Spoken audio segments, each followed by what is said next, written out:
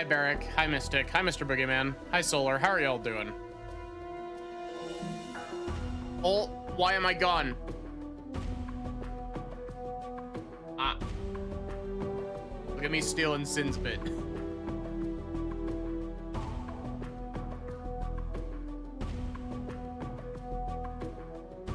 Doing comf. I'm glad. Chat, you want to know something really funny about Planescape Torment?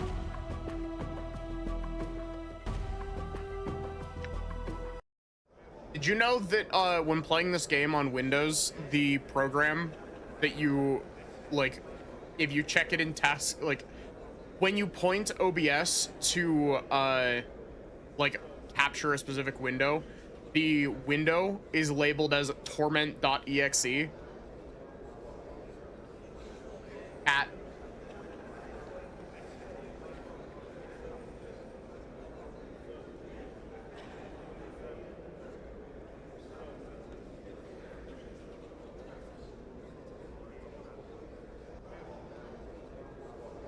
torment.cat.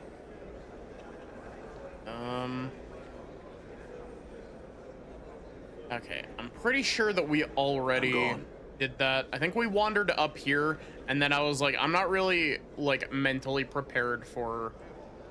I keep forgetting that Nordum is fucking blurry.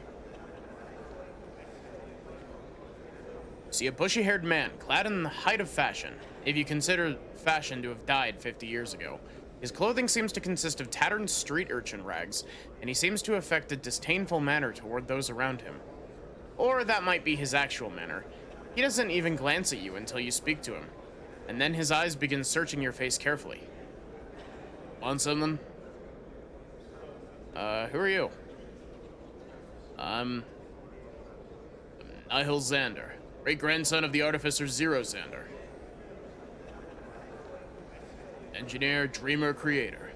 And I've finished his work that you commissioned. Dream Builder. You ready to claim use of it now? A Dream Builder? What's that? It's both machine and ritual. It's a state of mind and a construct of steam and blood.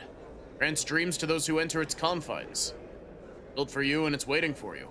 Ready to finish it off? It's been waiting for you for decades. How do you know it was built for me? Because my great-grandfather, Zeno Xander, set your face in stone, so we would know you when you return to the, so you return for the work you commissioned. He always thought you'd return, but no one else truly believed you would. Our families completed it because we said we would. Now here you are.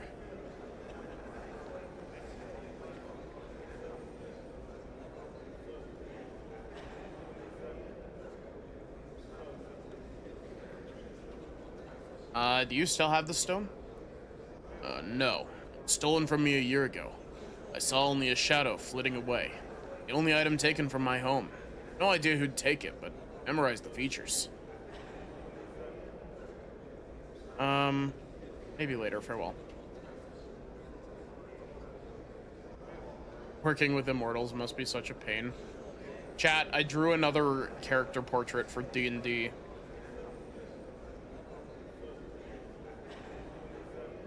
Chat, have I explained the premise to my mystery campaign that I'm running currently?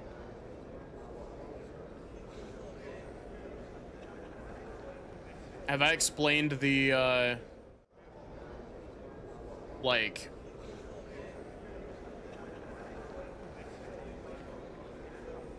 the, like, basic idea of it?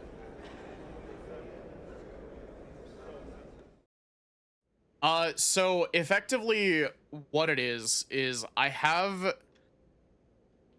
I'm gone. Effectively, the group has been given a list of, like, a list of lost and stolen magic items that, they're, like, hunting down to, like, that's their current goal.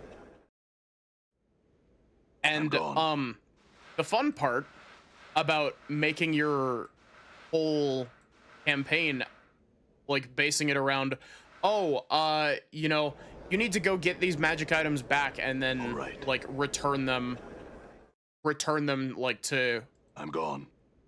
where they're going. Is that like because this campaign is like a lot less focused on combat than I usually make them. Uh, I've got to fuck around with some really broken magic item ideas. And so the character that I made the All portrait right. for, uh I'm still kind of working on it a bit.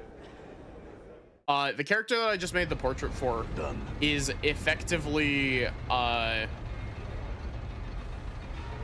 she's like the leader of like a magic item smuggling ring effectively, and she runs a casino.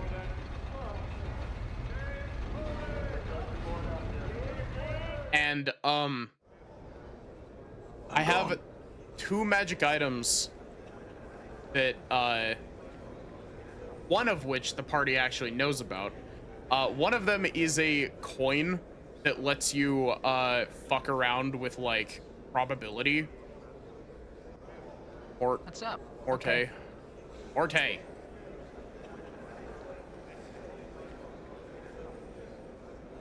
Really gonna make me like manually Done. lead you all the way over there? What do you want next? To be put on a leash? Actually, never mind. Orte definitely does want to be put on a leash. But yeah, one of them is a coin. That's whole deal is that it lets you kind of manipulate probability around you. And so, the idea that I've been tossing around is that, uh, effectively sending them to the casino to investigate, like potential uses of this coin, uh, coming across, you know, the owner of the casino using it. And if they choose to confront her, she has another magic item that's she has a magic item that's effectively a pistol that deals like minimal damage, but when you get hit by it, it deals like effectively it does like 1d4 of damage, but after you've been hit by it, it disrupts your ability to cast magic.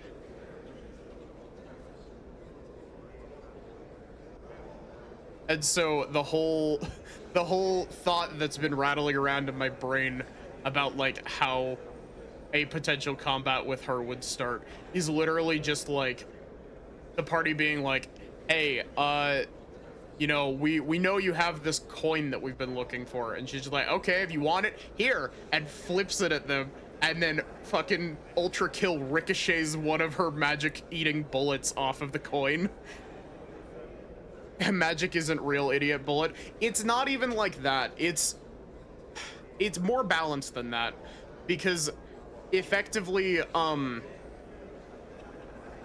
saying no magic, like putting a caster in an anti-magic field is really mean because most casters don't have a backup plan if they can't use magic. And so effectively what this magic item is going to do is, I haven't fully ironed out the details, but the basic idea of it is, instead of with D&D 5e, you can use higher level spell slots to cast spells at higher levels. So like Fireball's a 3rd level spell, but you can cast a fireball at 5th level and it upgrades its damage output. Effectively, what it's going to do is it's going to apply upcasting, but in reverse, and drop your effective spell level by like an amount. So you can still fling cantrips at them, no problem. But if you try to throw leveled spells at it, it's just like, okay, hit me with your cantrip damage output fireball.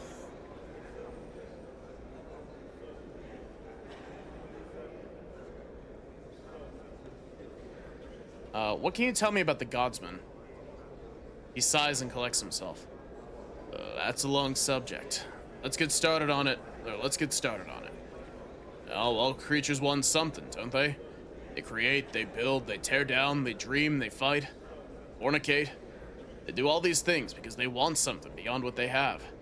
Even on the basis level of existence, every iota strives to be something greater. Some achieve this.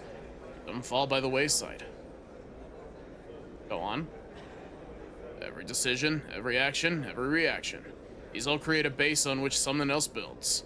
It seems obvious then that our current exalted state of being is building a base for ourselves for something greater. But what is that if not godhood? That's the way I've always justified it, and frankly, I ain't in the mood for philosophical discussion. Want that? Find a factor or something. Where can I find a factor? Factor Keldor's right up there on the dais. I think that's dais. Or is this dice? I don't know. Talk to him. Or else find that suicidal Burke Sandoz. Talk to him. You done pester me yet? Not yet. You mentioned a dream builder before. Tell me more about that. I must have had a reason for it then. Let's finish it. What I need to begin the final stages of the dream builder is a piece of your skin immersed in your blood. The machine can familiarize itself with your physical essence. It must be in a blue-green bottle to symbolize the dream sea on which you will float.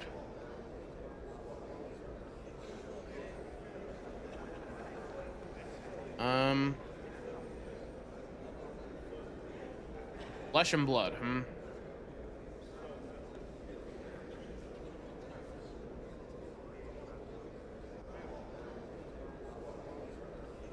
Answer a question for me first. Oh.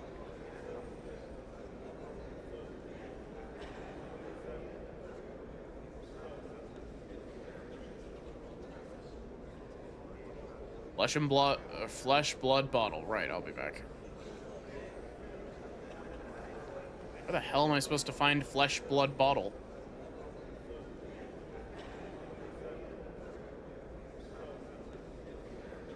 This corner, the pathing AI really doesn't know how to navigate that corner. Who are you? Smiles broadly. My friend, I am Keldor Durain, one of the factorums of the Godsmen, and nominally in charge of this place, while our true high-ups are gone in conclave. What does the word conclave mean in this context? And some more questions. What can you tell me about this place? This is the Great Foundry, home of the Believers of the Source, also known as the Godsmen. Here we make items that ship all over the plains. We're renowned in many worlds. May the best work here. It's said that we've gotten a staff of smiths that rival those in Mount... Clangeddon? It's not a locale I'm familiar with. Itself. Personally, I don't think we're that good. We are close. Can you take on additional work? Sadly, friend, we cannot. You're engaged in a long-term contract right now that's taking up most of our resources. Perhaps when we've finished. Matter of years. Shrugs. My apologies.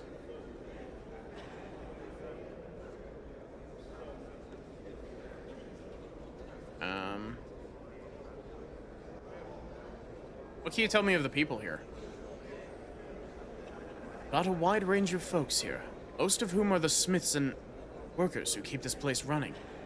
Also got a pair of engineers who are doing some incredible things with the fabric of reality. Ask Nihil Xander about his dream builder someday.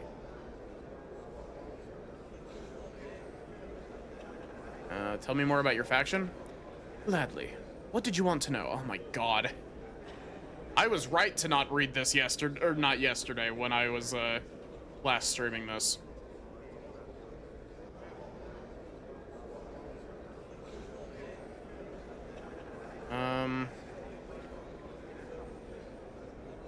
You do? Well, we run the Great Foundry. We also run Harbinger House. We train folks who seem to be powers in training. Bashers who have demonstrated some sort of special ability that sets them apart from normal mortals. Some say we do it because we want power on our side. Truth is, we do it because we figure it's part of our tests as well. We do our best to make sure every creature faces up to its responsibilities. We want to see the multiverse move on.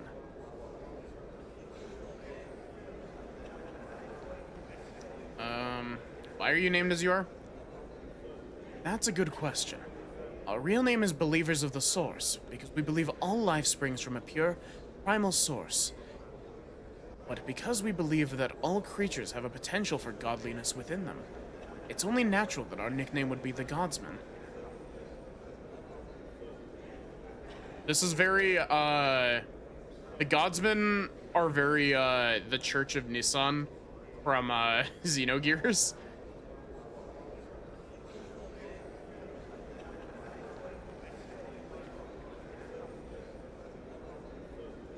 Who are the faction's enemies? We don't have enemies per se. Still, there are some who oppose our beliefs. The bleak cabal scoff at the idea that we evolve towards something more perfect. I figure that I don't think there's a point. They might as well get it over with. Like the Dustmen ought to. The Dustmen think that life is an illusion, preparing for the big death. And our belief champions the cause of life. They promote death, we celebrate life. What could be more opposed?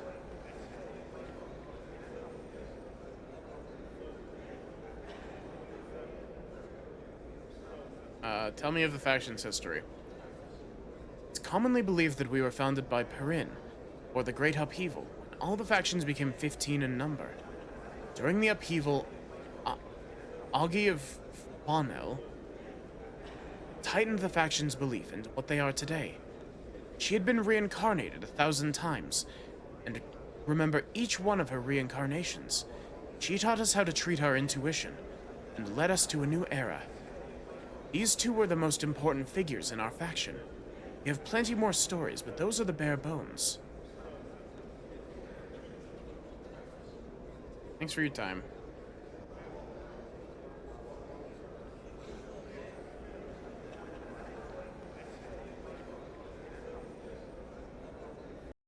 Do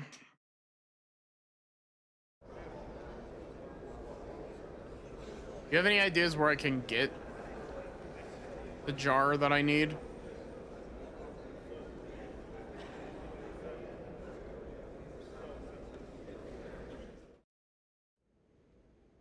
All right.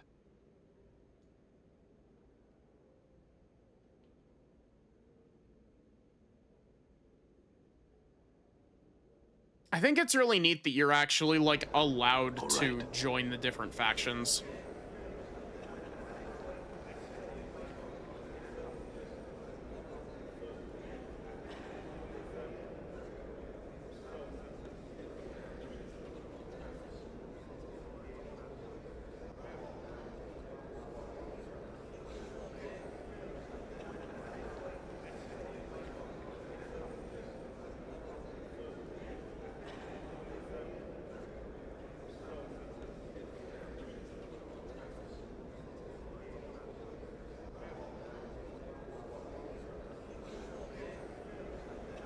Zaros, you're a named character.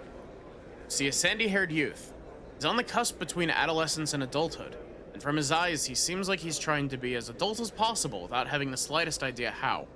In other words, he seems innocent. Hey, stranger, what can I do for you? You can answer a few questions. Tell me about yourself.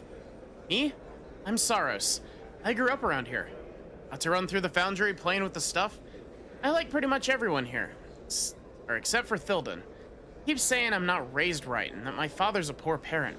All I know is that Thilden's the biggest sod I ever met. Tell me about the Great Foundry. I grew up here. Played in the main foundry area and ran through the barracks. It stinks and it's loud and people can be like Thilden, but it's still home for me. See?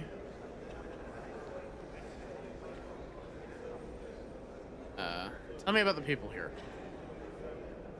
They're smiths and workers. I think they mean well, but they're all so earnest and boring. They need to liven themselves up a bit. Like, say, the sensates. You like the sensates, huh? They know how to live life. They know what it's all about. Not like these people. They keep pretending there's some big noble purpose to it all, but I don't see it. My sister says life is more than our senses show, but I don't see how she knows that, since all she knows is through her senses. I just don't get why people make this stuff up.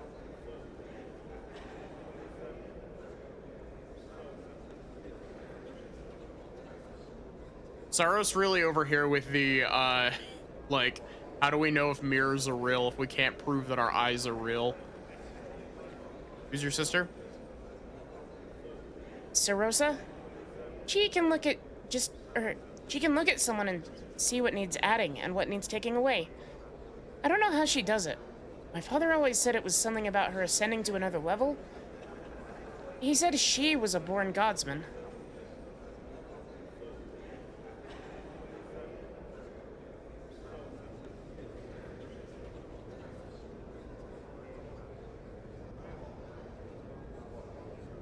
We did talk to Sarosa.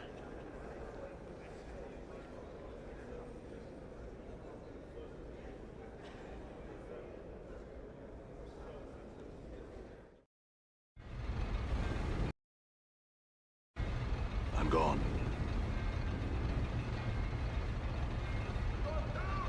Oh, here's Thilden. See a slab-stomached man with thick arms and scraggly beard. He smells as if he hasn't washed in ages, and his breath doesn't do much for your breakfast. He's in the process of ordering around subordinates as you approach him, and he deals a quick cuff to the ear of one of them. He turns to face you, hitching up his belt. What do you want? Had some questions? You want answers? Like what? Who are you? Eldon the Grey, supervisor for this yard. The job is to make sure laborers get their jobs done, and to make sure people like you don't distract them. Work little enough as is. Sods. Managed to lose the rest of the day in idleness if I weren't here. I'm tough, but I'm fair. Ask anyone. Why do they call you the Grey? Because I'm covered in soot most of the time from those blasted furnaces. It's a nickname my laborers have given. Out of affection, no doubt. No doubt. They really seem to respect your gentle soul. Are you suggesting I'm not entirely fair to my workers? Because I am. Like a father to them.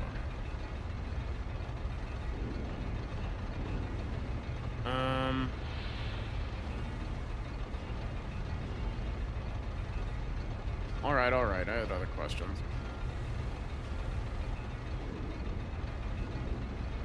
Took me in and trained me to be what I am today.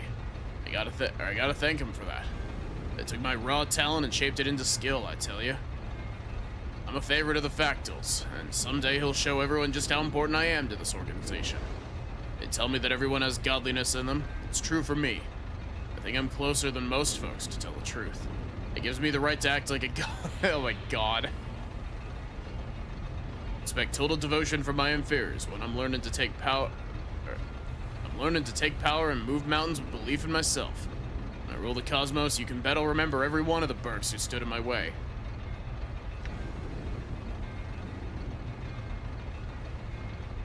I need to use the forge. Can you give me some more? Looks you up and down carefully, considering, and says, you want to be a smith, eh? And say the fire do much skin like that. Take it then. Don't get in the way of my workers. Good day, sir.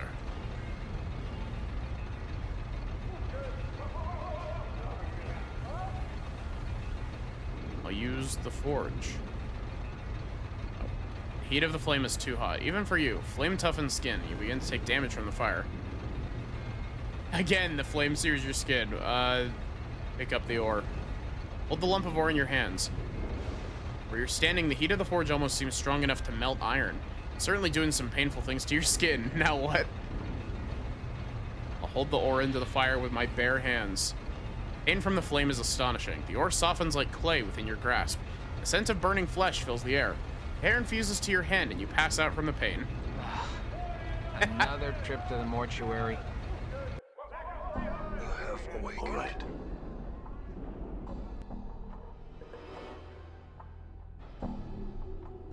I didn't get anything from that. I didn't get anything from sticking my hand in the hot oven. Done.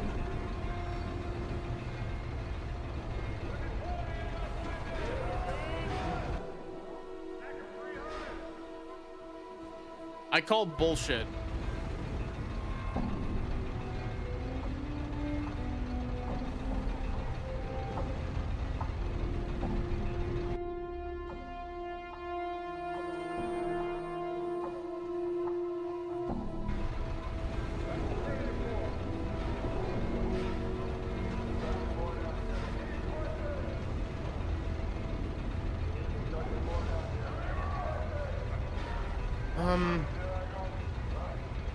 So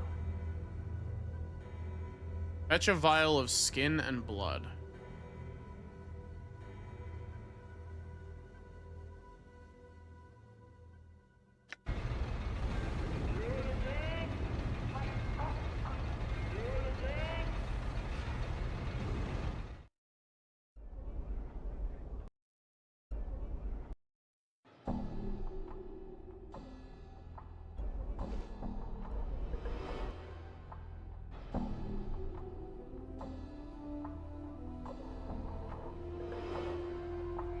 Why is this not completed?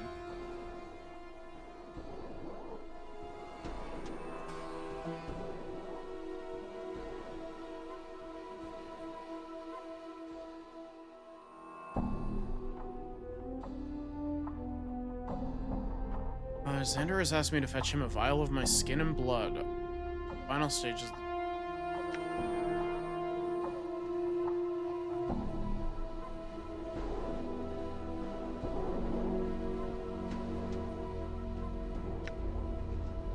Done.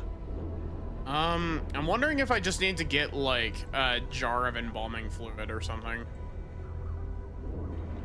Except embalming fluid is like green, right? Done.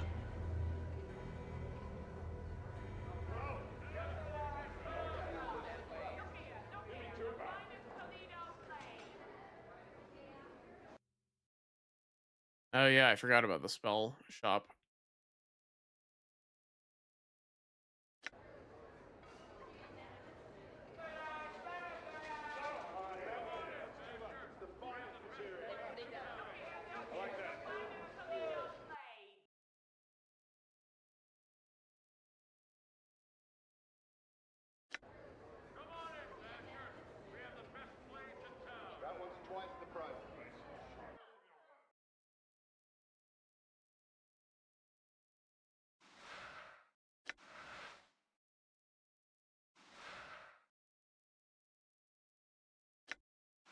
We're still side questing. We made it into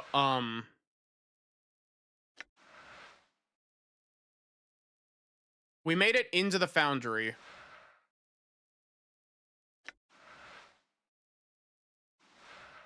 Armor class 4.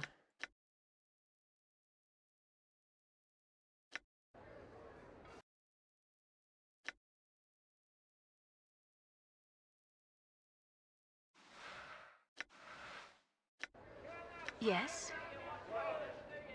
We made it into the foundry. We're just trying to figure out how to get a jar with skin and blood in it. Which I assume is main story. All right. Also, hi Wizard, I hope you're doing good.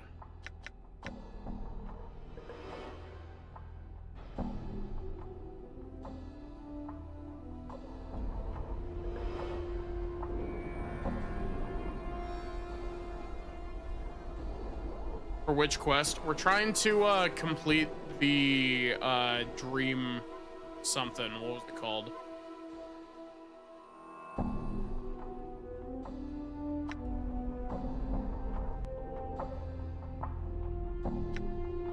The Dream Builder. We're trying to finish this.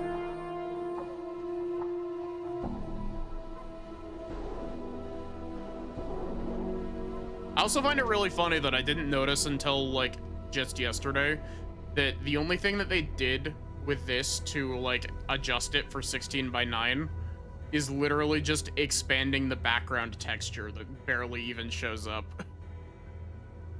I actually did that with a lot of menus as well, but they did a pretty good job of hiding it.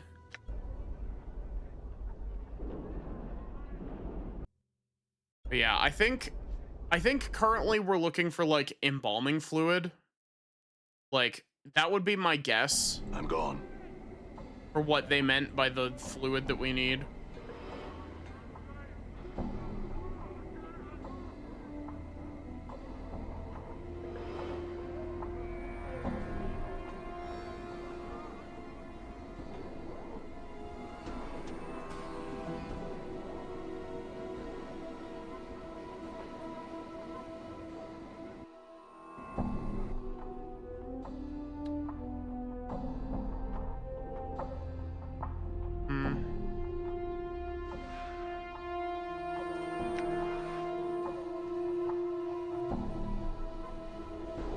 Trying to figure out like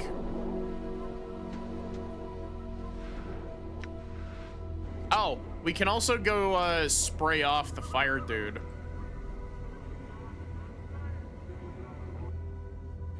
I totally forgot about that. I was so gung-ho to do that earlier.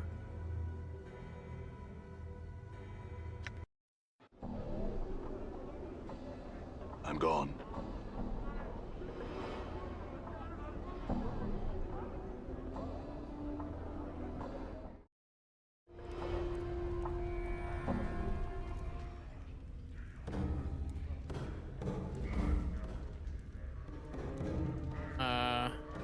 Say this decanter holds an endless supply of water. Do you know the command word? I do. Her eyes brighten even further, if that's possible. And then use it. Use it on him now. That's what I'm about to do. All right.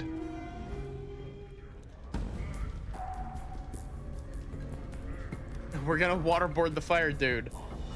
Its crackling, billowing creature twists slowly above an iron grill upon the floor in the bar. It may have once been human, but now its skin is charred beyond recognition.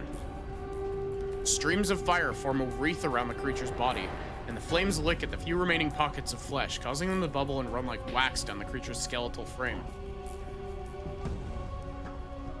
Wonder if the decanter of endless water will do something. You tilt the decanter over the grill and begin to pour. A small stream of ice blue water pours from the decanter and touches the flames of the grill. Violent hissing and rush of steam. As if in response to this challenge, the decanter seems to lunge forward, falling onto the grill and shattering. Why the hells? Hissing billows of steam and furious crackling noise rushes from the grill, spilling over you and forcing you to cover your ears and turn away. There's a scream, a cackling, a terrible sound like 100 buildings burning, people screaming, and their screams being cut short by the roar of flame and melting flesh. Cover your ears. Put your hands over the ears to block out the sound. You feel a stickiness on your hands, like hot cheese or candle wax. Your ears are bleeding from the sound.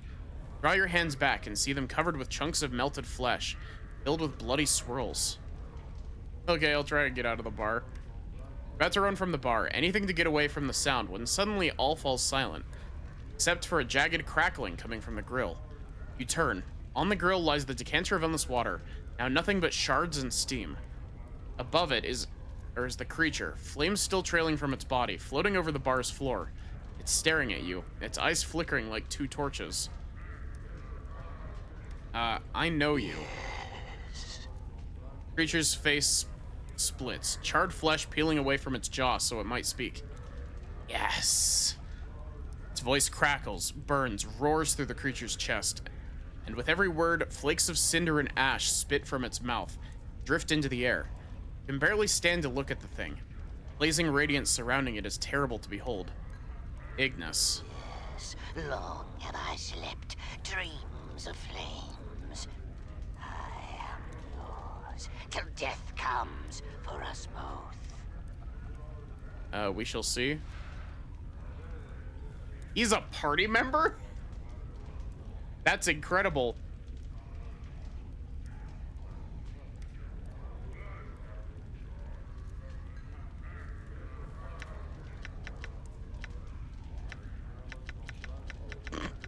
I like that I can just right click him to make his eyes light up.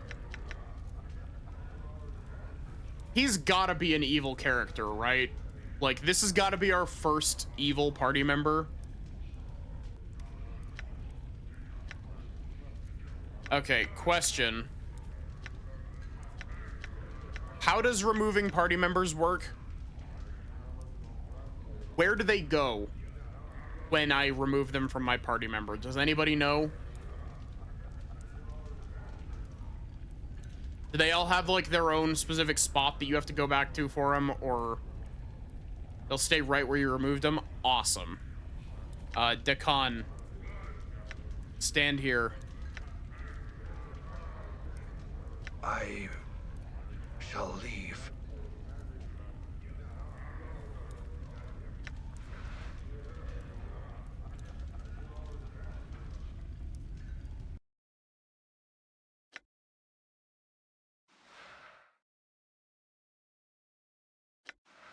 He really is just on fire.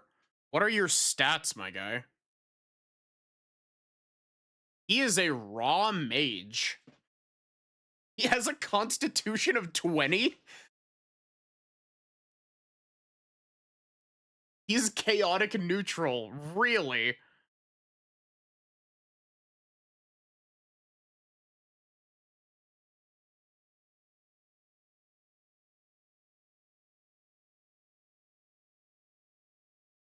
Intelligence of 19. He has a charisma of 3. He has to have survived being on fire for this long. I mean, you're not wrong, but he is also a wizard and only has 42 HP. So... Wait, he's a level 7 wizard and still only has 42 HP despite constitution of 20? What do you mean 35 of your HP? Holy shit, his resistances. He has a 125% resistance to fire. Does that mean that fire heals him? Is a lore skill of 3.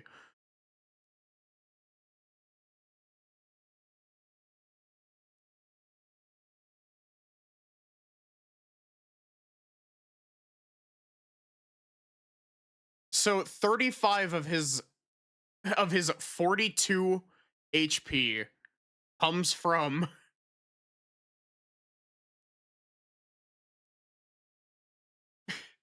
so you're telling me that outside of his con bonus, he has 7 hit points. Damn.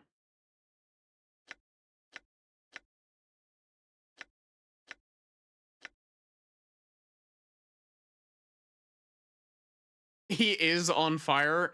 Yeah, but that's like, he's like worse than a level 1 peasant.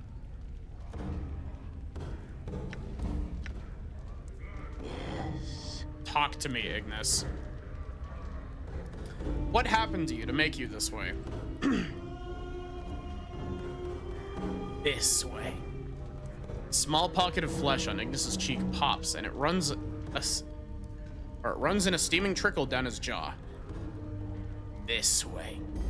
Ignis always was.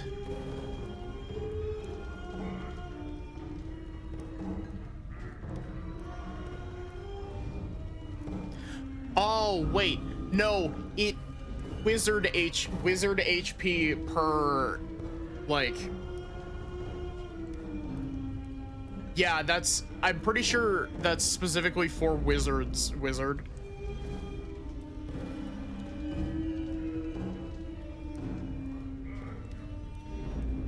But you look human, or at least you look like you were human.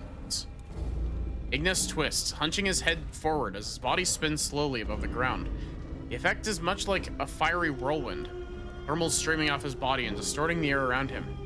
Still, Ignis, always Ignis.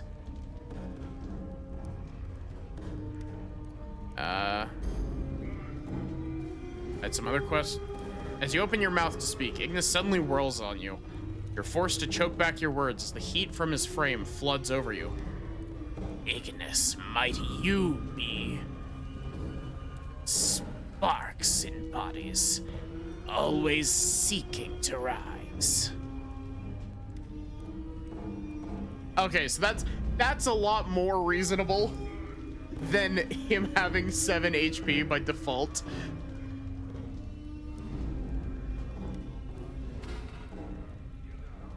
Sparks and bodies? What do you mean? All things burn inside. Ignis's head cranes back and throws his arms wide, spirals of flame and heat traveling up his arms. To be kindled with flames, to become Ignis. So might you have been Ignis. So you're saying everyone has the potential to become like you with the right spark? Yes. Ignis grins, cocking his head to one side. Ashes falling from his skull and being swept up in the flaming wreath that surrounds him. I had some other questions for you. Your heart jumps as Ignis soars several feet into the air and his jaw tears open, fiery trails spilling forth like the nest of snakes. No more talk and questions. Silence. I really hope this hissing into the microphone is not sounding bad. Hi, Ender. How are you?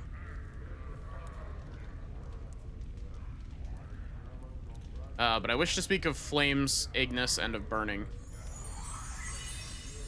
Your words are like oil, and you watch them fill Ignis's eyes, fanning the flames you see there. Flames? Ignis drifts down slightly, the heat around him rising, as if interested. Speak. Ignis will listen. What were you doing in the smoldering corpse bar? For a moment, you don't think Ignis has heard you, when suddenly the fires in his eyes dim slightly, and he gives a soft hiss, cinders and ash dancing at the edges of his jaw. Ignis once knew nothing of flames. Yes? Ignis knew nothing of flames. He set small fires. Tiny flames, tiny flickerings, small bits of flame. Ignis hisses again, ashes and fiery motes drifting from the ruin of his mouth. Fires grew. Ignis set fires in their streets, lit the fires of anger in their hearts.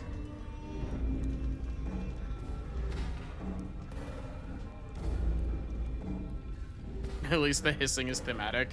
I'm trying my best. This is funky to try to read out, like, as it's written.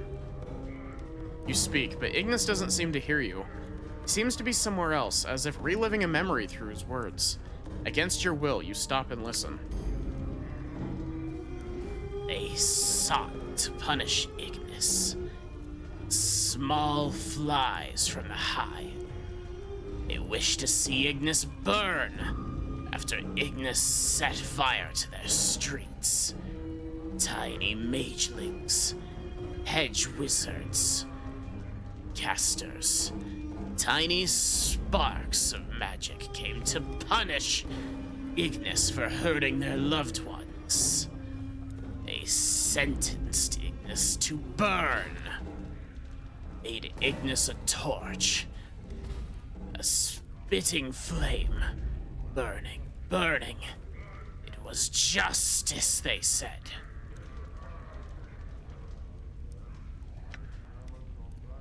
Justice. Watch, mesmerized, as Ignis begins slowly turning again, as he did above the grill in the smoldering corpse.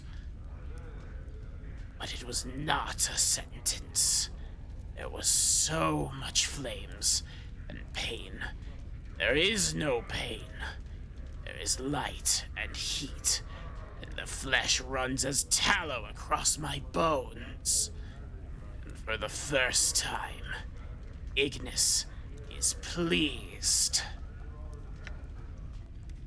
Ignis stops his rotation and his gaze falls upon you. As it does, the fires in his eyes flare, and a charred grin splits his features, flesh crackling and bubbling as it melts and streams across his face.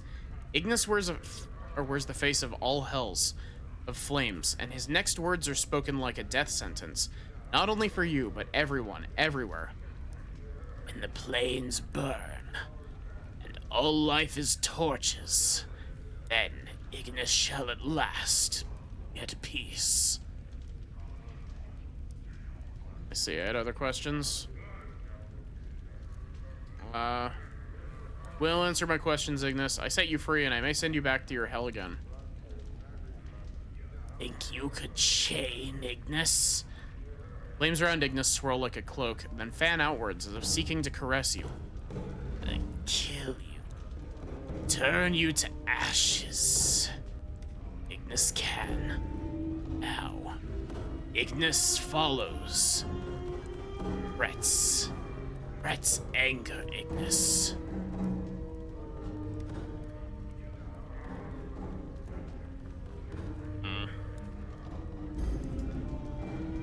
I don't know if I want to push this further. However, Ignis hears you. Yes. whoa. Quick save be upon ye.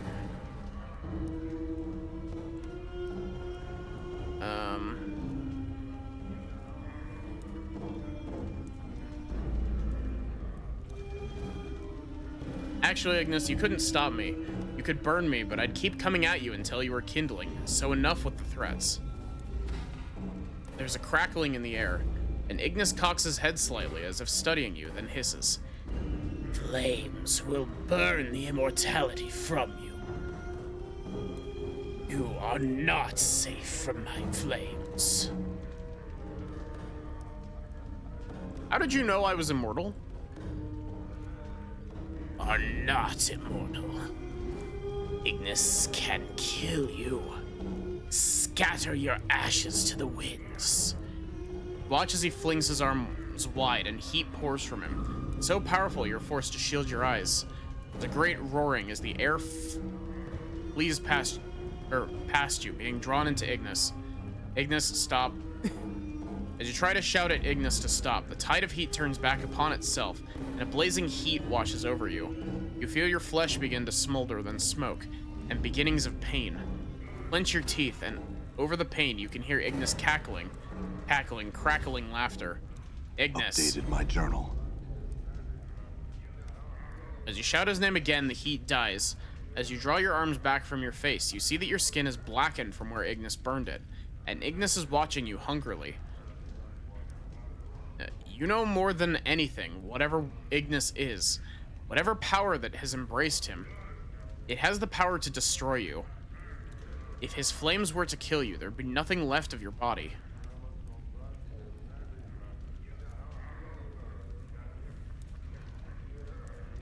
Very well.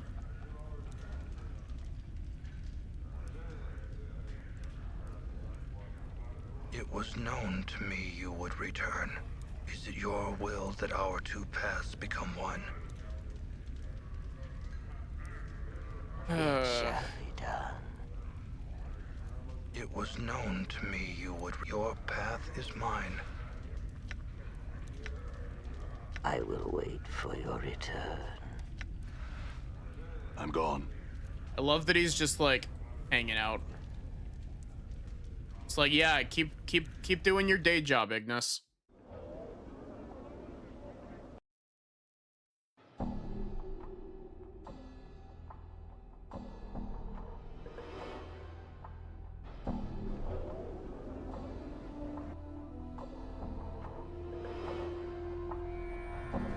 I'm trying to think, like, where would be the best way to get embalming fluid? Like, maybe the dead nations? I don't have a fast travel point to the dead nations, though. Oh, wait, I have one that takes me decently close to it. It's, I'm gonna go to the mode. Oh wait, I can't fast travel to the Modron maze. I have to do that with the portal lens. That's dumb. I have the portal lens game. Just let me use it.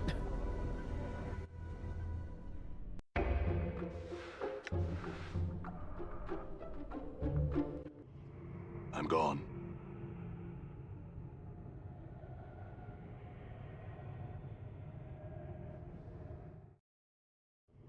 I'm gone.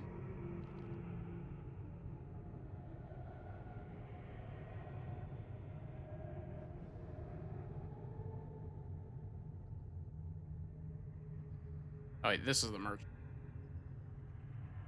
You have any embalming fluid?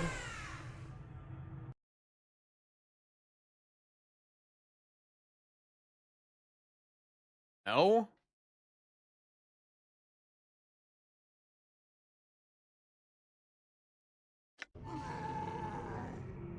There's nobody.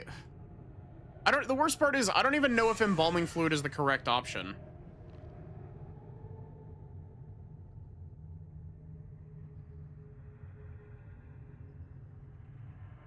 Yeah. What's a good way of getting embalming fluid? I guess I could go back to the mortuary.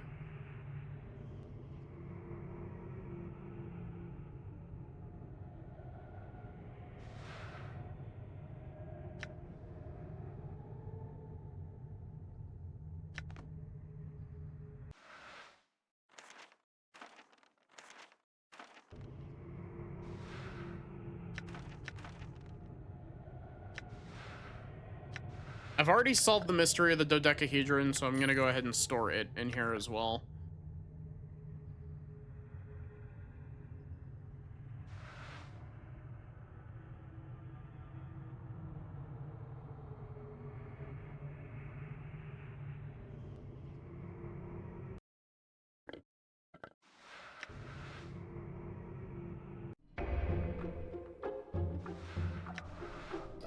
I like how you could tell that the game had the Modron Cube music cached in like recent memory because it started instantly that time instead of holding off for a second.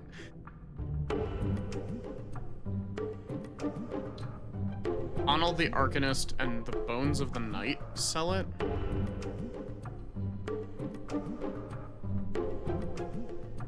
I don't know where either of those characters are.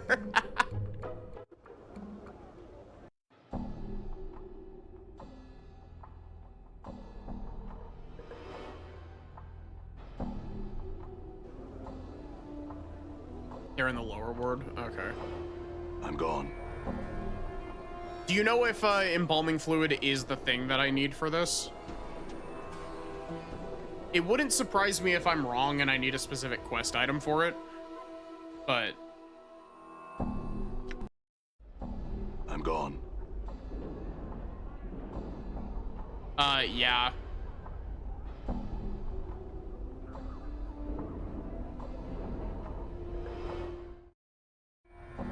Done.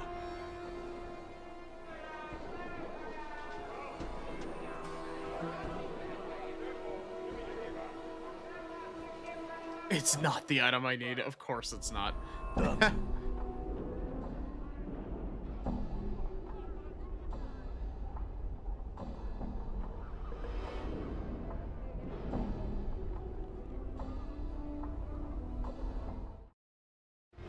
I'm gone.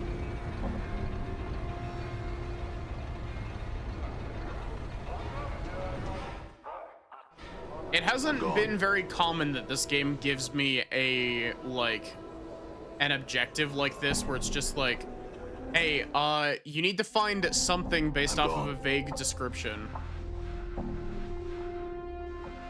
We're not gonna give you any sort of direction, because usually it'll either give you, like, the exact item that you need to find, or it will give you a description and a location to look.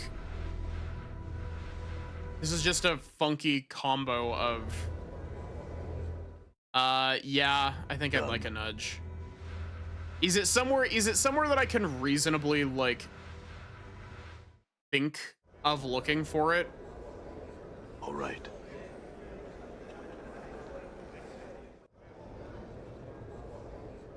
Like, I guess the nudge that I'd like is like, what am I looking for?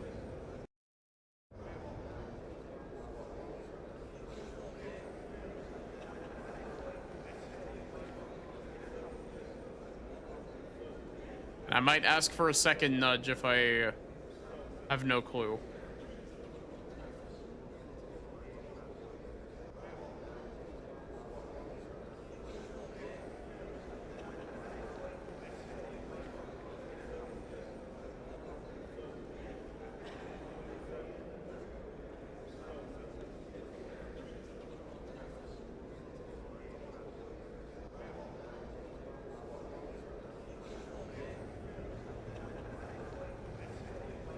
All puzzles can be solved with answers. Done.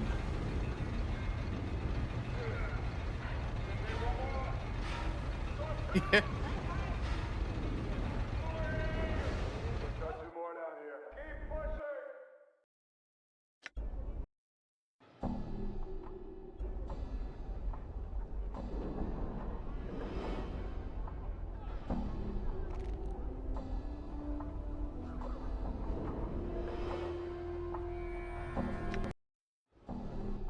There is an apothecary over here.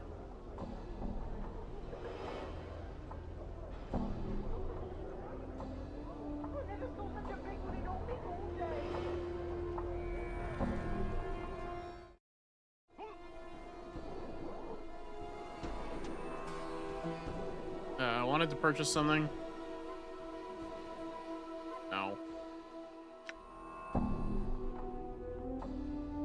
Had some questions.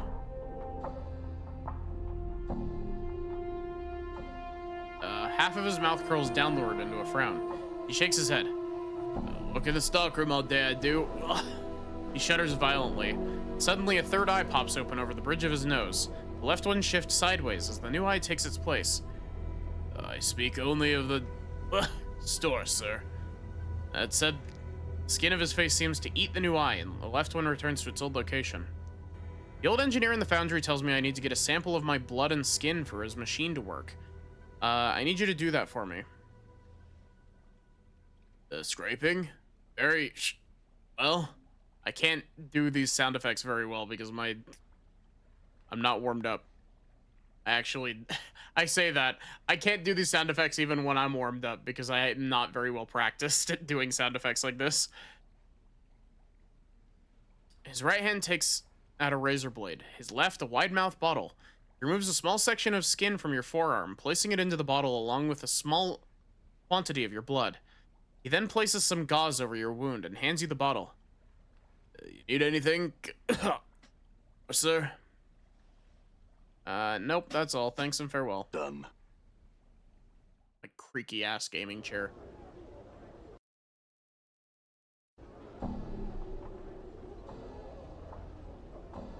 You know what, chat? Gone.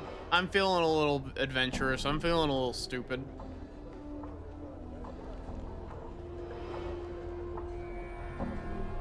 I can't wait to get my ass beat by worms again.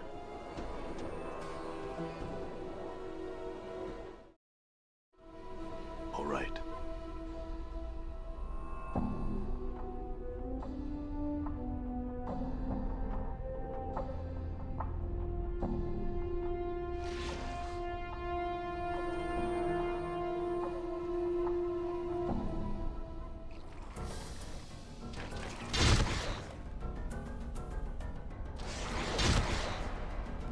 Maximally efficient strike. Playtime is over. Maximally efficient strike. Nordum just hit 2 crits against that dude.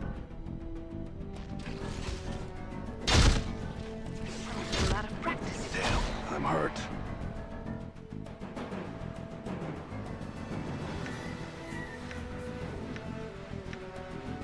Oh look, there's the vial.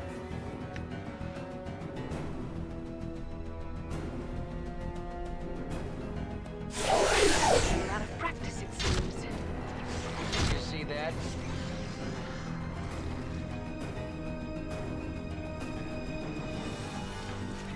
Die.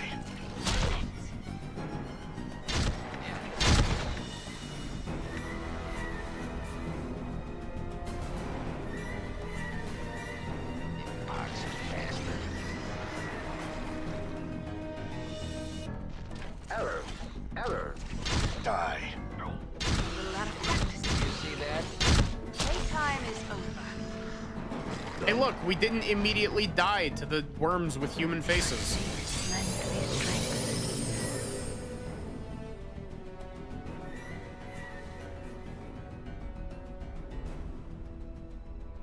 Aye? Why not? All right. What's that? What is that? Somien?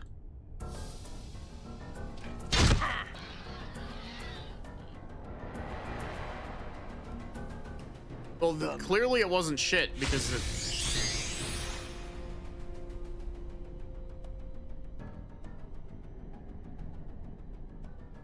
The worms defeated with the power of friendship and a blurry guy with crossbows. Our funny blurry cube man.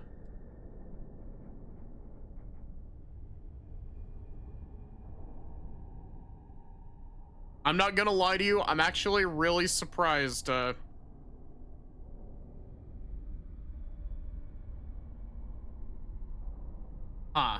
Interesting. Is that their bestiary stuff directly taken from this game? I think, therefore I am. I think. That is a lot. How may I help? Whoa, call lightning be upon ye. Maximally efficient strike. Yeah.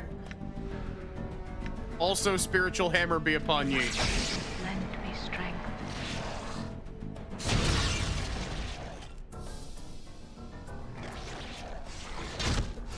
Damn. You know, I've learned some new tricks.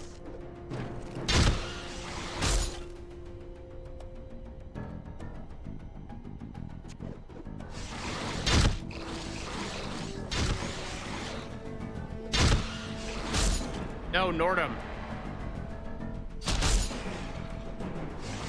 Nordum damaged.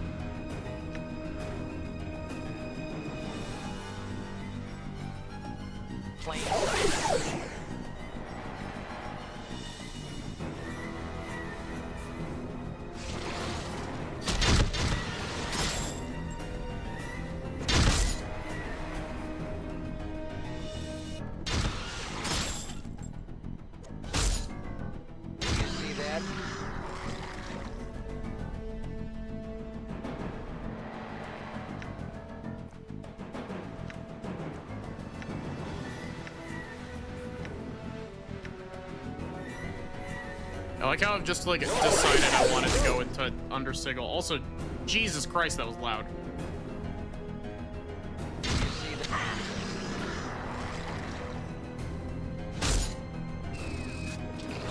I'm a little out of practice, it seems. Awaiting processing.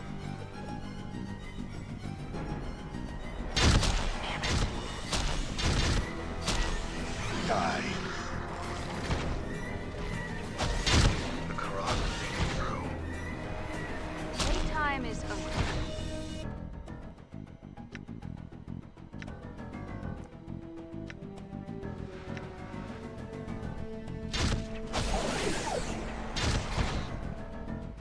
Come on, Anna, stop. You're supposed to be the rogue. You're supposed to have good AC. Also, these things are worth 8,000 EXP a piece. Like,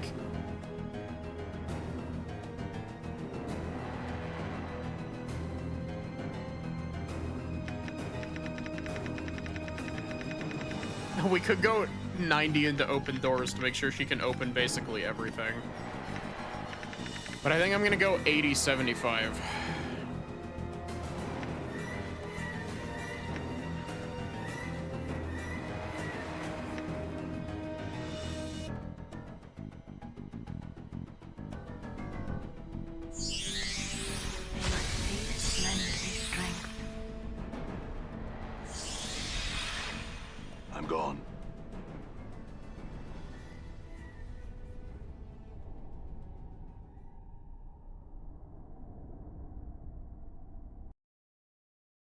Hey, look, we've almost made it over to the other door.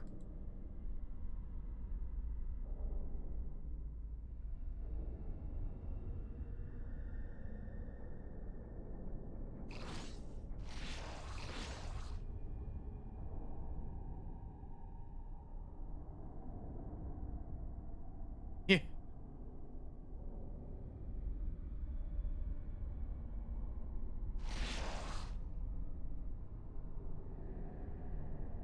You know, I'm realizing I should probably retool, I should probably retool Grace's kit a bit to be more healing focused. What? Good as done. Done.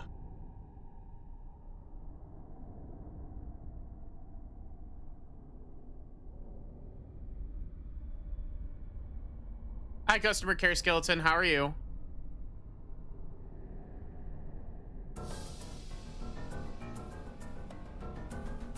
Did you see that?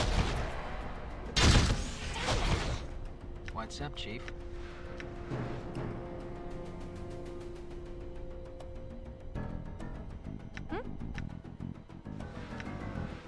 You flames.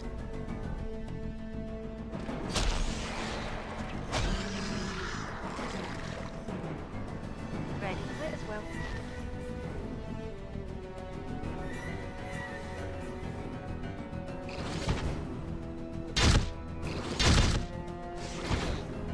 Stop fucking punching Anna, please. Nordum addressed. Karak sings true. What I get for getting into a scrape.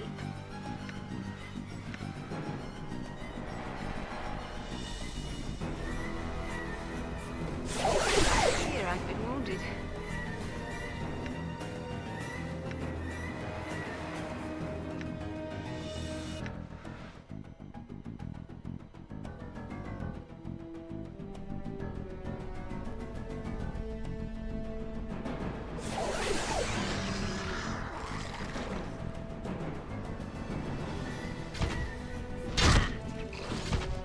Okay, What's the word, Chief? full aggro, please, more. Plain swine. Karak sings true. Did you see that?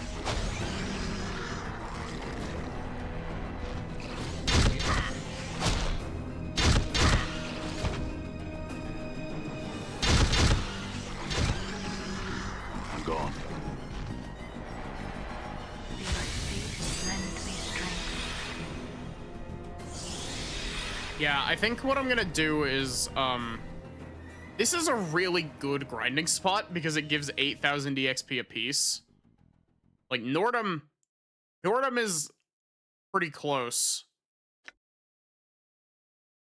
Anna's relatively close, but also only gets half in each class. Morte's still a while back. Grace.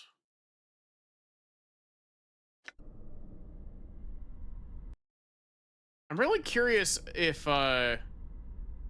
Undersigil is like multiple floors.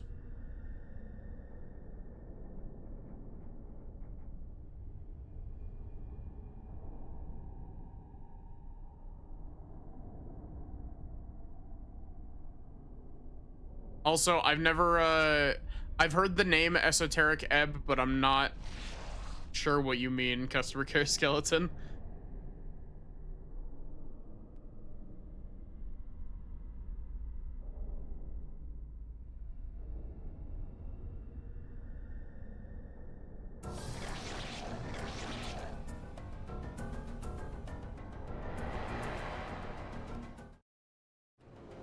Esoteric Ebb is a Disco Elysium style game. Oh wait, no, that's where I've heard it from. I'm gone. I was sitting here thinking, like, that sounds really familiar, and like my brain thought it was something that Sin might have played.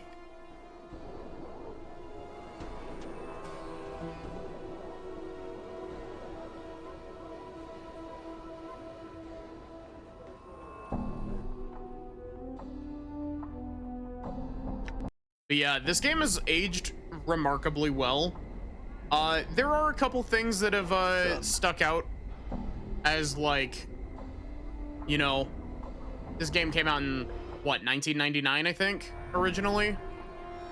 And so there's some stuff that hasn't aged as well.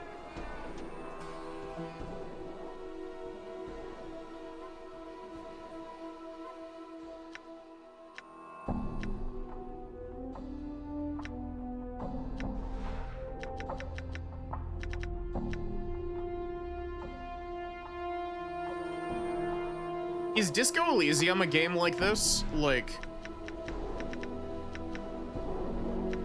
I know very little about Disco Elysium.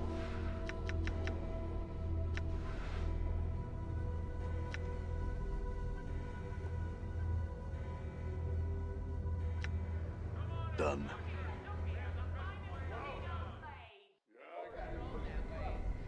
All right. Still trying to get over the fact that one of your team members in Planescape is a television with murder arms. Yeah, this is apparently what what 2E Modrons look like. They look significantly less goofy in 5e. They look kind of horrifying in 5e, actually.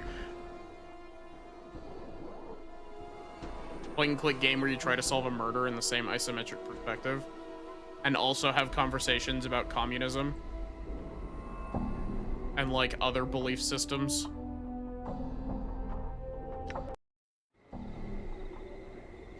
That's like, I said that and then I was like, damn, that's like hella reductive. I probably should have like added an addendum to that. And homosexuality. Oh no, the shadow. What if Modron Cube? I was looking for someone to rest and I was like, oh wait, I can just rest inside the cube.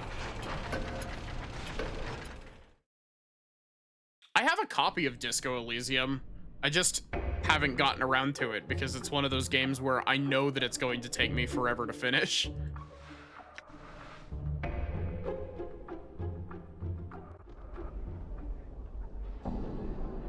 I'm gone. It's gonna be like this game. If I try to stream Disco Elysium, it's gonna like take me a month and a half to finish. I'm gone.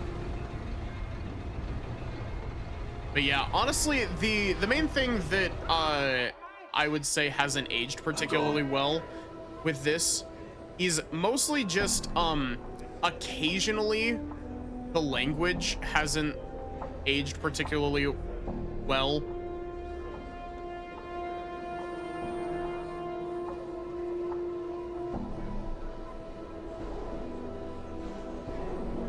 I got it right here. Take it. Show me my dreams. Updated my journal. Heck, it's in it.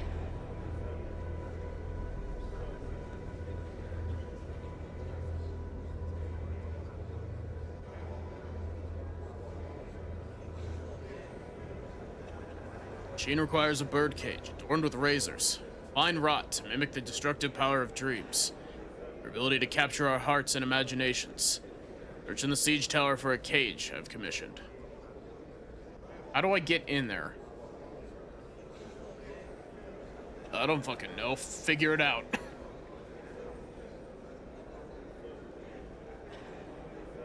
Why don't you fucking tell me?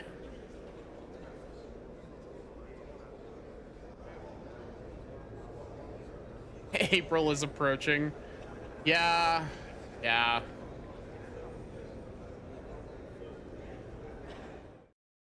Reddit, run from it. Final Fantasy Tactics arrives all the same. I'm not gonna lie to you. I have been extremely tempted to do Final Fantasy 15. Done. Like, it's really funny because the Final Fantasy games that fascinate me are the ones that a lot of people seem to have beef with. Portal detected.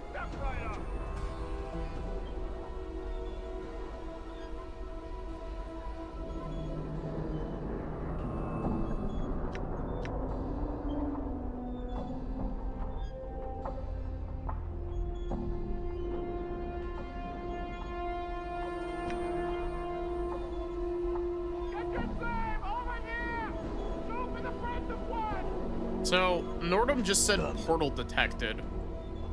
My guess would be that there's a portal here that leads us here. Because this, presumably, is a door. Get your slave over here! Two for the price of one!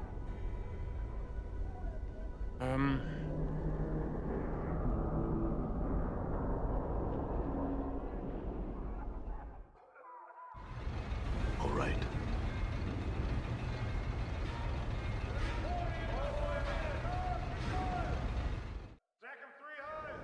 I'm gone.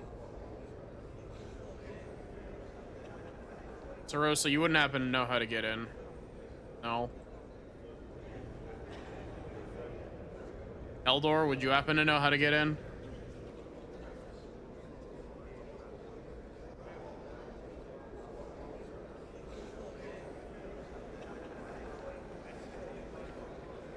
Aros, can you tell me how to get in?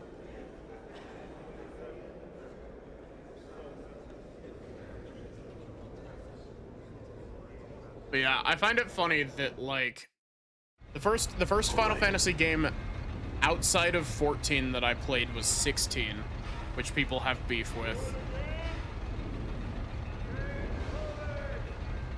And then immediately my attention was drawn to 13 and 15, which people also have beef with.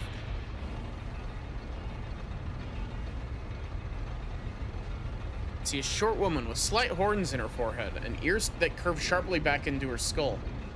She smells faintly of sulfur, even over the reek of the foundry's fires. Greetings. What can I do for you?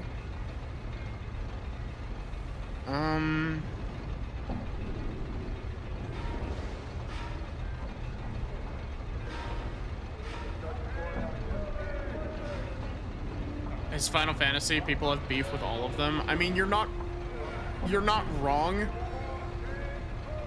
But like, you know, 16 people have problems with because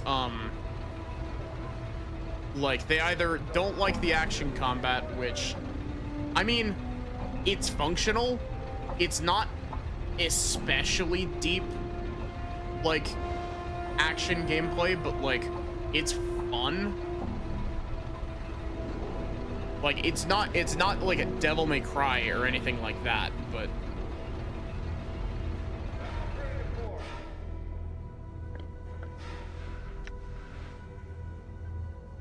and then 13 people have issues with due to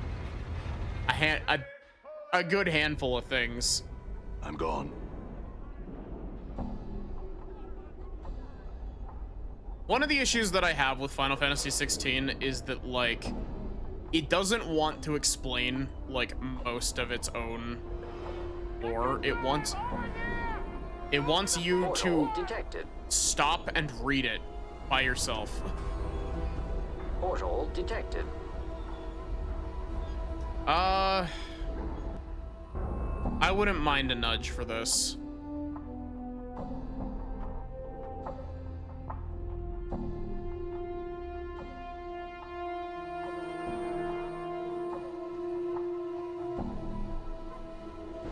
Yeah. You say 11's dead. 11 actually still has a very surprisingly large community for how old that game is. Like, considering that MMOs tend to have like a pretty, they either are ultra like long-lived or they have like 6 weeks to live at all times.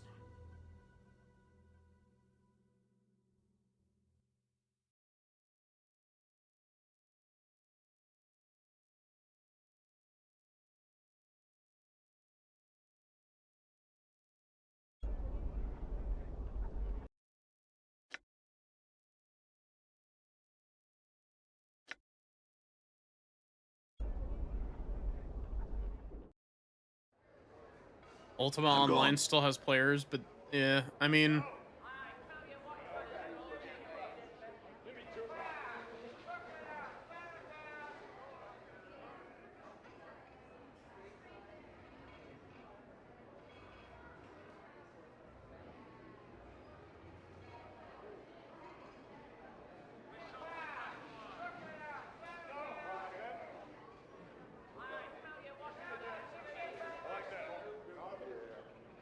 questions.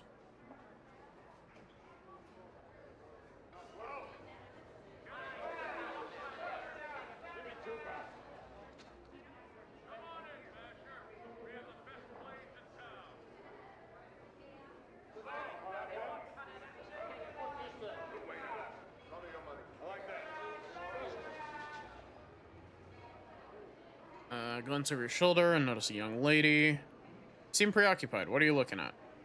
I beg your pardon, citizen. Please excuse me. I've already read this.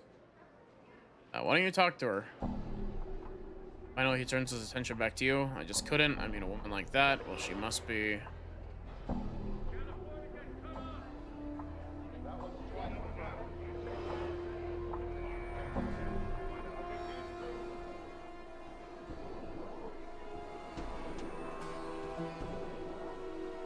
Bit of about no.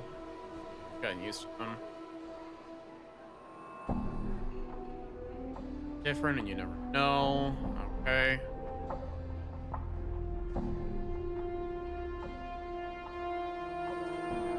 By magic, she smiles and points you at one of the counters. Alec over there sells magic things.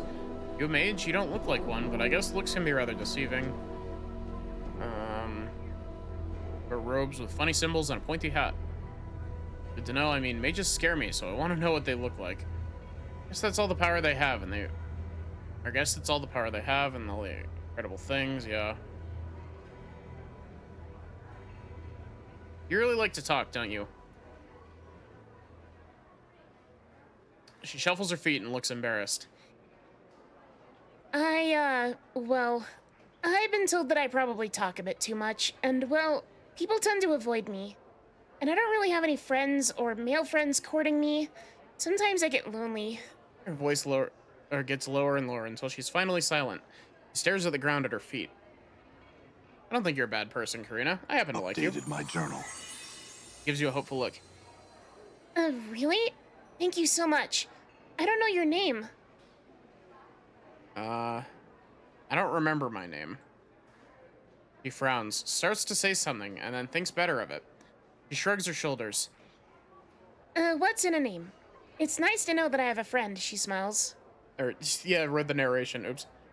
Farewell. Where did she go?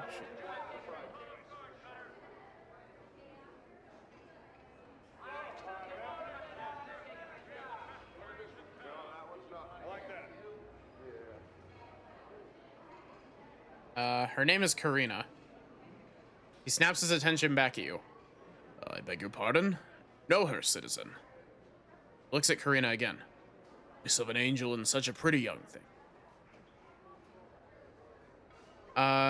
Yes, and she's also lonely. I'm certain she would welcome the company of a gentleman. Updated my journal. He glances at you, then back at Karina. Excuse me a moment, citizen. Steps around you and heads toward Karina. All right. Corvus returns to you and is smiling brightly. Thank you, friend. A wonderful young lady. Looks a little glassy-eyed. My pleasure.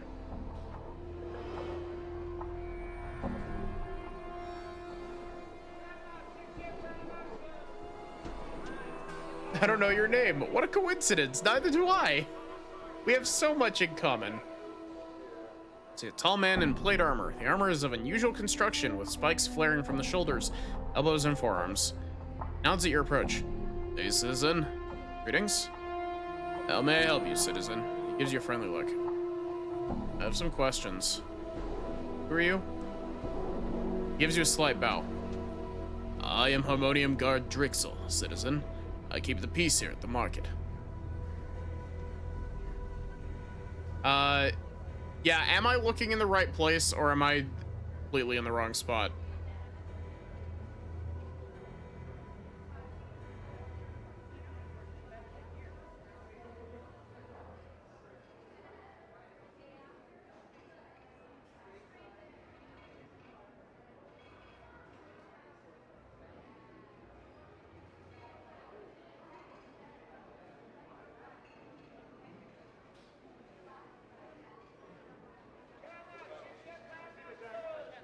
Spoke to the NPC in here a few minutes ago.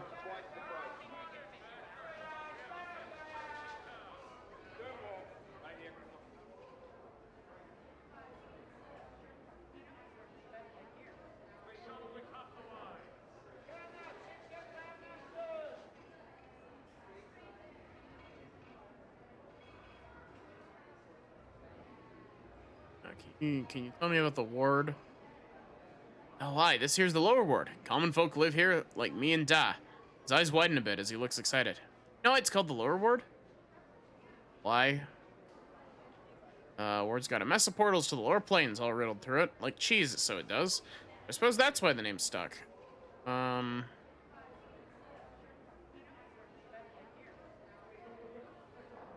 Anything worth seeing? Tell me about the Foundry. About the Believers? Faction. What faction are you? Purpose. We've already read a whole bunch of these.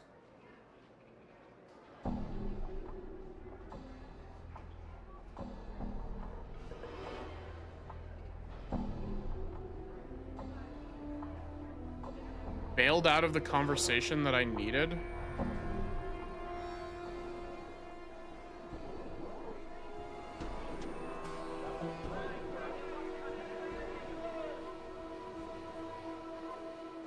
Trying to think what conversation I bailed out of.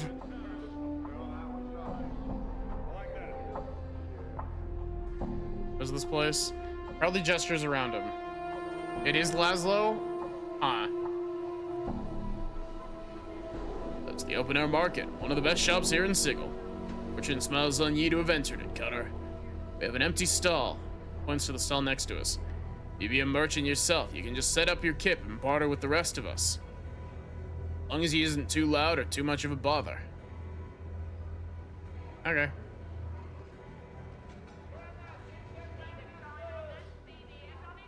Okay, yes.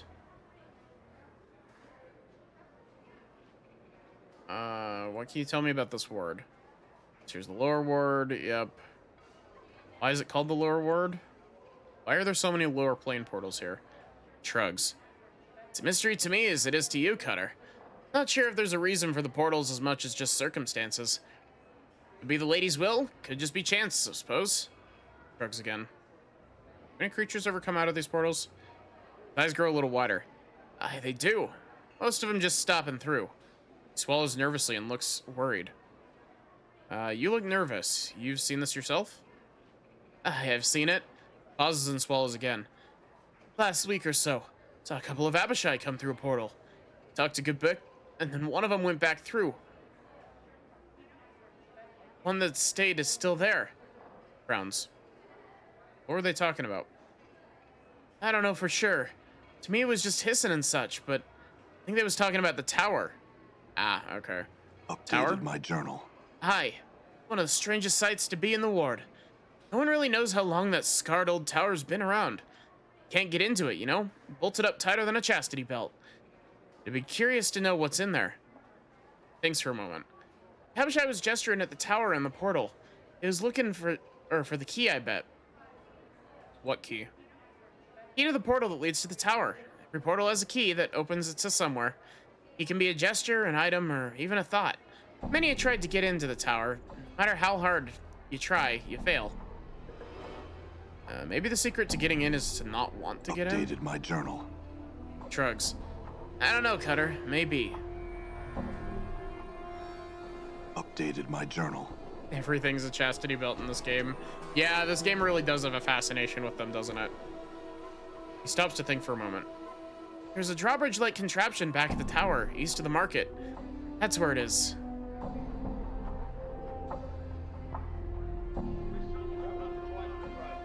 Was it literally just like, Done. oh, you have to not want it? Do we not even need a key?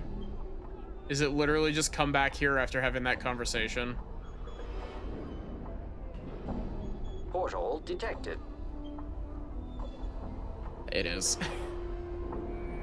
You approach the location of the portal that boy Laszlo spoke of. Begin to replay your conversation with him in your head.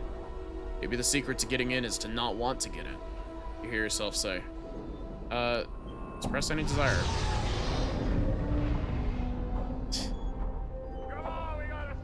If you keep bobbing about, Skull, I'm gonna mount you at the end of a kite. What?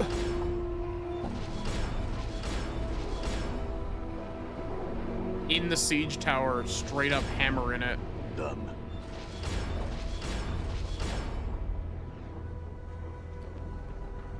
See an iron creature. Its size is staggering. If it stood at full height, it would shatter the roof of the siege tower. Thundering echoes rattle the walkway as the creature hammers away on its forge, and the smell of soot and ash fills the air. Greetings. Updated my journal. There's the screaming of metal on metal as the giant turns to face you. You suddenly realize the golem is built into the siege tower itself. Girders, pipes, and huge bracers run through its lower torso and into the walls, and the bottom portion of its body makes up the forge itself. What are you? I am iron, given purpose. What purpose?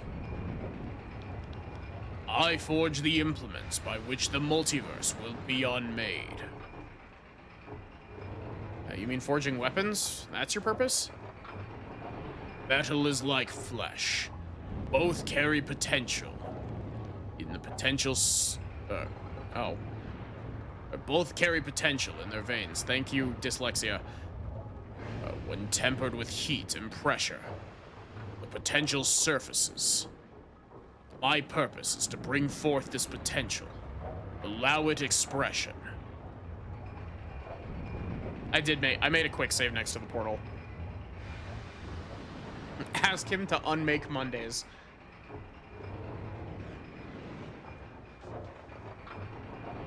Who do you make these weapons for?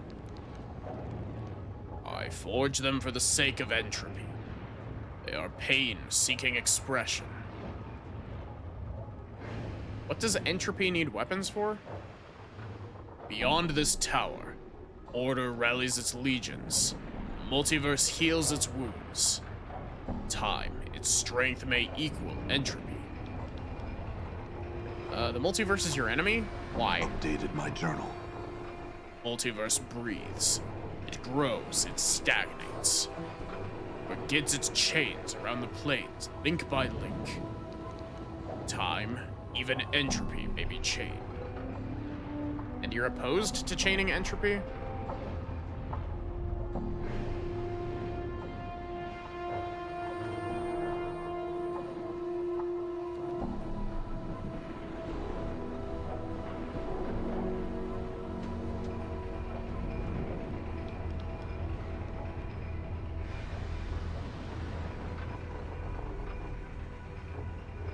Hi, Erica.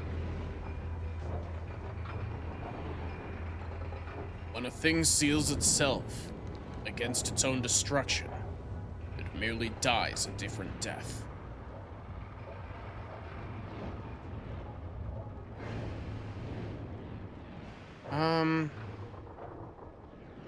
Saying immortality is just a different kind of death?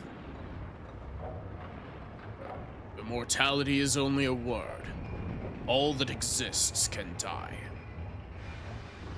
You're saying you could forge a weapon to kill an immortal? Every living thing has a weapon against which it has no defense. Time, disease, iron, guilt.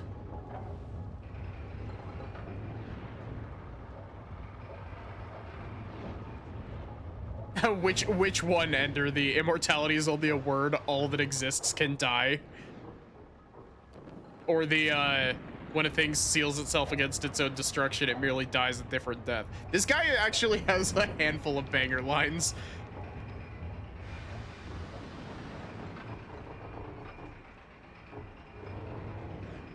How do you know which weapon to use? One must know the enemy to forge such a weapon.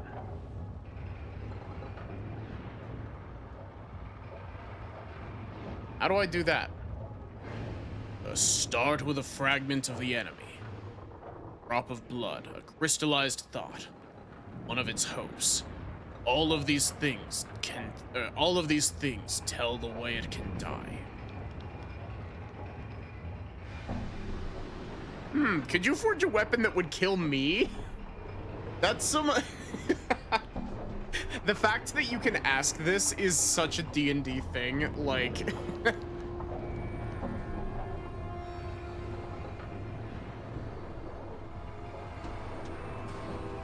What if your enemy strikes from a distance, from shadows, and never shows himself? Then that is the fragment of the enemy you must use. Ow. The actions of your enemy have told you much. Your enemy does not wish to engage you directly. That is a weakness.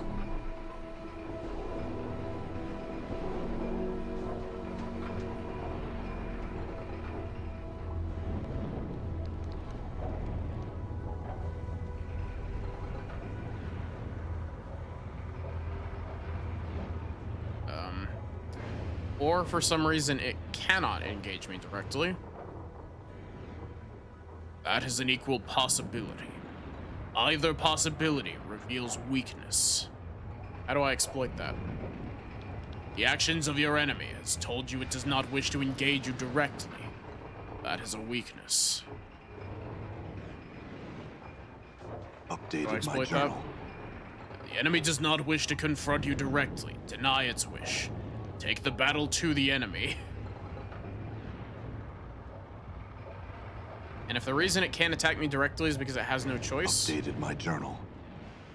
it is not allowed to confront you directly. Find the reason. Reason will reveal a weakness.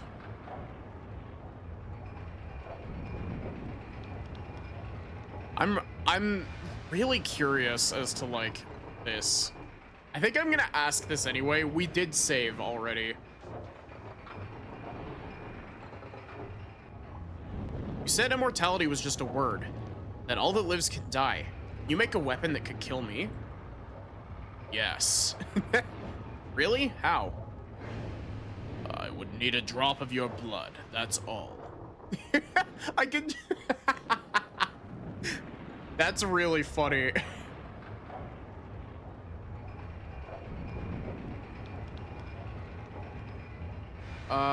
Very well. Tool of your destruction has been forged and educated. It is not enough. What do you mean? Updated my journal. Magics that keep your heart beating and your flesh are strong. Must sink the blade into your body, only within a shell or cut off from the blades. Why? Reason is not known to me. Yet both the weapon and the place are necessary for destruction. Where would I find such a shell that separated me from the planes? That is not known to me.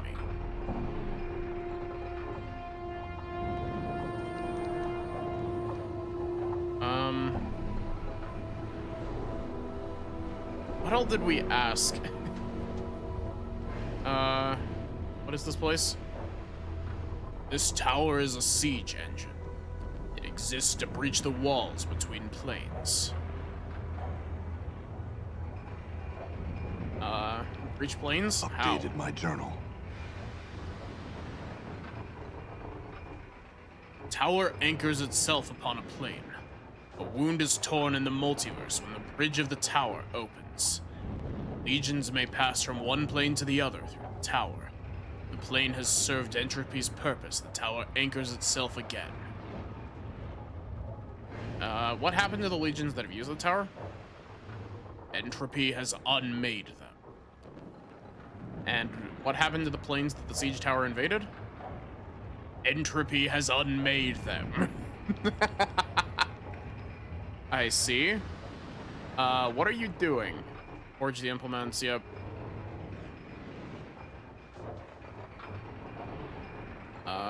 Why do you make weapons?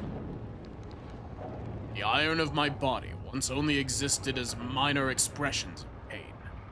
Blades, spears, axes, arrowheads, rivets, and catapults. From these implements of war, I was wrought. What happened? These minor expressions of pain were melted to forge this body. My potential was allowed to surface.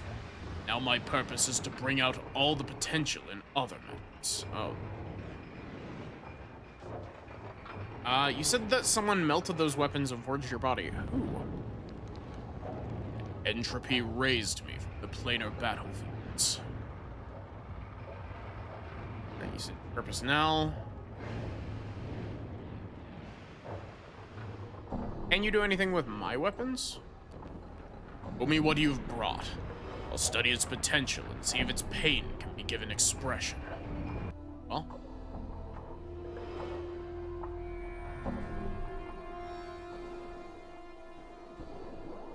Spiked gauntlets of ogre power?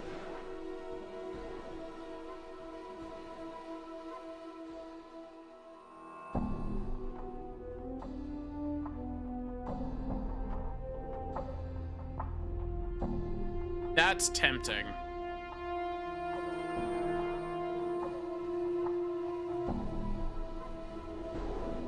I wonder if these are actually magic like they usually are.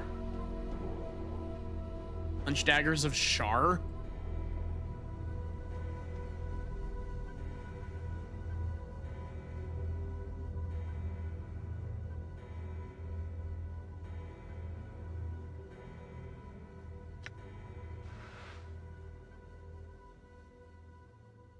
Oh, Blade of the Immortal.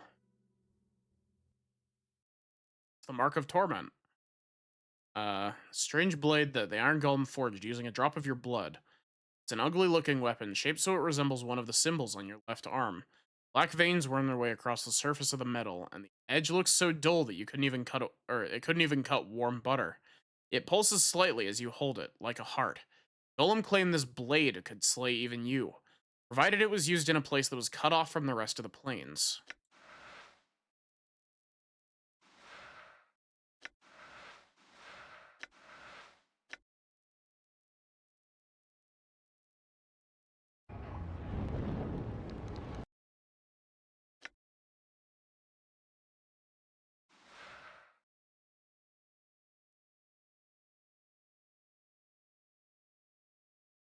We can buy crossbow bolts for Nordum.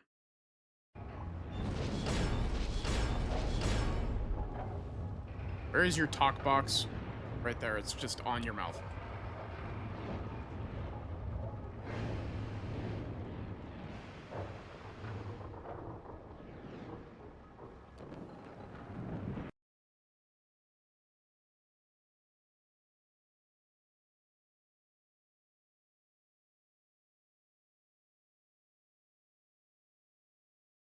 Those spiked gauntlets of ogre power are very tempting.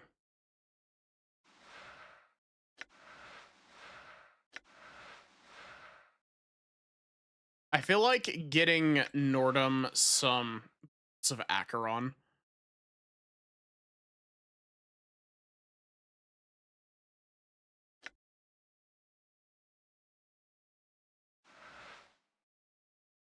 I'm gonna buy a handful of jagged bolts. Specifically because I want to make sure that Nordum has magic weapons to pierce magic, or to pierce non-magical resistance. Can you tell me more of what you do with weapons? Another question. What do you know of the Blood War? It is the war by which the planes will be unmade. How long has it gone on? The lifetimes of many metals. You ever serve in it? Yes. It's on this forge that the screaming projectiles that tore the smoking skies of Avernus were made. Weapons so sharp the wind itself knew agony.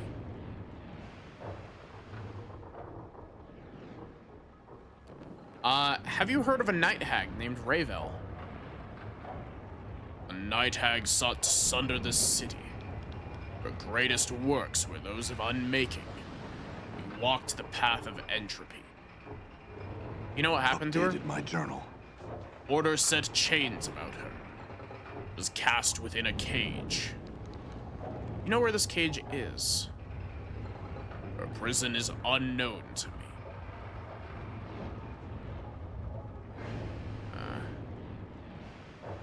Okay, I just want to check. I need a heavy decorated wrought iron bird cage. Do you have one? I have such an item. Dream Builder came to me an age ago. He promised me that my durance in the prison of this city would near an end. The cage left my possession. I see. Can I have it? Updated my journal. Yes. Take this cage and lay waste to those who create such confines. Okay. Eat. Portal detected. Done.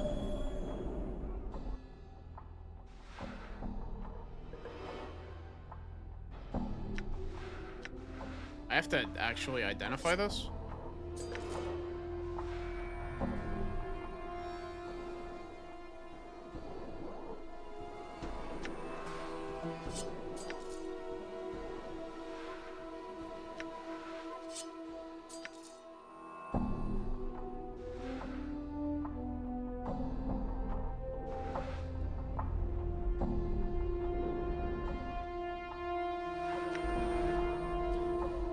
Strange blade is an ugly-looking weapon, shaped so it resembles one of the symbols on the left arm. I wonder if...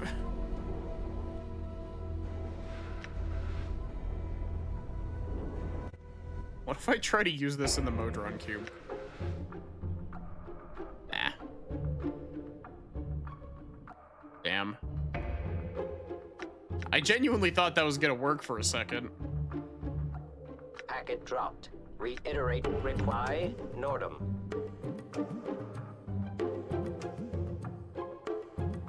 Awful roll.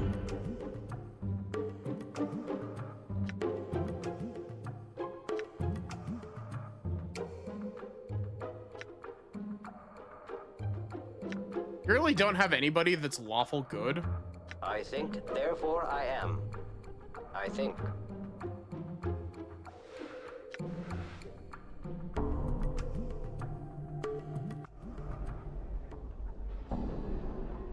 Done. Thinks, therefore he is. Thinks.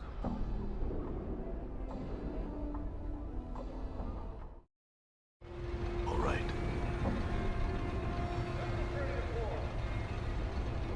Chat, I think Nordum might be my favorite character. All right. Just a funny little dude.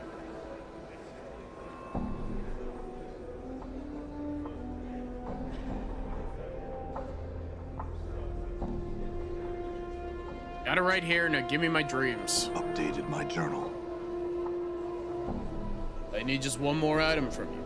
Begin the final process of the Dream Builder. I need a pillow that's lain inside a coffin. It stimulates a sleep so profound that you may as well be dead. It opens your mind to the emanations of the Dream Builder. It is, if I say so myself, a touch of inspiration on my part. You know, how about instead of giving these all to me separately, how about you be a decent human being and give me a list?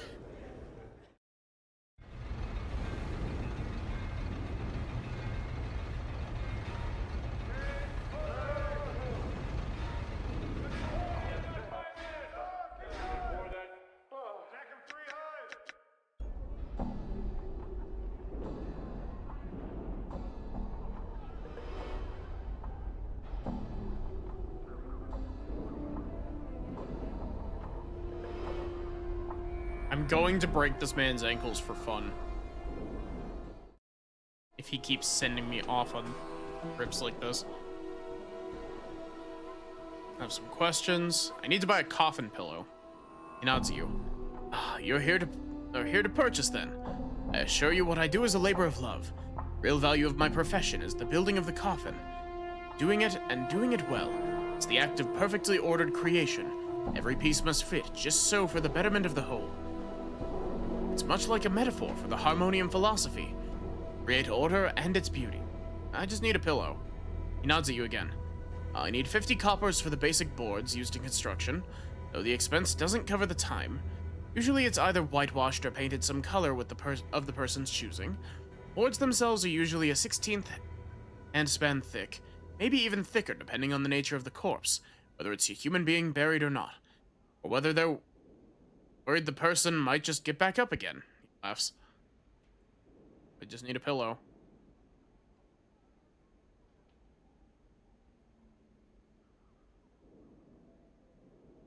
He nods at you again.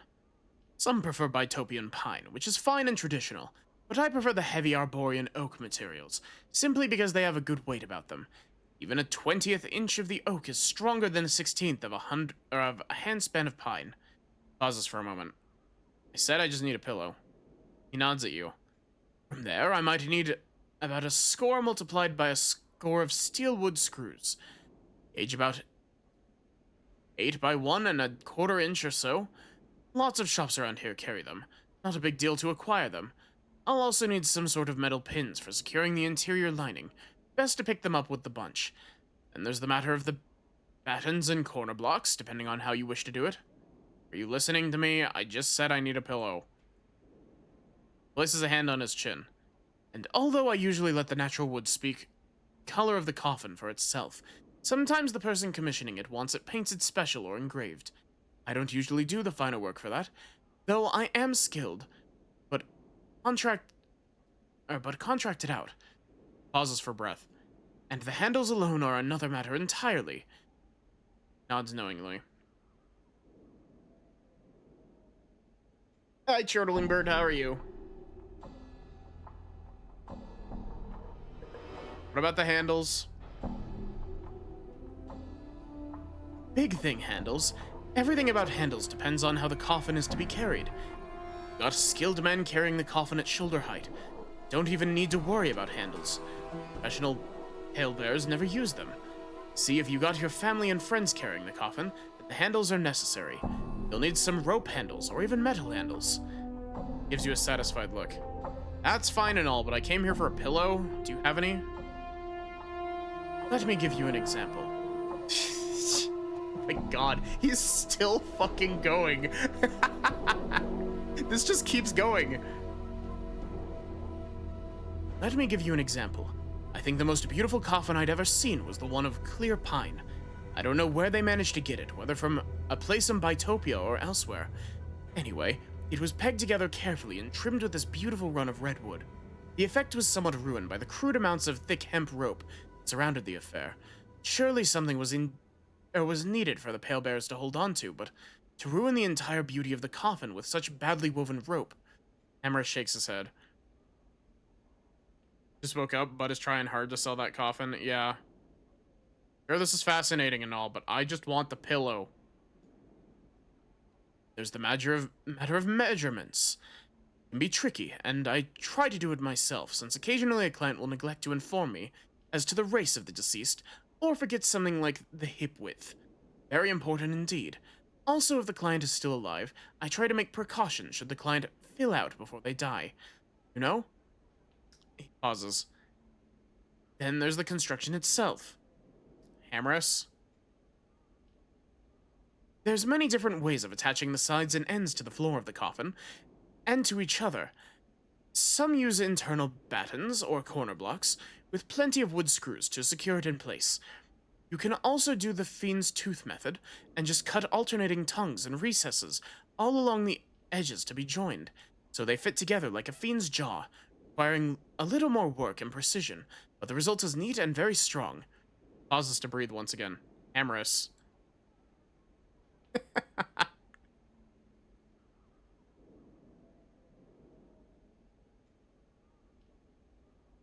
You were fully tuned out until you heard the word pegged.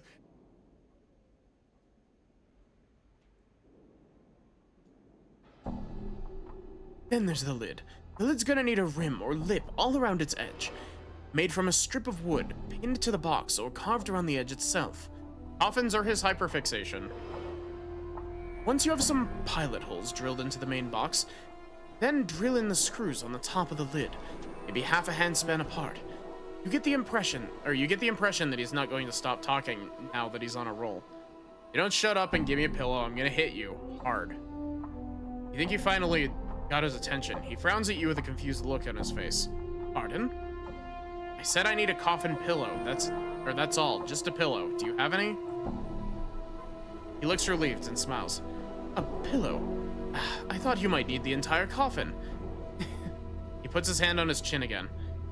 I'm so sorry, but I'm out of stock on pillows right now. I don't know when I'll have them again. What with the warehouse being closed and all. The warehouse? Yes, the warehouse where I store my goods is having internal problems of some sort. New management or some such nonsense. I haven't been able to replenish my stock of late. Frowns. The Harmonium would never let things get so out of hand as to cause distress to its customers. His voice fades away as he thinks, and then he looks at you. Perhaps you would look into the matter for me. I guess if I don't have a choice, if I want a pillow, I'll do it. Updated my journal. He smiles broadly. Excellent. If you deal with this issue satisfactorily, you may have your pillow for free. He gets that lecture look in his face again. That may not seem like sufficient payment, but let me tell you about the construction of those pillows. No thank you. I'll just get started on this right away. Farewell.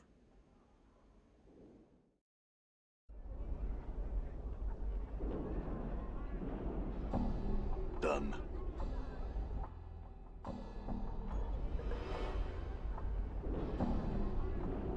Here, I'll take him.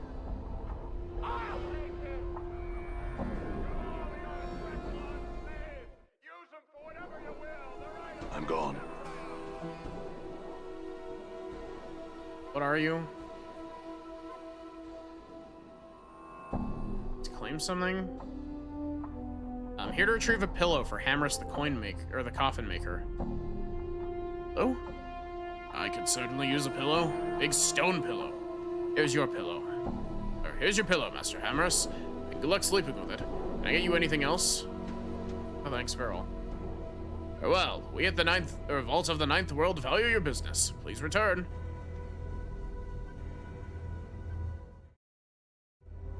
All right. Really surprised that it was that simple to get the pillow.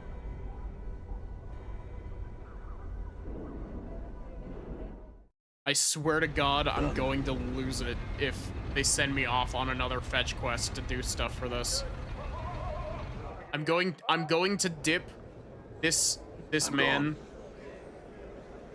If this man sends me off on another side quest after he was like, oh, this is the last one, I'm going to dip him in one of those vats of molten metal, feet first.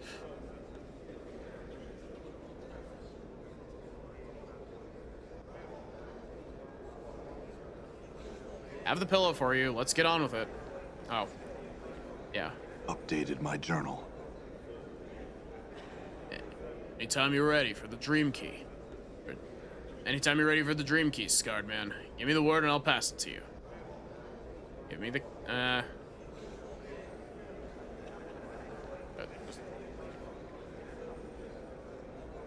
Give me the key. Pauses as if gathering errant thoughts. Close your eyes and stretch out your hand, he says. You have to feel this key before you use it or it will function. As he says, feel a touch in the palm of your calloused hand. At first you can barely feel it, but it rapidly grows in solidity in moments, until you can finally hear Xander's voice. Open your eyes. When you do, you'll see a simple black feather in the palm of your hand. My work is finished. Xander nods. Use that key on the leftmost door of the foundry, and the Dream Builder will open to you. I must go now. I have work to attend to. Feather? All that work for a feather? Updated my journal. It's the final safeguard on the Dream Builder sod. Think I want just anyone waltzing in? I ain't stupid. Want something else, or can I get back to work now? Go back to work.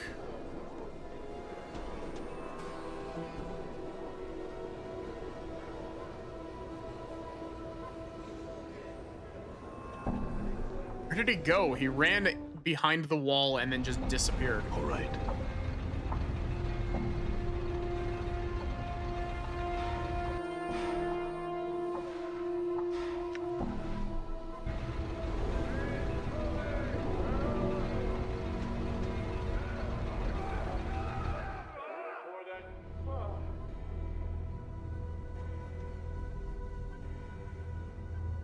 Find yourself standing under a hangman's noose.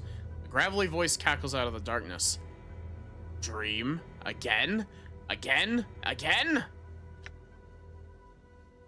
Your body seems strangely light and airy, like you've lost control of it, like the winds blow you where they will.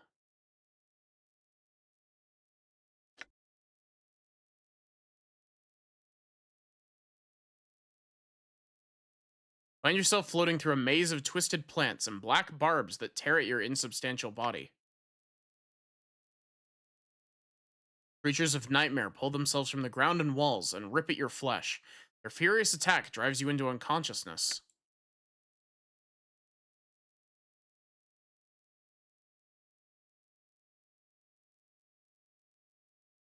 Oh, fun.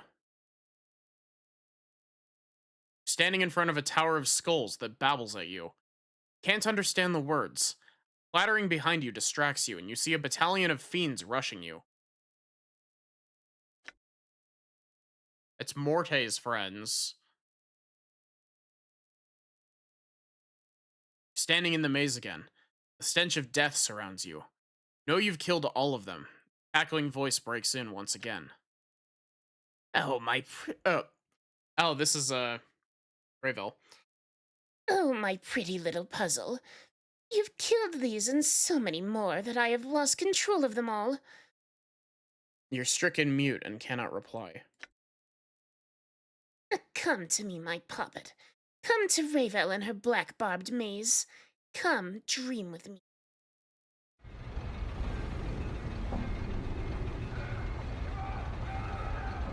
All right.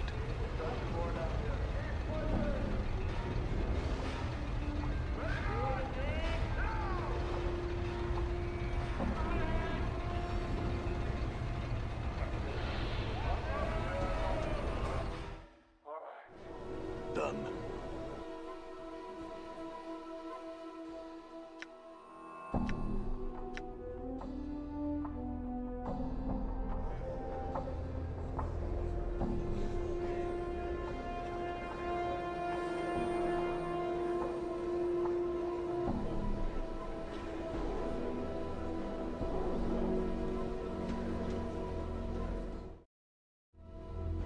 I'm gone.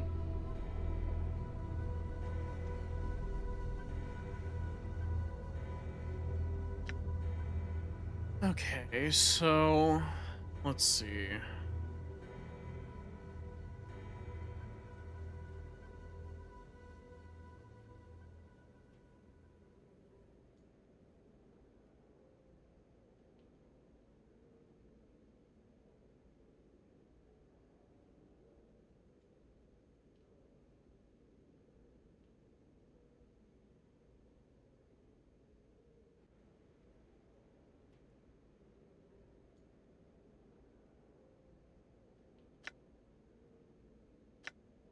Hey, what's eating you, Chief?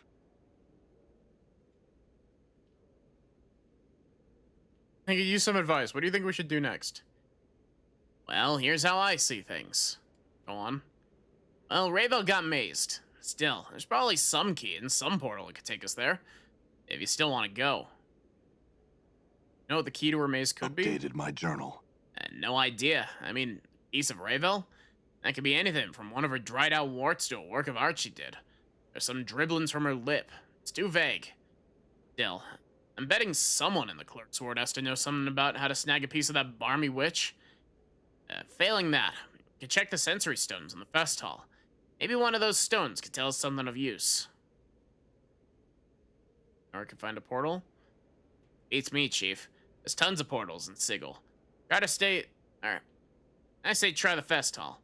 Doubt it's there, but one of the sensory stones might be able to tell us something. Failing that, I say we forget all this running around and get someone to make us a portal.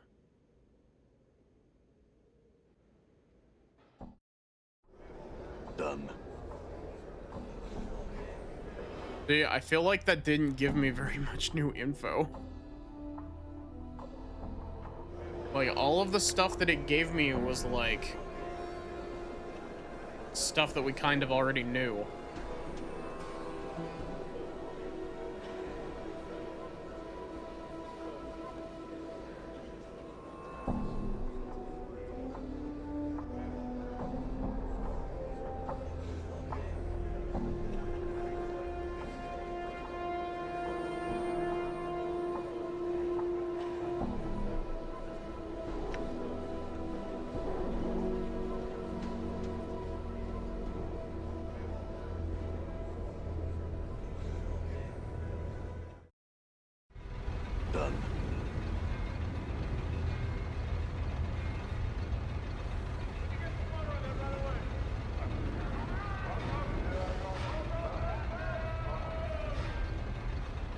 it's just locked now again.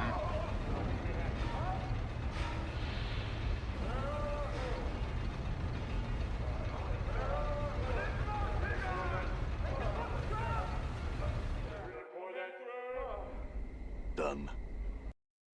I guess we can check what the journal says about it.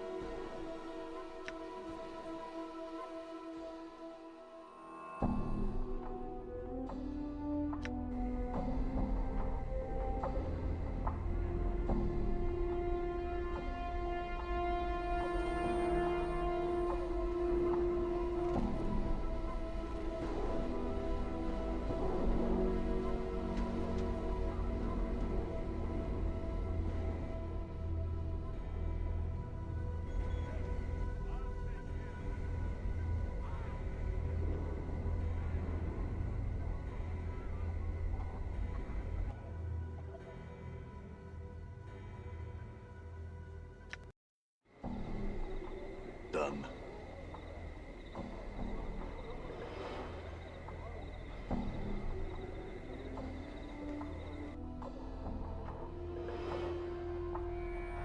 That shadow's still there.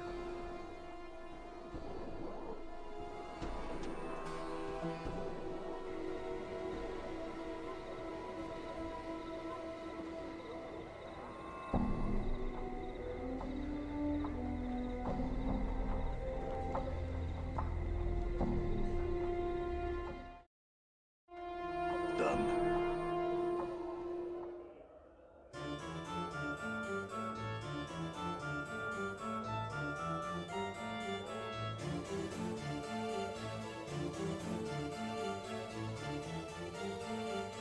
And me, I don't understand. I haven't seen your head anywhere.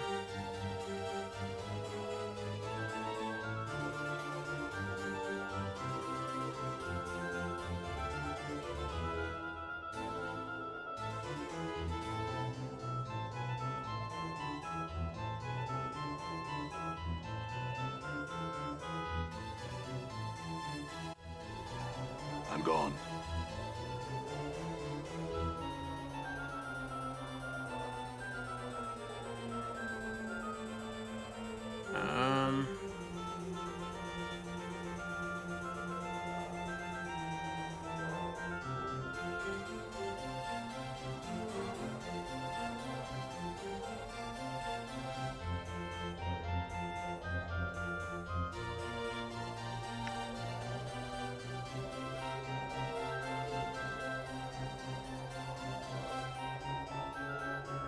We already read all this.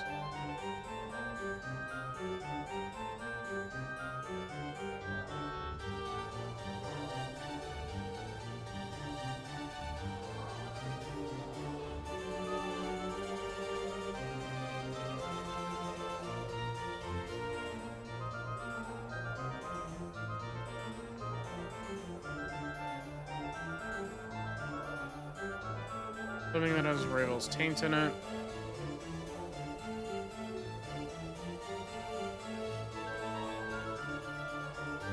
Okay.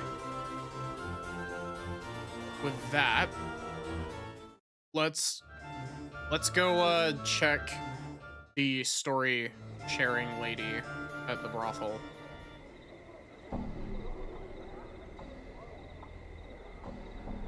I am really curious as to how I'm supposed to get Styx water for the one guy. All right.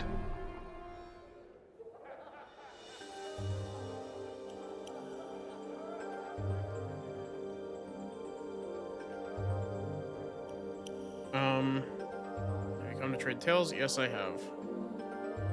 I'll tell her the story of the Dream Builder. Yves leans forward as you tell the tale of a man who lost his ability to dream and commissioned the construction of a device that would allow him to dream once more. He seems to devour your every word.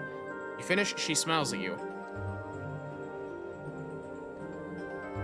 I shall remember this tale. And now, I have one for you. The Beekeeper's Tale.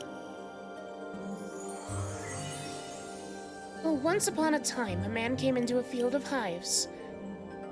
Upon this field, he heard thousands of bees, but there was not a single bee to be seen. Amongst the hives walked a beekeeper, who was extracting the honeycomb from the apparently empty hives. Yet despite the lack of insects, the drone continued. The man was mystified.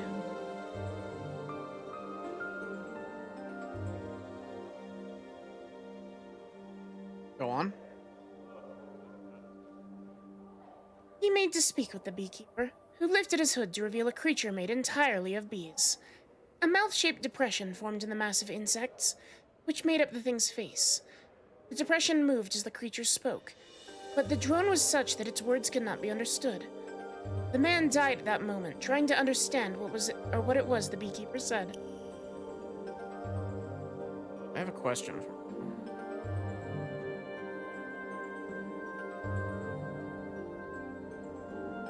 You know anything about Rayville Puzzlewall? On.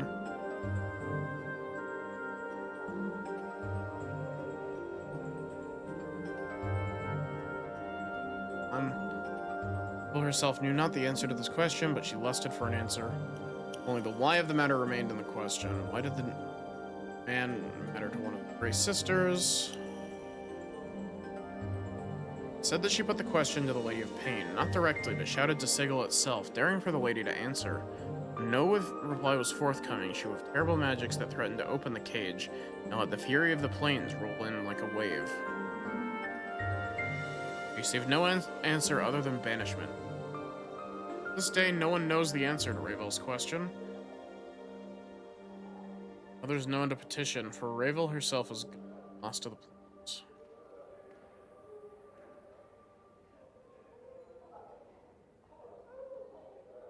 Though my tale ends with Rayville's demise, there's some claim that the hag still lives. A silent prostitute here who once talked of such things, but she speaks no longer. If she would speak to you, she might tell you more of Rayville. What else can you tell me? Echo? Yves frowns, thinking. I once heard a tale of a girl who knew the word that, if spoken, would undo the multiverse. Perhaps this is Echo. Ask Delora, though. I understand that she sometimes meets with one who knew Echo before she stopped speaking.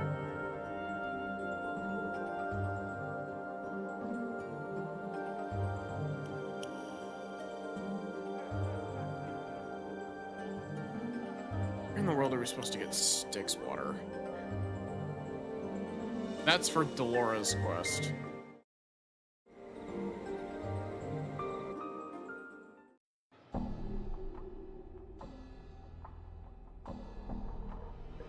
I mean, like, we could just, like, kill him and take the keys. But, like...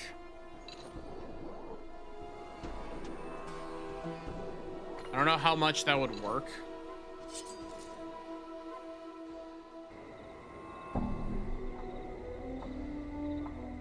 Squad. There is nothing I can do.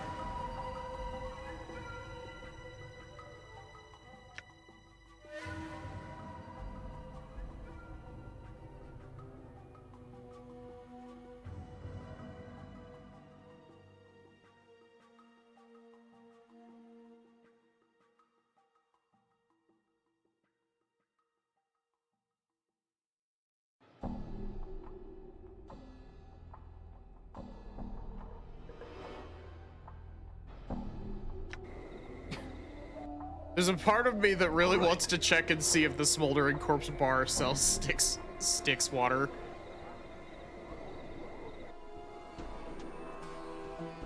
It wouldn't surprise me.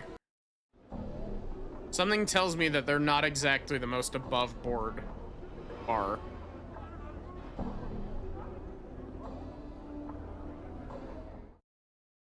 Like a burning corpse right in the middle of the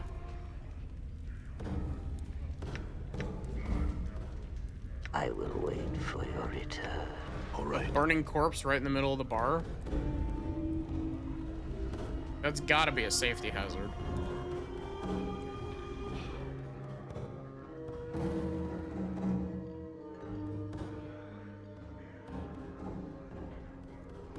I want something to drink.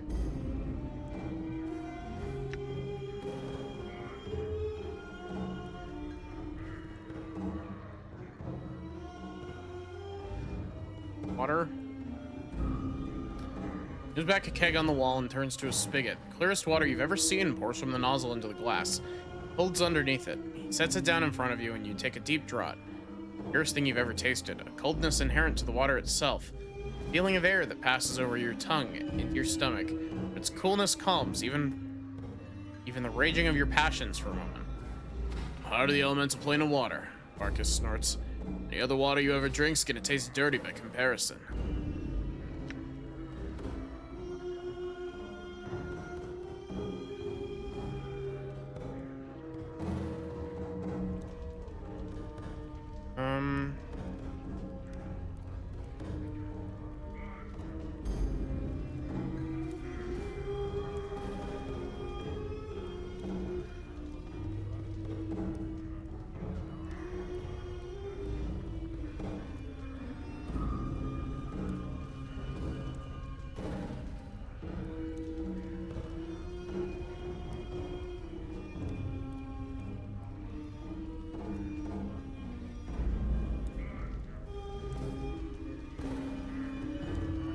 I like how Ignis is just vibing.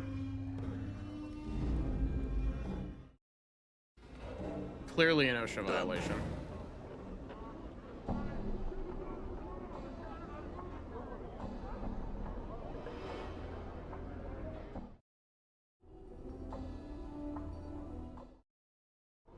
Done.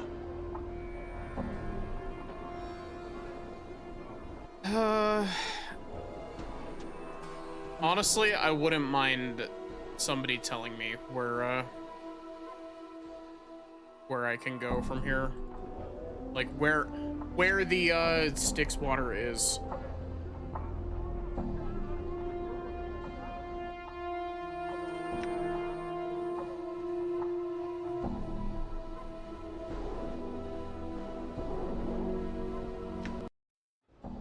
Or just like point me in the right direction.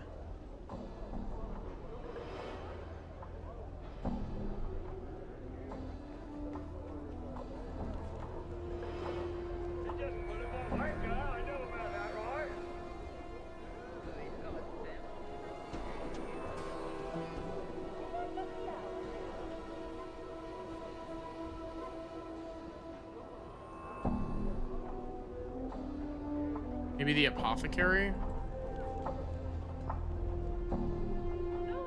I can't tell if I'm being dumb or if the game got like really like obtuse very quickly.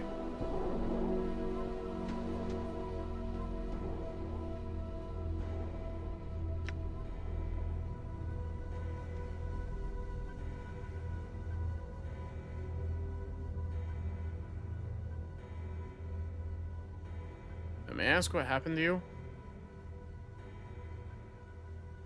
Left eye rolls upward in exasperation. Right eye looks askance. I don't know. Too much to drink. Too much of what, though? Potions I drink. Too many potions. Ugh. His mouth slides down beneath his chin. His left nostril forms another one. Most I ever drank, that's for certain. Polymorphin they were, and brewed in limbo. Anything I could do to help? Man's eyes turn inward and look at each other, then back to you. Dunno. Shudders. The mouth below his chin moves up to envelop the one is not, or the one, yeah, the one his nostril formed. Sort of thing happens quite often.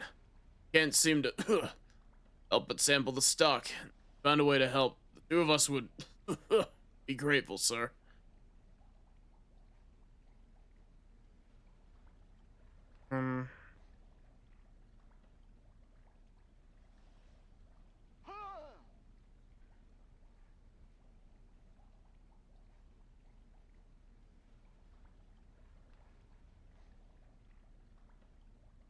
I'm gone.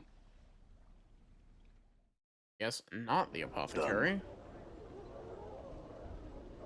I'm pretty sure I checked all the stuff at the Curiosity Shop's inventory.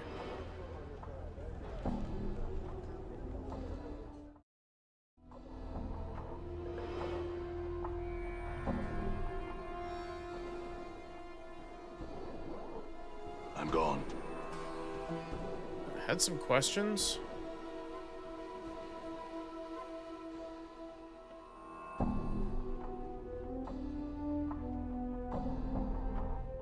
Art and Curio Gallery. Done.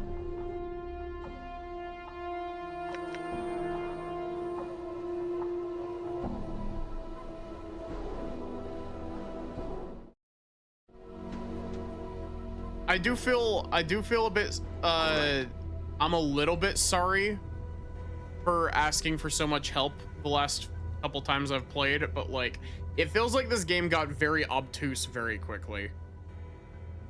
Before you is a well-dressed elderly woman in a gown of peach-colored and golden thread.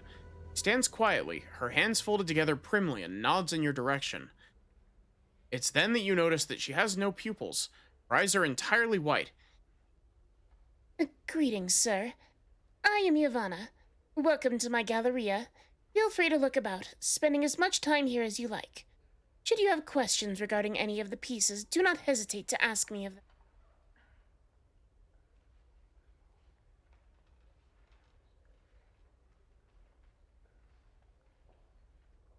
Separation elixir? Oh wait, there was a separation elixir in the Curiosity Shop, wasn't there? I had some questions. One moment, sir. Your voice. It's heavy with age and wounds. Would you be so kind as to permit me to touch your face? Yes, go ahead. Ivana smiles, gently running her old hands over the skin of your face. She frowns, looking slightly puzzled. So many scars, both old and new. They seem to... She touches the side of your throat, blushes, then pulls away. Pardon me, sir. I was curious to see how far they went. It's fine, and they're everywhere. My whole body is scarred. Ivana nods. I had some questions. I had a question about one of the pieces. The Arcadian stained glass window. A stained glass window found hovering in the third layer of Arcadia 32 years ago, foretelling a scene that had yet to occur.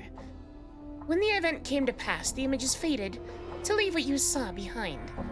It's believed to have captured both the light and the darkness from the orb of night and day in Arcadia, then slowly release it, creating a brief but slow fade of dawning and dusk, but only within the glass itself.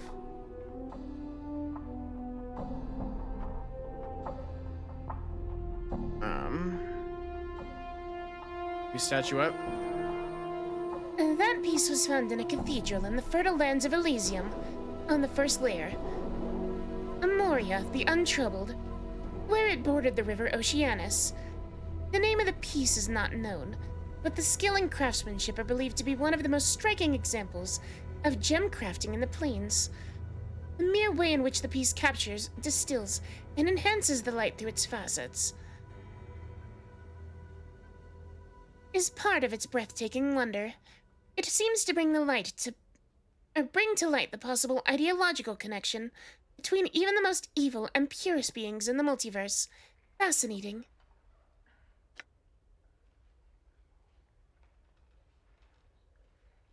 Paintings? Which one, sir? Wave motion study number 7. A young man whose name I do not know sold me this piece. It was one of several he had, but the others already had owners. Or so he said. I would so like to possess the entire collection, but alas, it oft seems like some things are not meant to be. I just look up the rest of the quest. It's obtuse as hell.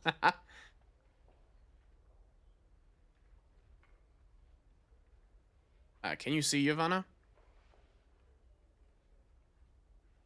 I believe she's blind by choice, and not by circumstance. Yavanna nods, smiling. Your friend is quite correct, sir. I cannot see, but only because I do not wish to. In time, I will allow my vision to return, so that I can re-experience the contents of my Galleria with the benefit of new, fresh eyes.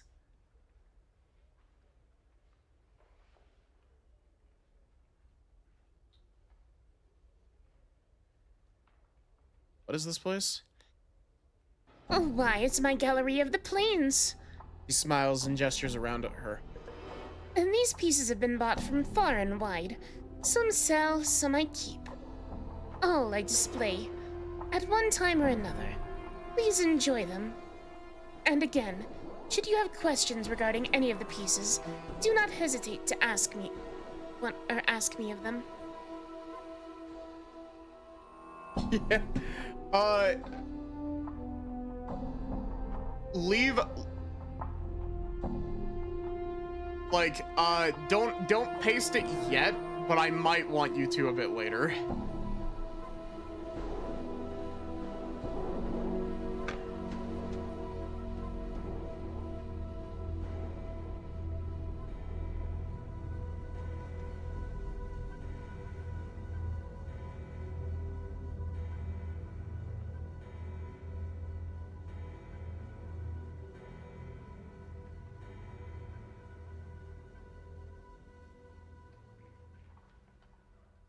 What's of interest here?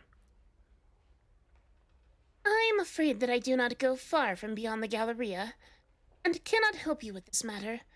You might try to ask someone else.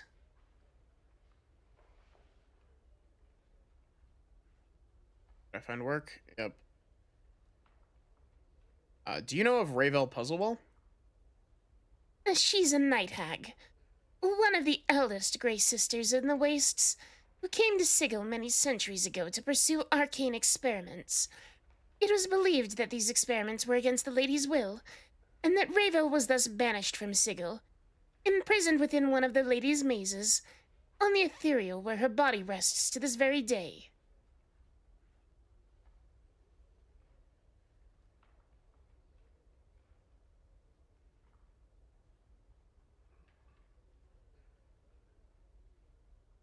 Ravel was said to have been a master of riddles and puzzles, but it was believed that one question in particular, was said to have plagued the ancient night hag.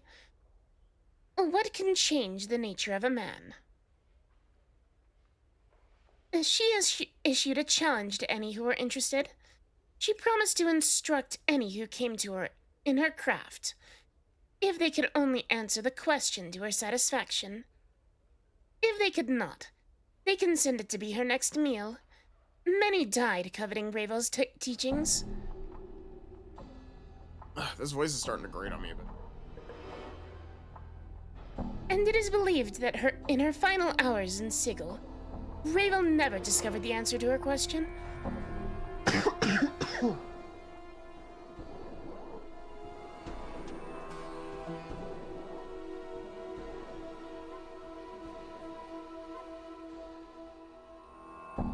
Go on. Ravel's crime was believed to be some means of trying to shatter the cage, trying to crack open Sigil itself for some unknown reason. Yavanna sighs. This is all I know of her.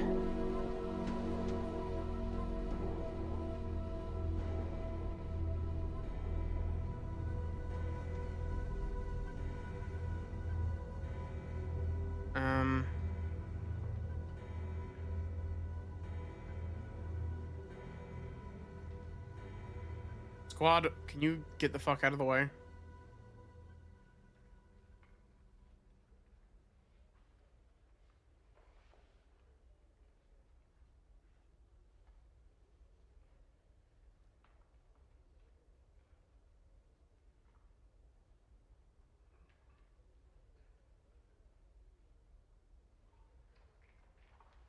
Checking the art.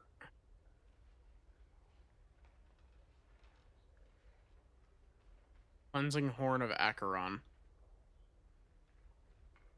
Put your head against the wall and try to blow the horn.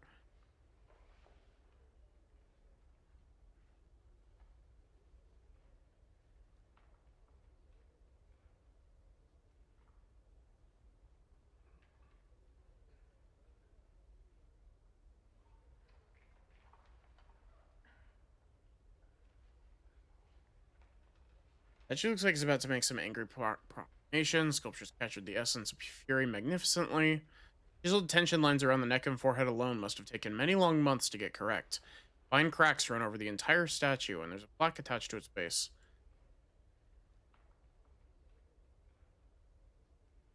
Plaque reads, "The statue is believed to be the final fate of the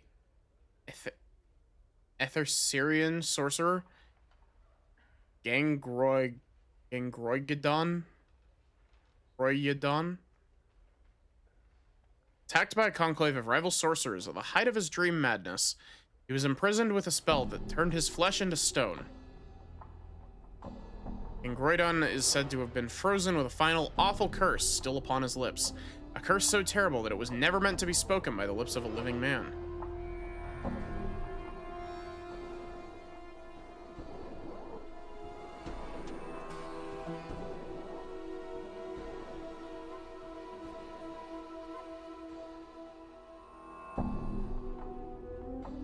Chat, help me remember to go buy the splitting juice from the curiosity shop, as well as the anti-petrification cream. Portrait of a grotesque, hook-nosed old crone. Hag's flesh is a sickly blue-gray color. Her eyes glow red like the embers of a dying fire. Grey Hag of Oinos. As you begin to turn away from the painting, something in it draws your attention. A strange tingling sensation arises in the back of your mind, a memory beginning to surface. You recall standing, confused, in a maze of briars. The hideous crone from the painting is before you, cackling wildly. You grit your teeth in frustration, wondering why she's laughing at you. My poor dear, lovely man-thing. She croons. Why was it your Why, that was your first wish. Points to a single bony, or she points a single bony clawed finger at your forehead. Your temples begin to throb painfully, and you can remember nothing more.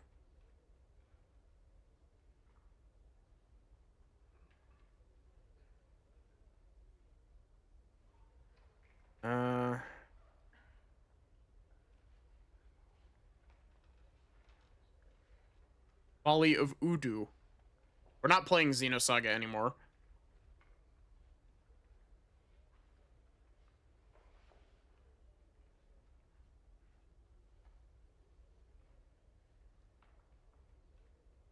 The library.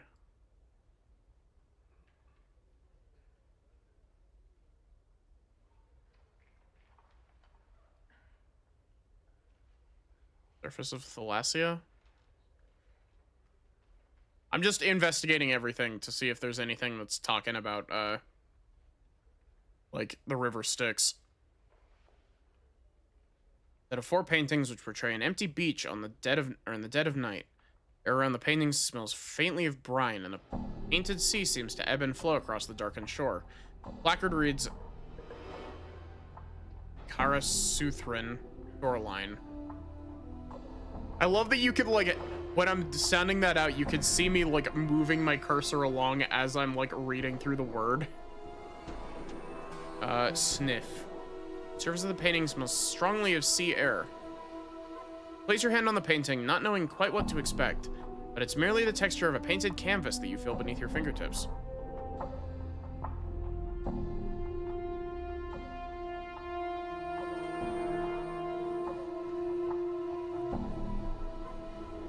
Try as you might, you get no sound to issue from the massive horn. The lips come away from the mouthpiece, tasting of blood, smoke, and metal. Delicious.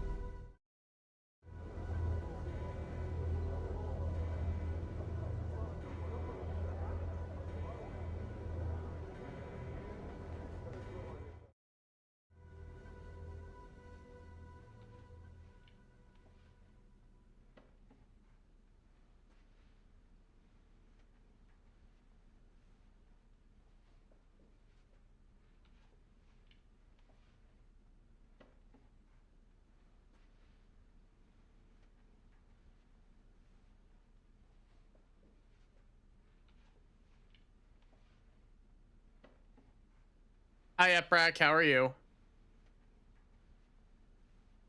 I'm doing all right. Elixir of horrific separation. Take it.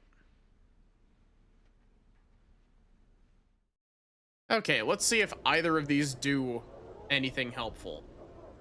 Start with the apothecary. See if we can give the elixir of horrific separation to the guy. Oh, I'd love to diddle your doodle.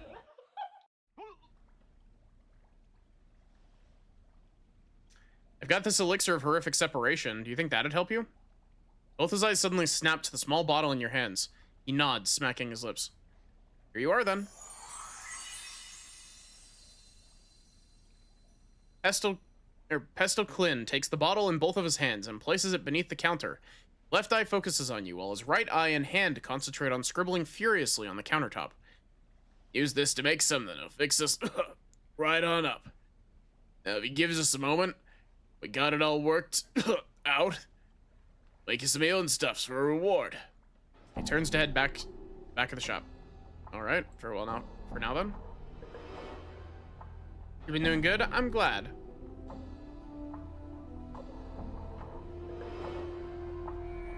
This man's face closely resembles Pestle Clin's, though without the crawling skin and constant subtle mutations. Greetings again. The name's Clin. You need something? Hoping to get some healing concoctions. Talk to Pestle yet? He's the one that'll handle it for you. Okay. All right. Man closely resembles Pestle Clin, but without the crawling skin, yep. Greetings again, sir, and well met. What is it that I, Pestle, can do for you? Hoping I could get some healing concoctions? Yes, of course. Your reward, Let's see now. I'll manufacture them for you, nothing of course. Or for nothing, of course. We'll need the proper ingredients. These hard, or powdered hematite, the hair of a diva, or a thread from an Asimon's robe, or the blood of a regenerating creature, such as a troll, or... Actually, my wounds heal very quickly. Pestle raises an eyebrow. Do they now? Well then, your own blood might just do. Here, give me a sample if you will. After drawing a small quantity of your blood and retreating to the back of the store, Pestle returns with a number of what appear to be hardened drops of blood. Placed upon one's tongue, these clot charms will heal existing wounds and aid in prevention of new ones for a time. Did that just give me a handful of clot charms, basically? Okay. A yummy bottle of horrific separation.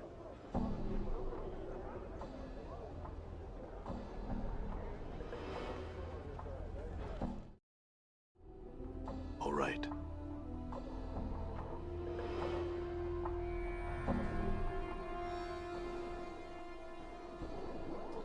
Apply Gorgon salve to the statue. Smear the foul-smelling ointment over the statue.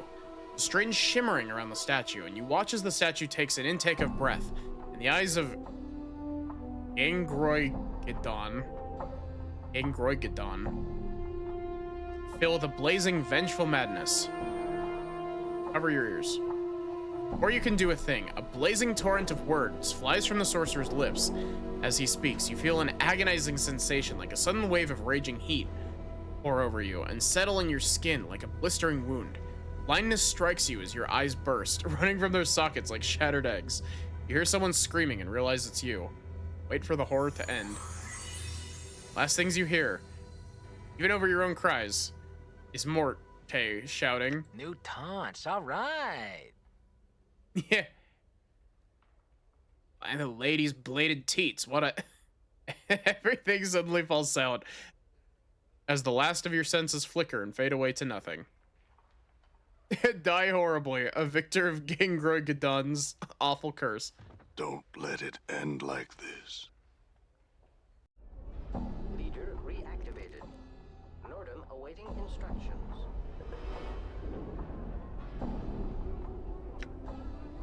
Hey, what's eating you, Chief?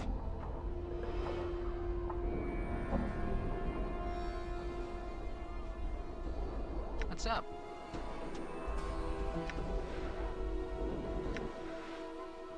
What did he get from that?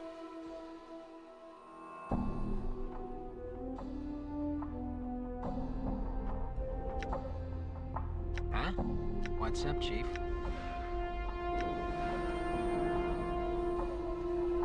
I wonder if it just made Litany of Curses better. Done.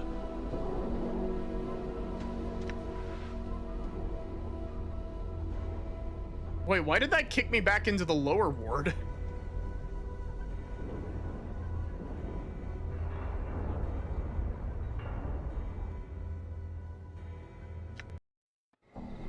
Done.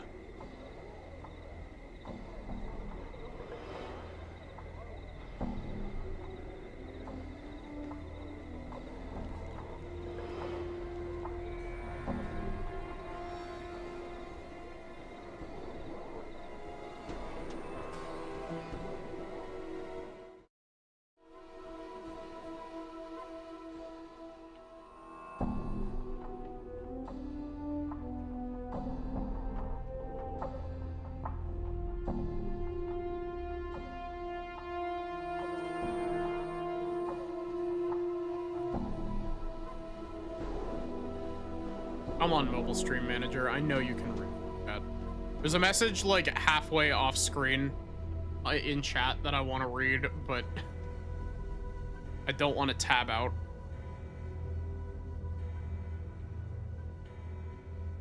Did it load a save or something? No.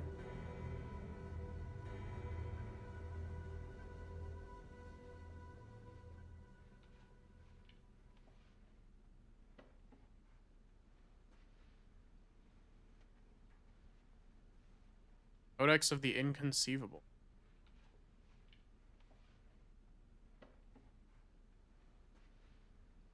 Big map is just your skin. Yeah.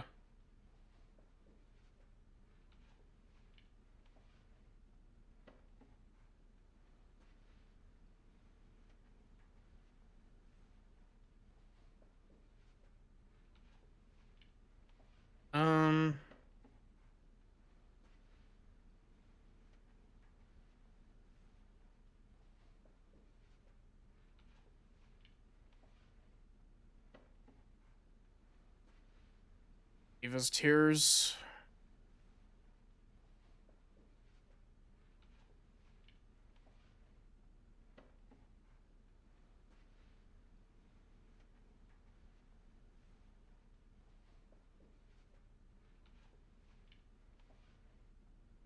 Ring of Almost Invisibility. The Tattered Ragdoll that will get you sent into the maze.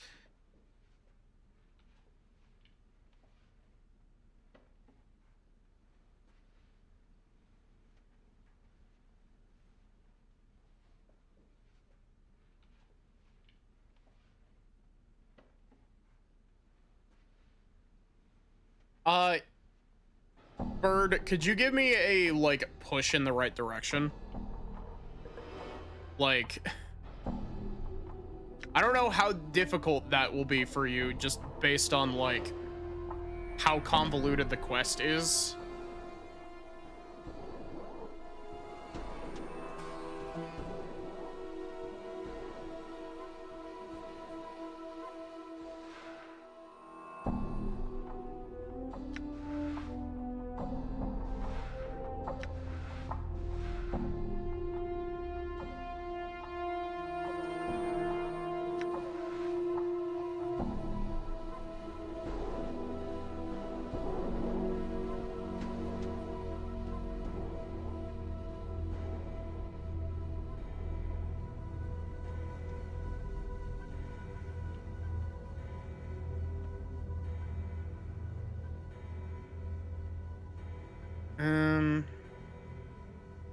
Fall from Grace seem to care little for each other.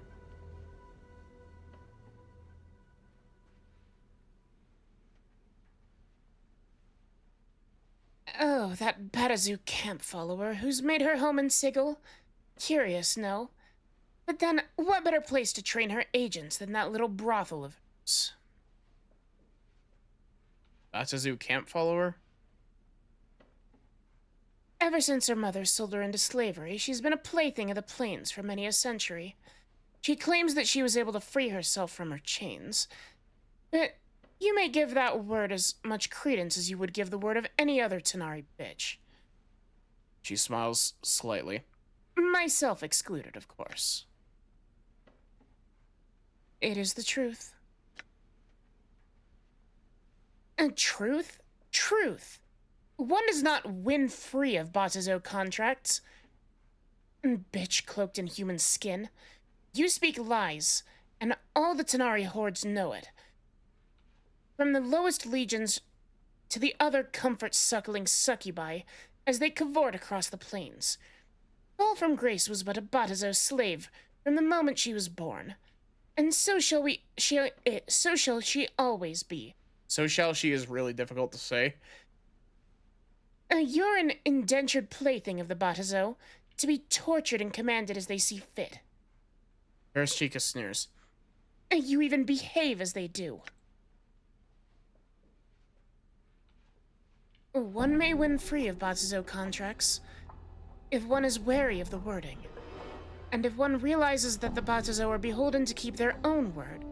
One must simply beware of any meanings that may be twisted to their ends. And I am well versed in language and its subtleties. Even so, it was not an easy matter. No cap. Enough. I do not care to hear you speak your lies in my presence. Fall from Grace maintains her flawless composure and simply nods. Though when you catch her eye, she gives you a slightly exasperated look, then smiles. I wish to know. I'm gone.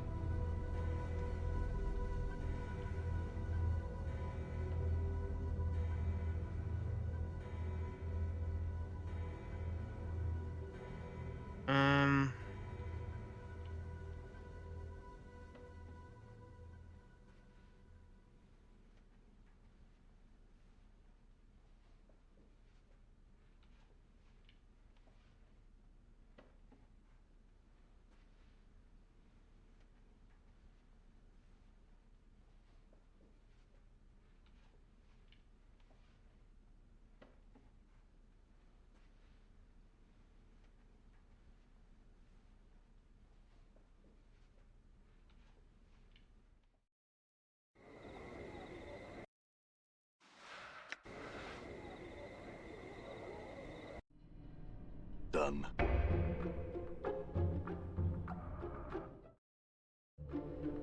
Done.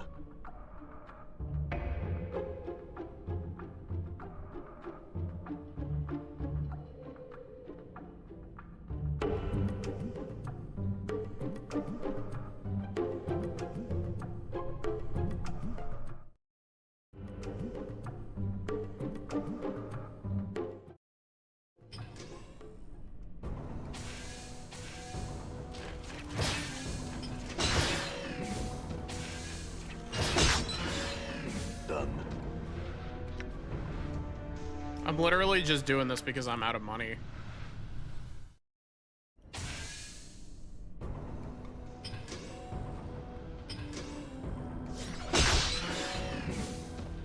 All right.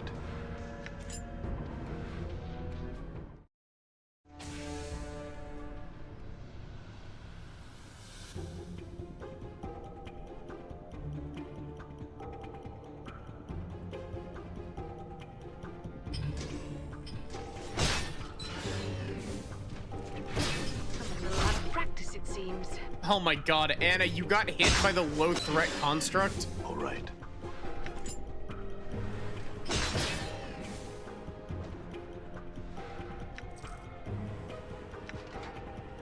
The lens of inherent viciousness.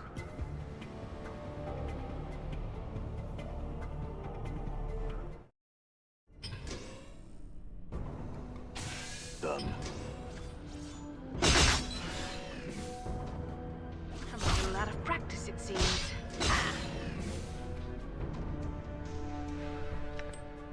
I'm listening. It shall be done.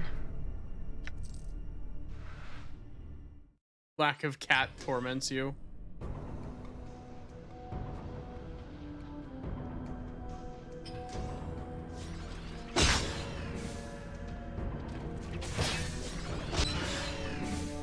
I'm gone.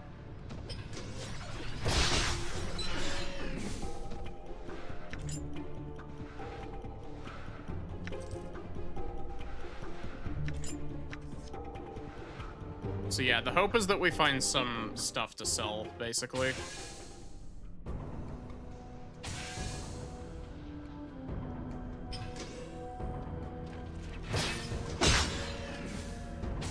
Especially the lenses for Nordum. Apparently, like, based off of what we saw earlier, those sell for a lot. And some of the crossbow bolts also sell for a lot. Is the Modron Cube just for farming loot? It's also where we met Nordum. But it is also a very good spot for farming loot.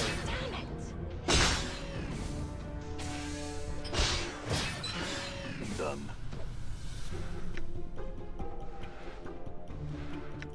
A second portal lens?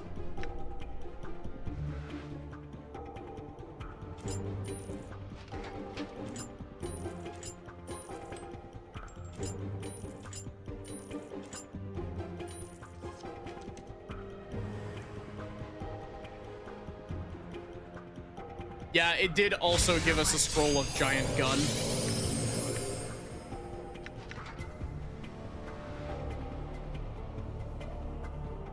But yes, we're effectively using the Modron Cube currently to farm for loot. All right.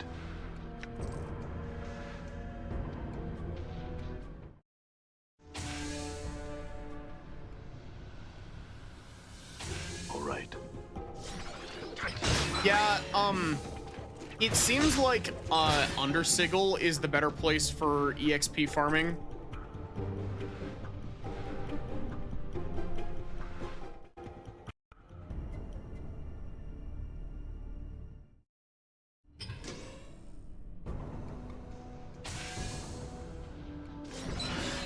Done.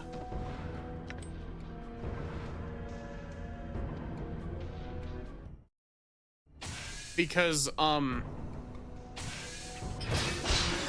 EXP farming, these guys only give 500 EXP. If we set this to the hardest difficulty, they give 4,000 EXP per kill. There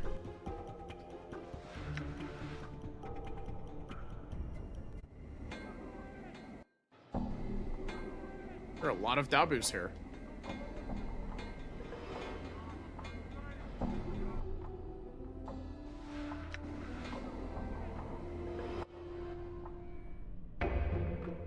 But yeah, the worms in Undersigil seem to give a good chunk more EXP.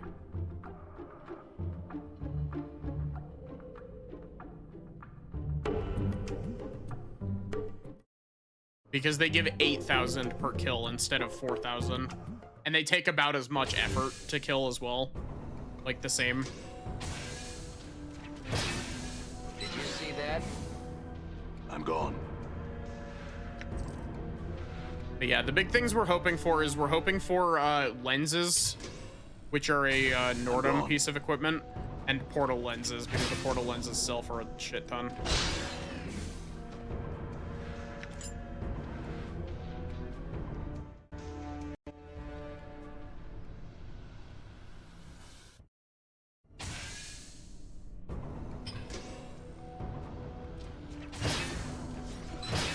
Done. Maximally efficient strike.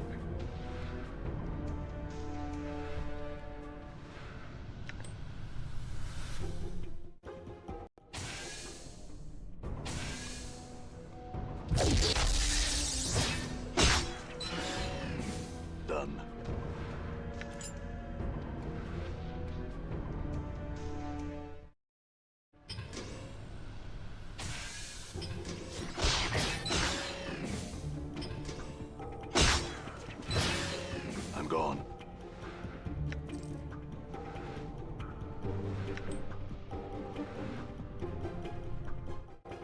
The music in the Modron Cube reminds me of Kingdom Hearts a little bit. Maximally efficient strike. Maximally efficient strike. Nordum just casually critting twice in a row.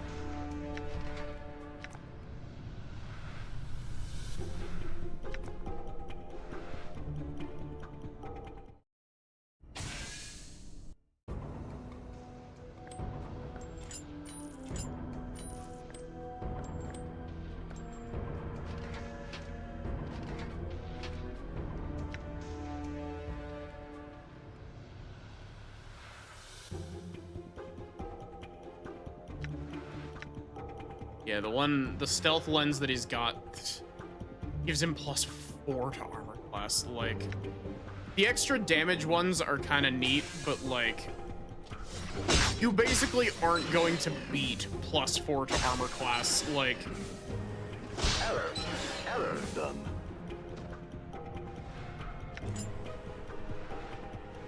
+4 AC in this game is ridiculous. The fact that Nordum is sitting at -3 total AC currently, like, I think unironically he's our hardest to hit character.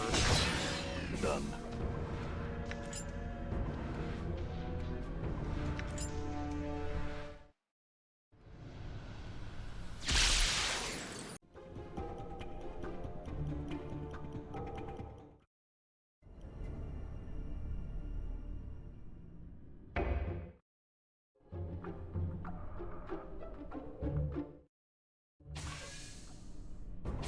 Done.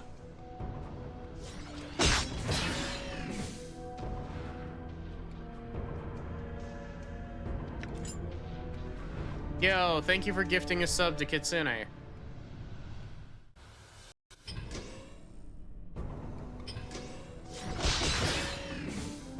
I'm gone.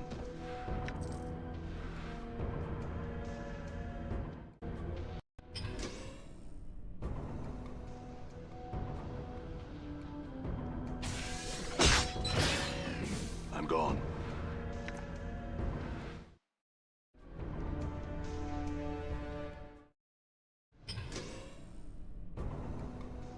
Done. Damn. Damn, they actually managed to hit Grace. Grace has a pretty high natural AC as well.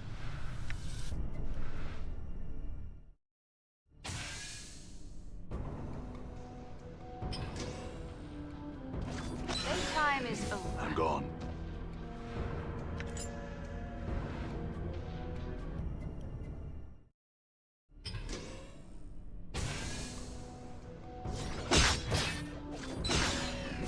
In knowing the teachings of Earth, A lot of practice, it seems. Oh, another, is that another pick of Modron power? Or whatever it was called?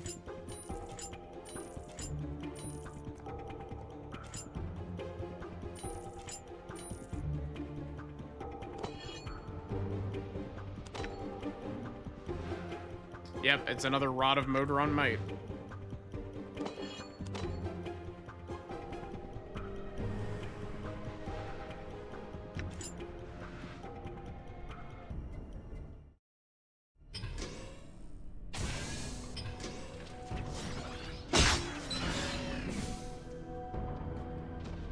Maximally efficient strike. Nordum just hit for 22 damage. Done.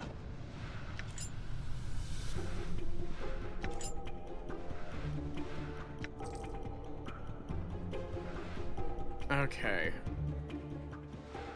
Then I'm going to Portal Lens to go to the lower ward. We're going to sell the spoils.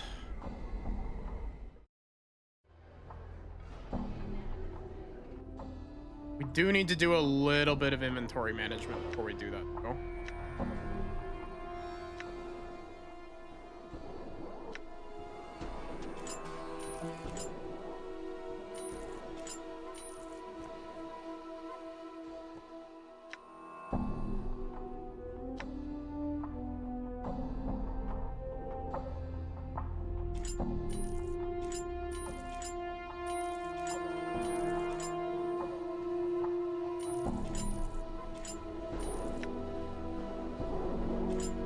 Bump the earrings over here.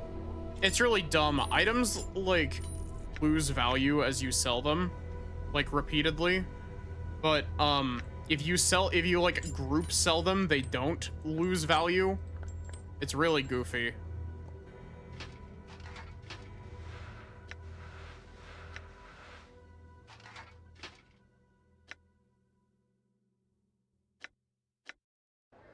Okay.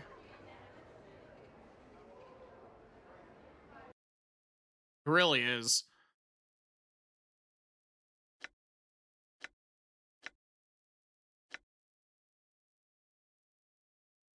Wait, I can't sell any of my normal shit here?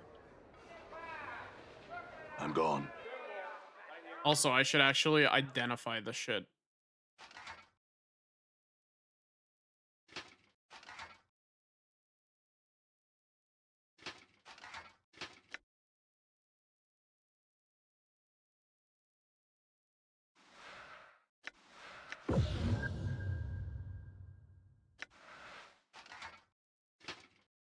I didn't mean to give that to Mort.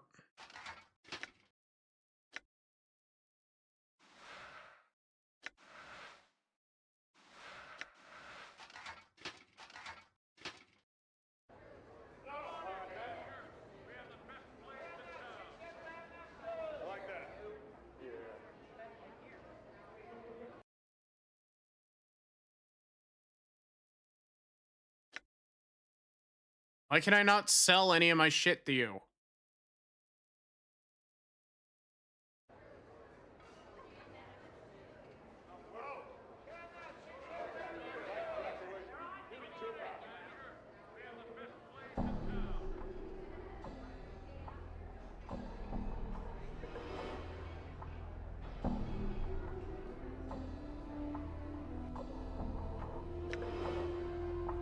I could sell the scroll of Mechanist Cannon.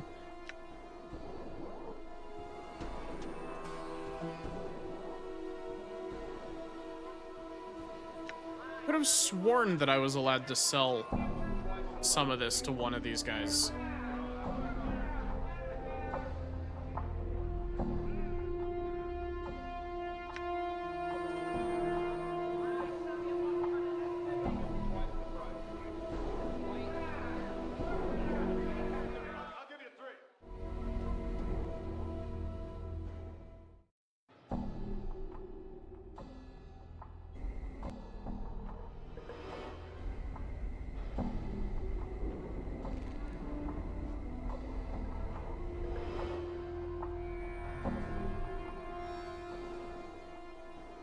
Why did that hat magic not work?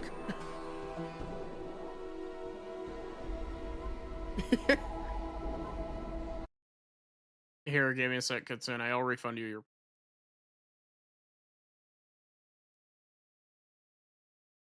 No clue why that just didn't work. Like...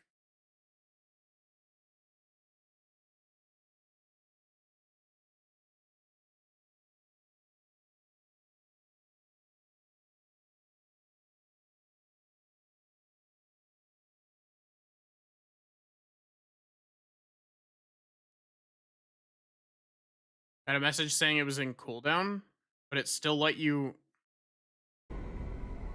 That's really weird.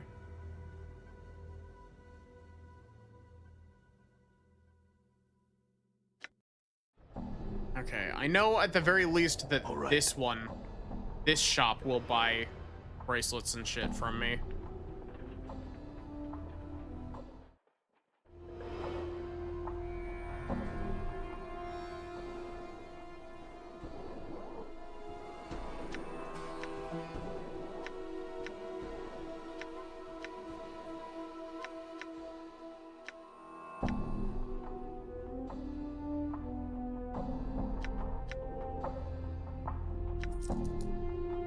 Money.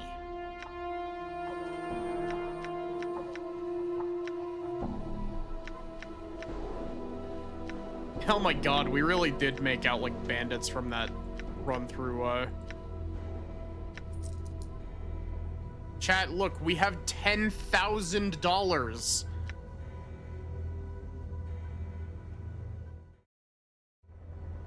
I'm gone.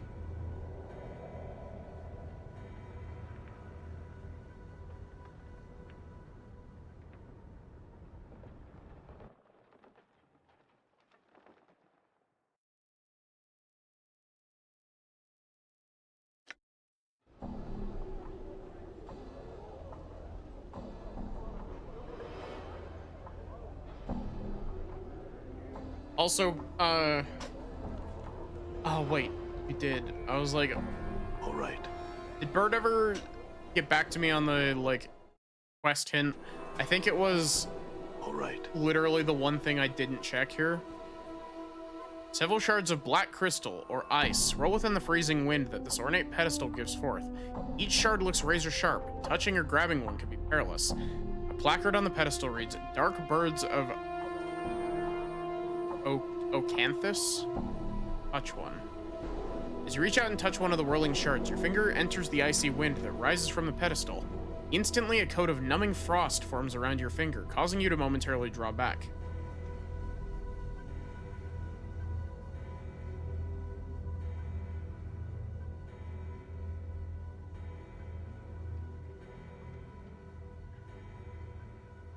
Grab one. As you reach out to grab one of the whirling shards, your fingers enter the icy wind. Instantly, a coat of numbing frost forms around them, causing you to momentarily draw back. Place your hand back in and grab one. Thrust your hand into the frigid, numbing wind. Unbeknownst to you, your entire hand freezes solid as you wrap it around one of the dark birds. As another one of the black shards spins into your fist, your hand breaks off at the wrist with a sharp crack. It goes clattering across the Galleria floor. Pick up your hand and stick it back on, quick. Pick up the frost-covered fist and thrust it onto your bleeding stump. Noticing that the dark bird you grabbed, a razor-sharp shard of black ice, has already melted away to nothing. It looks like you'll have to catch it in something that'll keep it cold. Eventually, warmth and feeling returns to your hand as your tissues thaw and regenerate. Believe and hope nobody saw any of that. Okay, I know how I need to carry this. Done. I can't believe that the answer was literally the one singular thing in the entire gallery that I did not look at. Because I thought that I had already looked at it.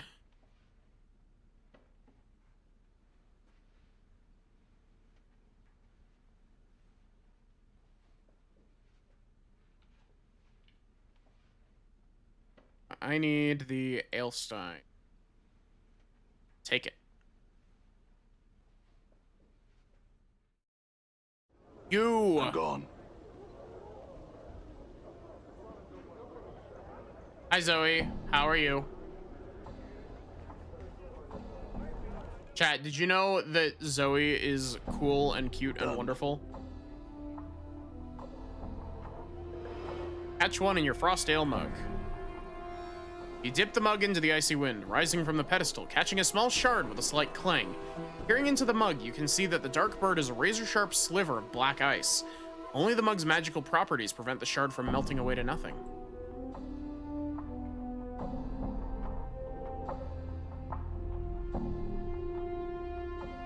Do you have other questions? I had a question about one of the pieces. Dark birds of Ocanthus. Updated my journal. All of them are chipped from the great magical sheet of black infinite ice that rests on the black belly of the plane of Ocanthus. Yavanna pauses, tapping her chin.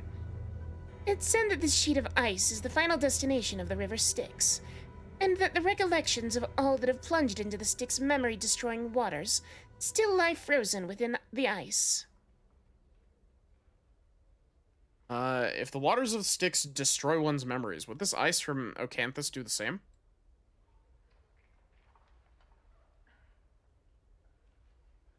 I could only assume so, yes.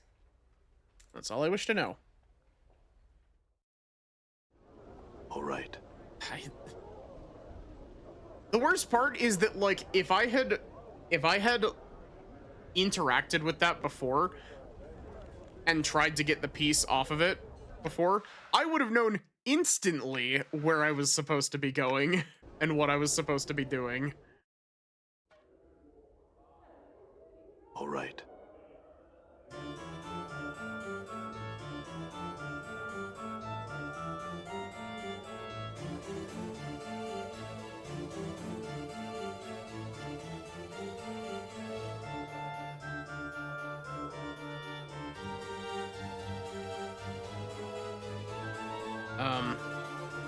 Merriman squints at you. Well, have something that'll wipe my mind of these accursed memories? Certainly hope you haven't returned without. Never get the keys to Dolores' heart that way. Here, take this mug. It holds a dark bird of Ocanthus, a sliver of ice from a river Styx. It should wipe your memories clean. Merriman takes the mug and removes a piece of paper from his pocket. He tilts the mug back and takes the ice into his mouth. Melts instantly, leaving him with a somewhat startled expression. Merriman? Updated my journal. Merriman looks at you, confused, and then the paper in his hands. He reads aloud. Congratulations, Merriman. You've begun again. Thanks to the man in front of you. Thank the man in front of you and give him the key in your pocket.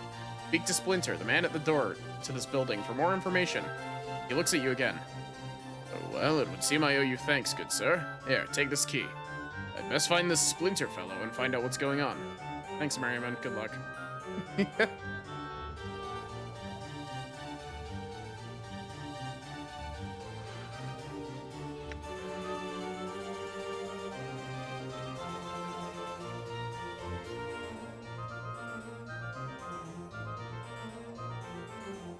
It does feel like some of the stuff has gotten a bit obtuse, but like overall, I think this is still just signed up to be another nameless one. No, he's not immortal. He's the man who erased his name. Laura's eyes flash as she sees you. And did you find him? Has he agreed to return the keys to my heart? Yes, I have the keys to your heart. Here they are. Updated my journal. At last. She takes the keys from your grasp. Her hand brushes against yours. Her skin is dry, but icy to the touch, like cold metal. These will be of great use to me. I thank you. Of course, Delora. I had some questions.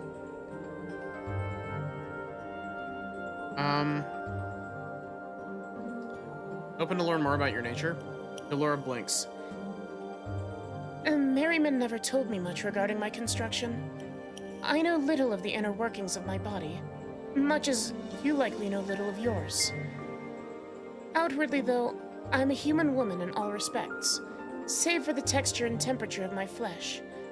Does that satisfy your curiosity? What about your mind, your emotions?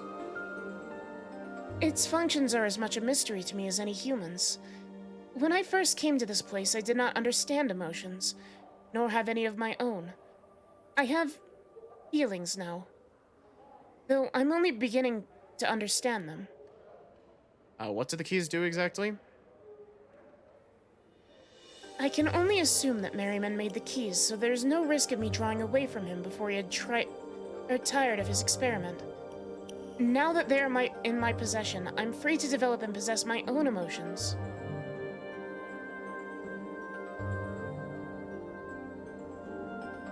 What can you tell me about Echo? Updated my journal. Yes. Her name is Echo. Her voice, and in fact, her very means of every means of communication, was stolen and destroyed. Echo's words once wooed away the paramour of the godling Paramecia. Paramecia, in a jealous rage, tore away Echo's voice, sealed it within a crystal vial, and hurled it into a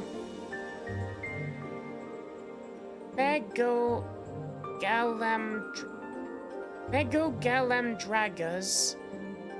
Jesus Christ. Enjoy your lurk, bird. Echo's voice is forever lost to her. Only another new voice could return her the ability to communicate once more. I know this because I spoke to Paramecia's paramour myself once. All I wish to know. Hi, Betty. How are you?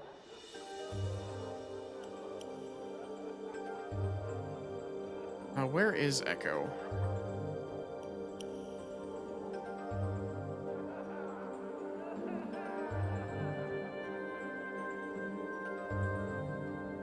Oh, there's Echo. Greetings again. I have some questions.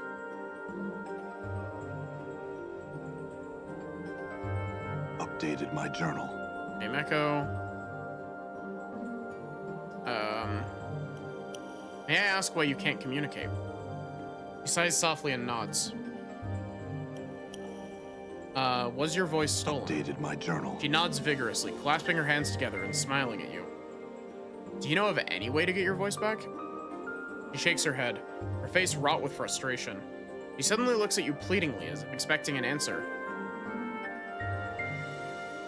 I swear I'll look for a way to return your voice.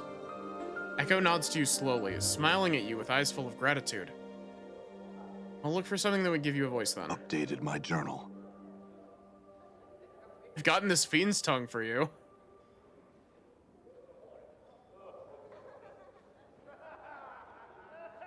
She raises her eyebrow and gives you a skeptical look.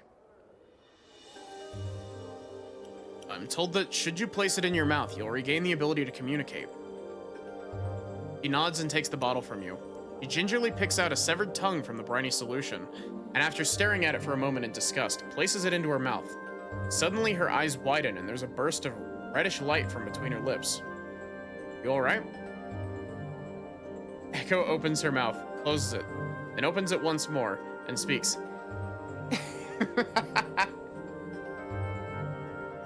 I can speak again. Oh, joy. Damn thee to the darkest of pits, thou stench-ridden worm. Kneel before me in supplication, insect. Yikes. Eh? Echo yelps and covers her mouth with both hands. Her eyes are wide with panic. Must be the fiend's tongue. Updated my journal. She slowly takes her hands away from her mouth, nodding. It seems I must... Devour thy frail shell. Consign thy soul to the abyss for all eternity. Thou shalt serve in my battle thrall till the plains grind to a halt. Thou art mine, mine. Echo shuts her mouth again and begins to softly, quietly weep. I think I saw a way to help you at Verse Chica's Curiosity Shop. Davis tears. They're expensive, though. Updated my journal. Echo nods and produces a slip of paper from her clothes. It appears to be a promissory? I don't know. Note, an amount of 1,000 commons, which the possessor can collect from the brothel. He gives you a questioning glance. Yes, this'll be enough.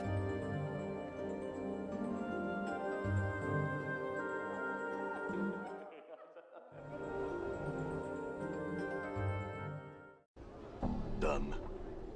I don't even need to give you the, like...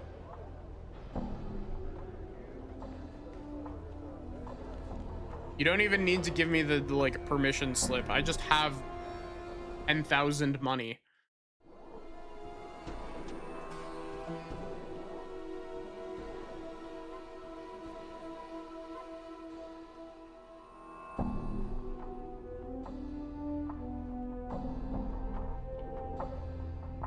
Updated my journal. Examine a small glass vial labeled as Deva's Tears. Sheikah presents it to you. Those were collected from a Deva who was captured during a Blood War skirmish. Means tormented the imprisoned angel for eons before he last escaped. 12 tears. It said their touch will soothe the most savage anger, and that of a fiend's tongue. Isn't that...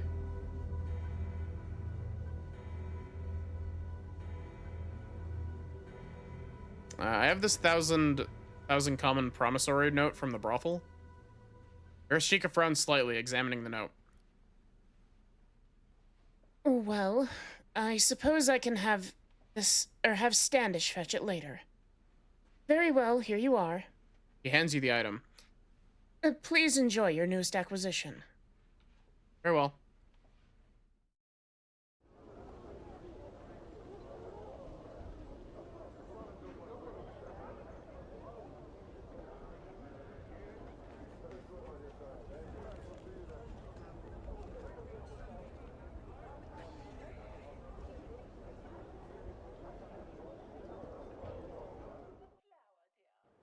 Done. I brought you these Deva's Tears. They should soothe the tongue's cursing. Updated my journal. She nods, smiling, and takes the vial from you. Echo places a few of the sparkling blue drops on her tongue. I believe the tears are working. Yes, they are. I can speak in my own voice now once more. Oh, how I thank you. Echo squeezes your hand and bows her head gratefully, her eyes welling with tears of joy. My pleasure to help. Farewell, Echo. I had some questions.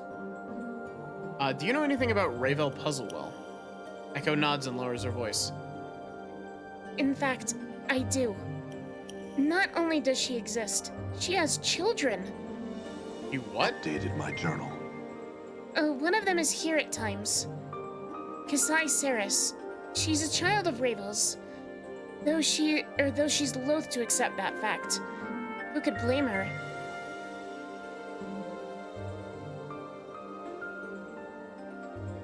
She pauses for a moment, thinking.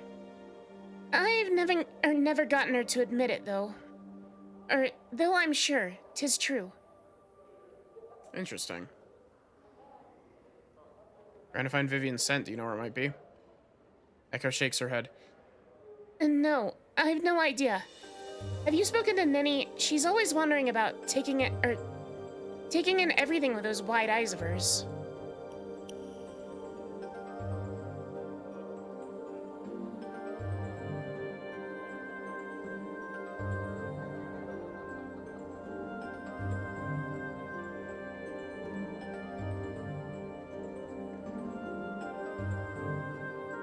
I've immediately forgotten the name that I'm looking for, I'm not gonna lie to you.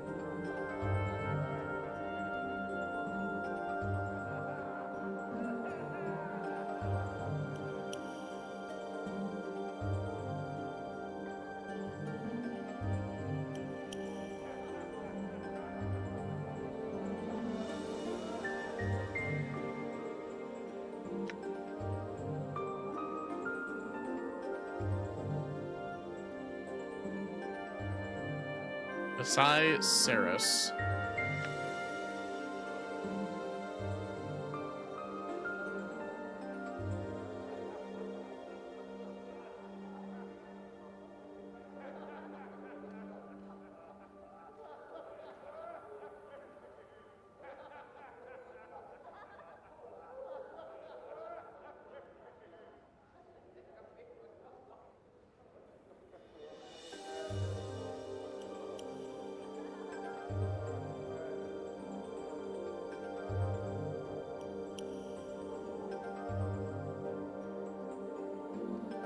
Oh, there she is.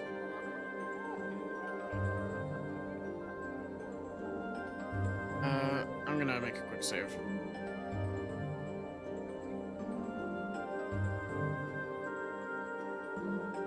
Kasai, are you Ravel's daughter? Kasai suddenly bares her teeth, her eyes narrowing to slits of blazing crimson. What? Where'd you hear such a thing? Just a rumor, that's all. Updated my journal. Ridiculous. I think I'd know if that wicked hag was my own mother. Now stop bothering me about it. Who is your mother, then? I don't know, all right. My father raised me. I never knew her, but I do look like but do I look like a night hag to you?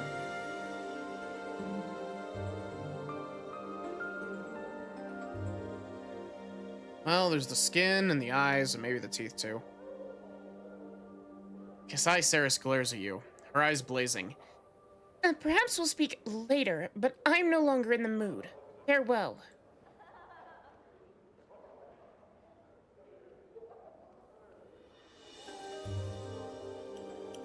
Echo told me.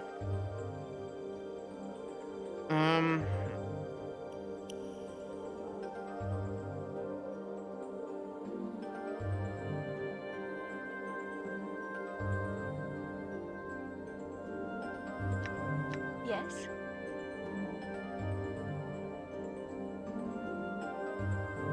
I wanted to talk about our companions. Interesting.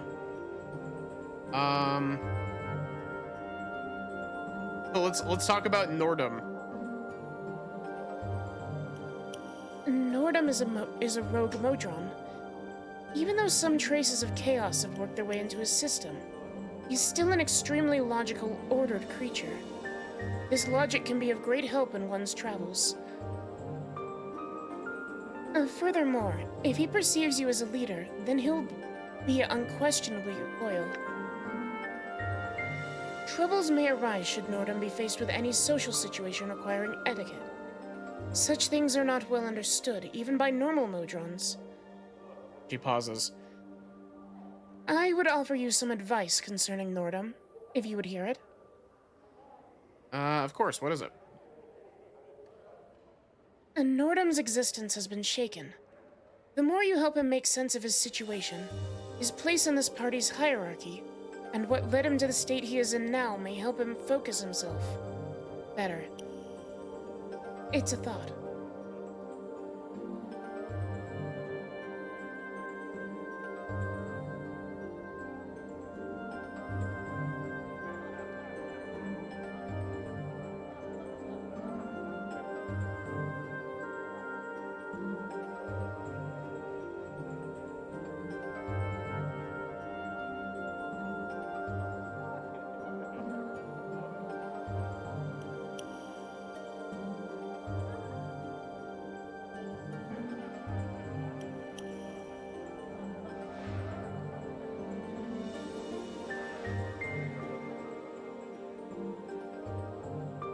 Trying to figure out, like...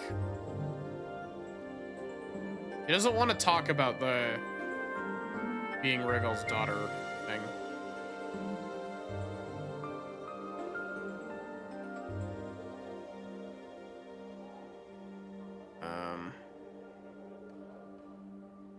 I don't have many dreams, really. For a long time, I had none at all. None at all? Really? Too peculiar. Even Fiends and Deva's dream, you know? So, what are those few dreams about, hmm? Sai leans toward you, eager for a response. More nightmares than dreams. Visions of a black barbed maze and a night hag named Ravel. Sai remains silent for some time. Oh? Oh. Nightmares. I see. That's a pity. It really is. Are you alright? You seem suddenly distraught. I'm fine. Just fine. Thank you, though. Sai smiles at you.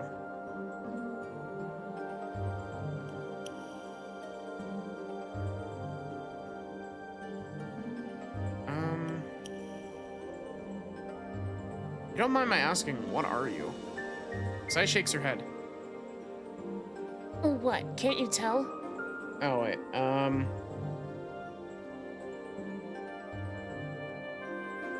Are you Ravel's daughter? Oh.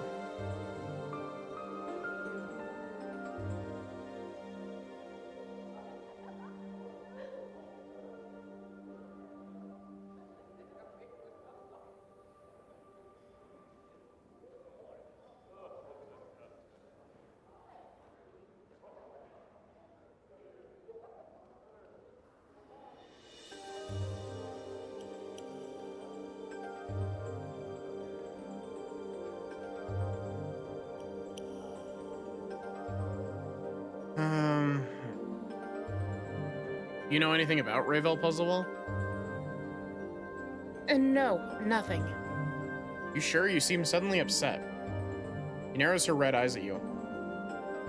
Of course I'm sure. Don't ask me of her again.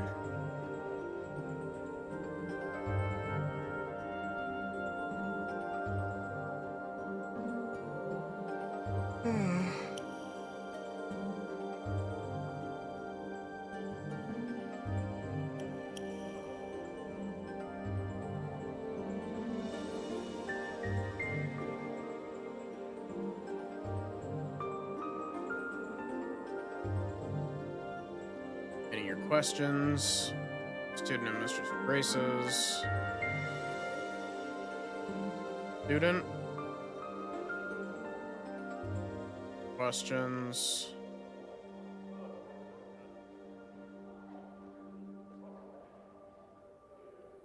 Very lovely eyes. Yeah. Don't be upset, Anna. You're just as lovely. What's that supposed to mean, you pike and... I'm not reading that. Did you think me jealous of this chatty tot, you sod? Anna spits and looks away from you. Sarah shrugs and looks back at you. Why, thank you.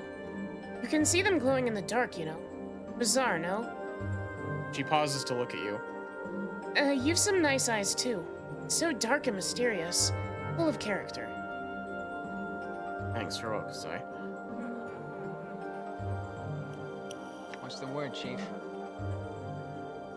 Done.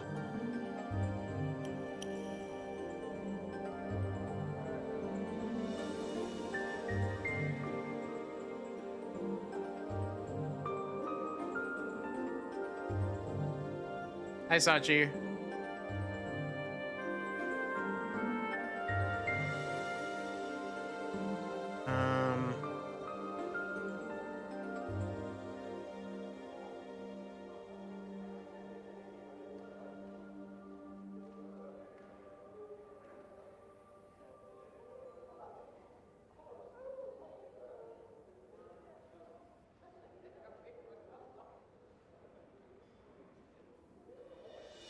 Well, I've been without the ability to speak for so long. Most patrons come to me seeking someone to listen. Someone attentive and capable of understanding them that they could speak to, free of interruption and the like. Now that I can speak once more, I wonder if the time has come for me to move on. I'll leave the brothel and become a sensei. I wish you the best in whatever path you choose. Am I being dumb? Probably.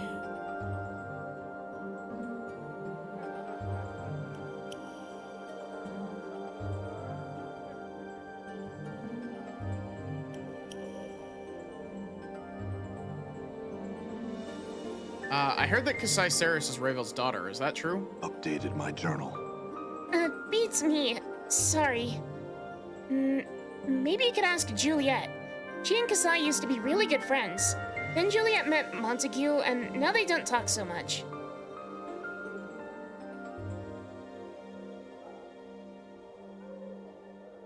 Juliet's in this room?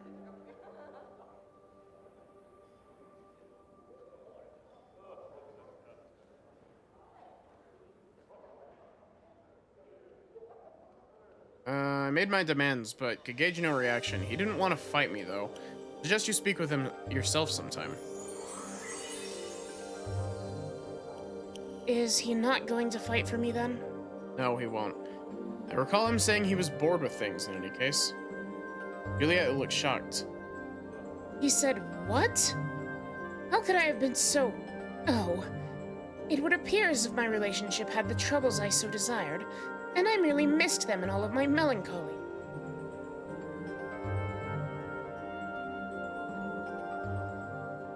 Yeah.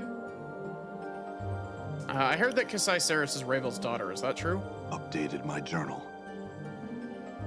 Ravel. I thought I might have heard that name before. I know not the truth of it, but I have heard such a rumor. Thou may wish to ask Kimasi Addertongue that very same question. They are half-sisters, thou see. Are they? Interesting. Go talk to all of the women.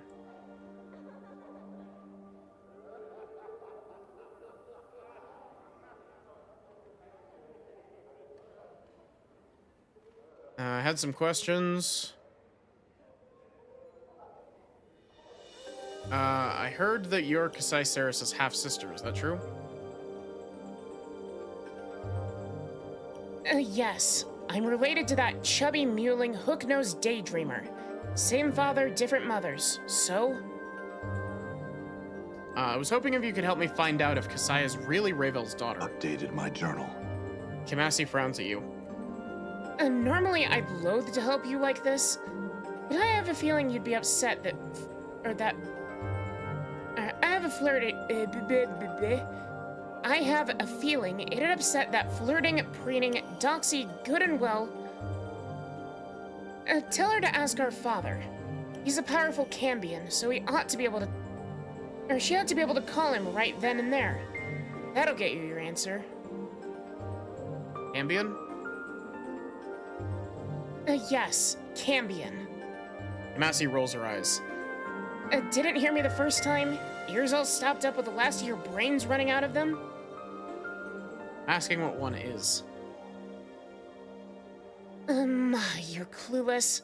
She shakes her head sadly, tutting all the while. A half-fiend, Burke. Sort of like you. You're half dung, I think. You smell of it at any rate. Farewell.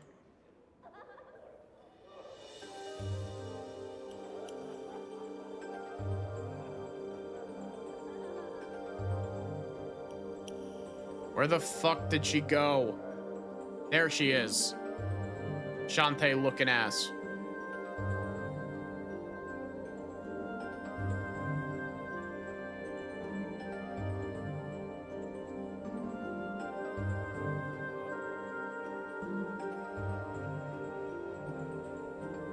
You seem suddenly distraught. I'm fine. I had some questions. Sai, I talked to Kamasi. She told me she's your half-sister and the Ravel's your mother. She didn't say that, but... Sai snarls, her eyes blazing with malice. And that... Hells. How I loathe that woman. Why would you even believe that sort of tripe? She says that you deny it, and in fact may not know it. That it's true. She said you could ask your father, and that he would tell you. Updated my journal. Sai stares at you silently for a time. Give me a moment. She turns from you and begins to mutter softly. The air seems to shimmer around her slightly and fills with a coppery smell, like warm blood. Sai remains turned away from you for a moment before finally coming to face you. I did not want to believe that wicked hag may have been my mother. I've lived long, do not appear to age, and have disturbing dreams sometimes. She shudders. But still, I do not wish to be the inheritor of the evil she caused, nor draw the lady's gaze as my mother did. Such evil things she did.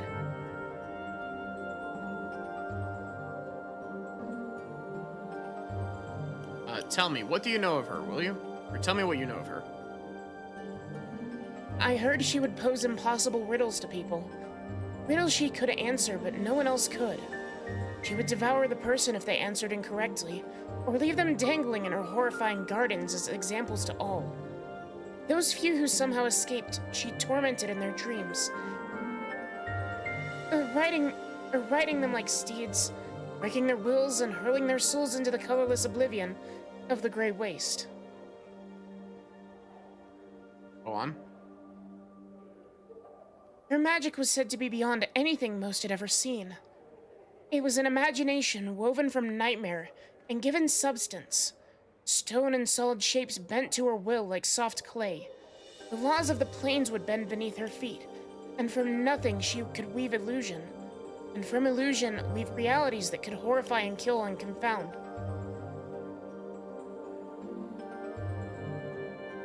On. She was a mistress of all the dark arts. Mistress and a master of them all. She hounded a governor that dared quote Sigil law to her, with shadows that devoured him. All but his tongue, his fingers, and the flesh of his face. She turned mercy killers inside out, and shattered buildings of those who displeased her. Terrible, terrible powers were at her command.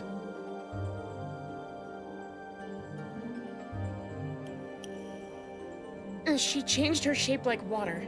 She would use it to destroy some for amusement, steal knowledge from others. She was a monster, like all that's been spawned from the Grey Waste. Go on.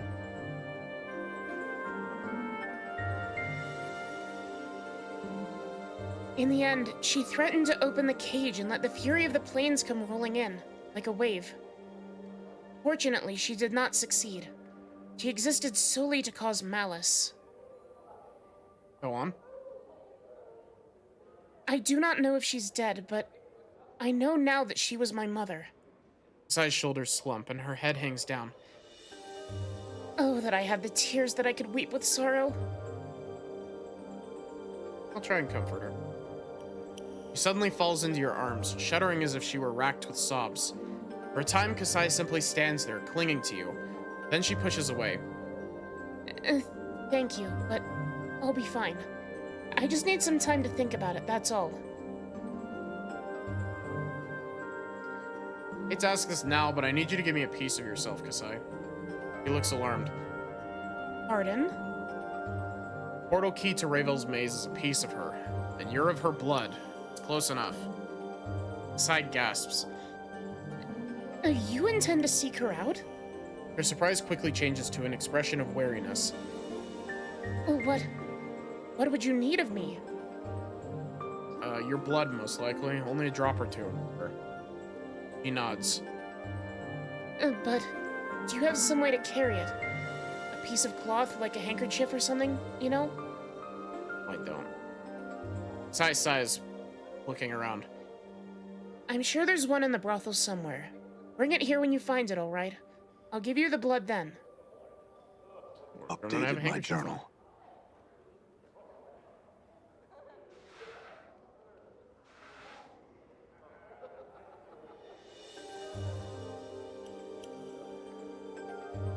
Hi, Delora.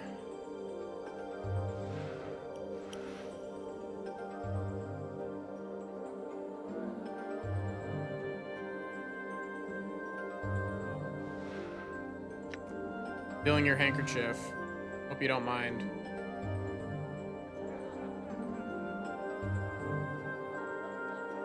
Yes, I have a handkerchief. My journal. Sai takes the handkerchief and gingerly pricks the tip of her finger on one of her fangs. After letting several drops of blood soak into the cloth, she returns it to you. You're placing yourself in grave danger, you know. Even if the stories of my mother are greatly exaggerated, she's horribly powerful and completely evil. Good luck. Yes, so I've heard. Thanks and farewell.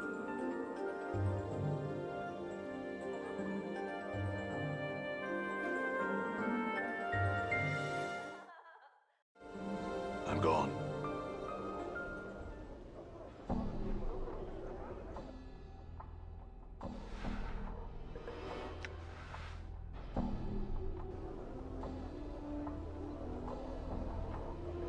Wait, this is the clerk's work.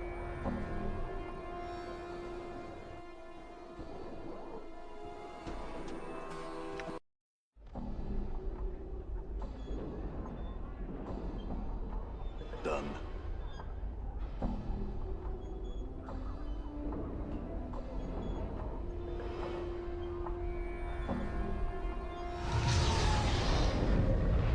Portal detected. All right.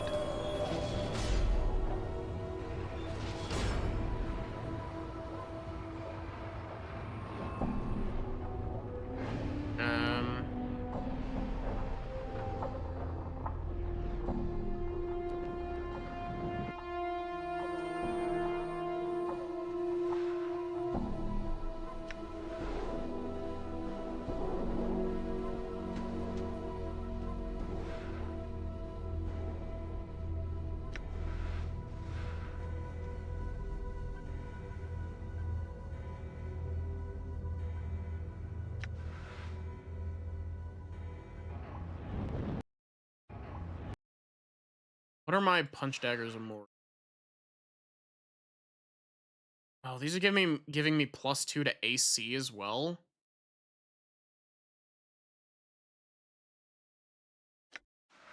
So if I take these off, that boosts my AC back up to 4.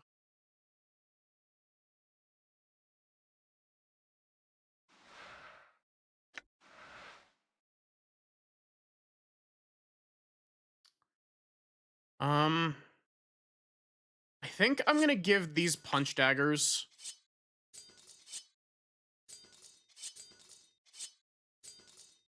to her. I assume it's when wielded. Yeah. Let's give Anna those punch daggers to make her harder to hit because she's easily the easiest one to hit in the party currently, and it's not even close, unfortunately.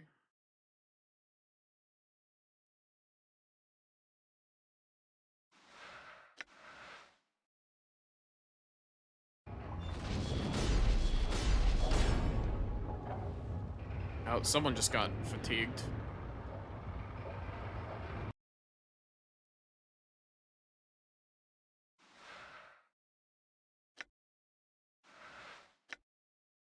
And I'm going to buy... want to double check. Wait, these give 35% resistance to magic in general? Jeez. I am gonna buy these, though. I know that that's like half my money, but we have infinite money.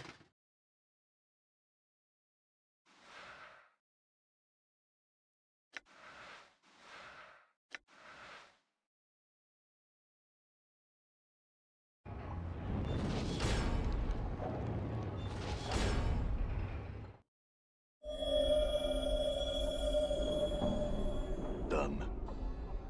Oh wait, I'm like, where can I rest? I can go inside the cube to rest.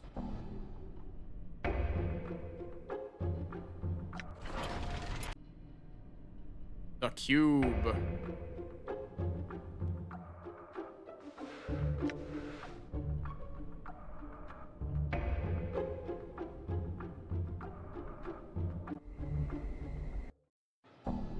Okay, so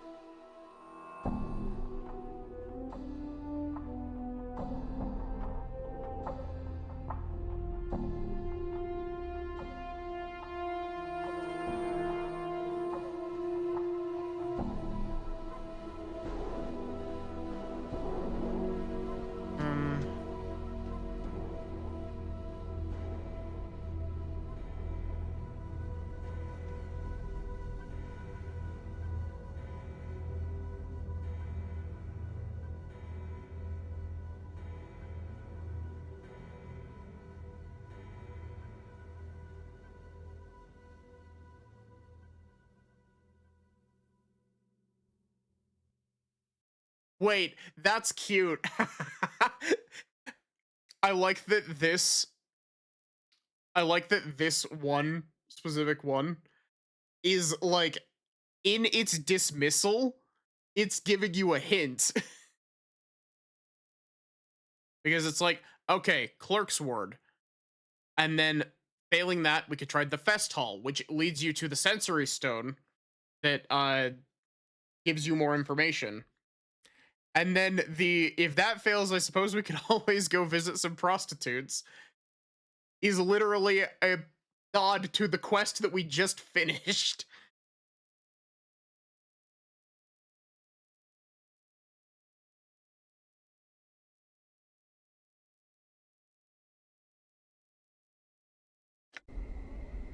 You know what? Let's talk to Morte again. Hey, what's eating you, Chief? Anything about the night hag? Well, she is a night hag. Definitely barmy enough to make you immortal, of all people. I mean, she could have chosen me. Morte rolls his eyes. Still, anyone addled enough to lock blades with the Lady of Pain isn't someone we really want to find. What do you think we should do next? Here's how I see things. Some key and some portal. You know where I can find a portal to her maze? Beats me, Chief. There's tons of portals in Sigil. I say try the fest hall. Doubt it's there, but one of the sensory stones might be able to tell us something. Failing that, I say we forget all this running around to get someone to make us a portal. I'm gone.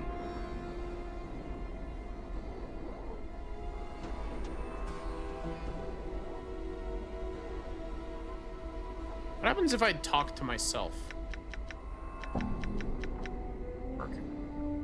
It would be funny if it did, though.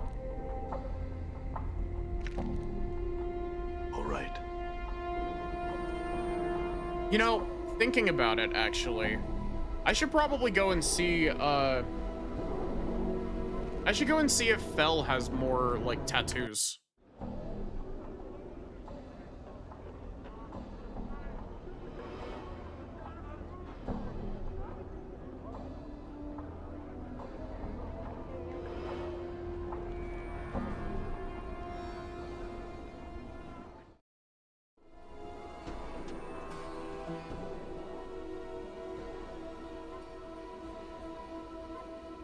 Can I see what tattoos you have?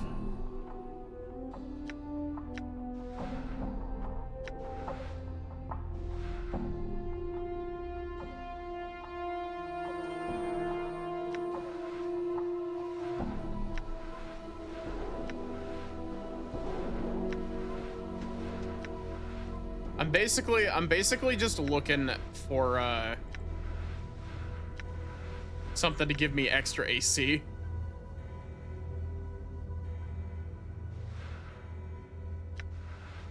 By thieves.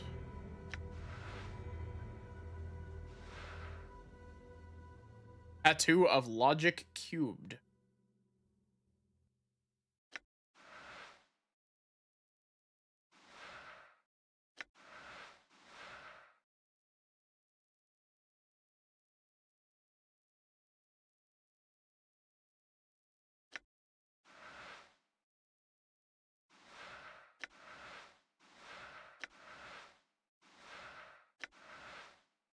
It's one to damage all attacks.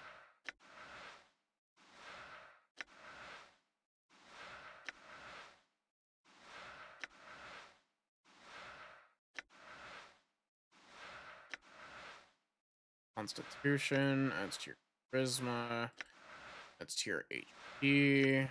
Oh, armor class.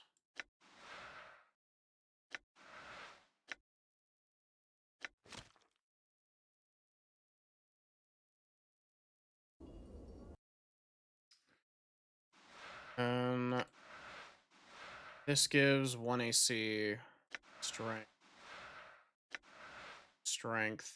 This is increasing my regen rate between fights. I think I'm gonna take this off and equip that. Also, can I equip tattoos on Anna? I can. To know.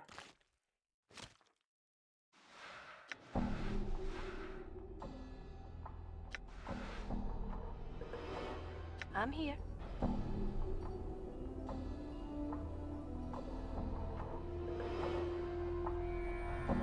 actually gonna buy the other tattoo of warding. Oh wait, I can buy 3 of these? Fuck yeah. Why would I not buy 3 of those? Here, Anna, put on 3 of the same tattoo to take your AC down to -1. So people can actually struggle to hit you now.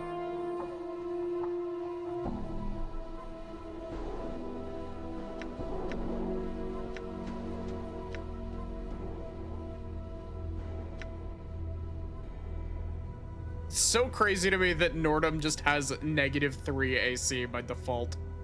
Well, actually, -3 AC after I did whatever I did to him. That was the conversation thing. We could give him AC increasing rings to make him even harder to hit. It's like, okay, here, put on this so you have +2 to armor class, so you have -5.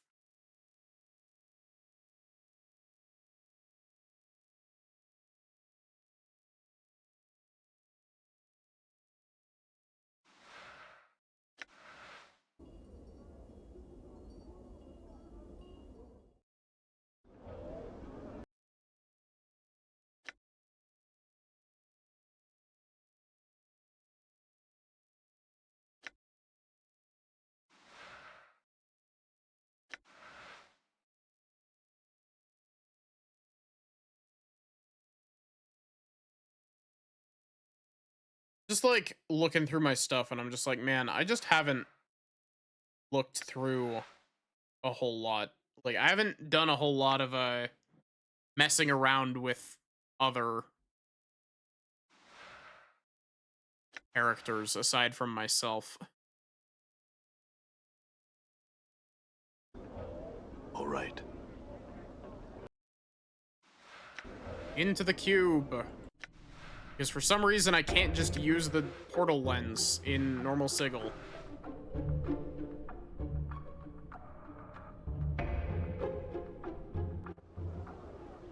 All right.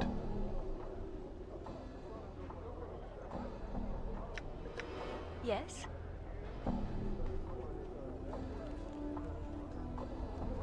Questions about our travels.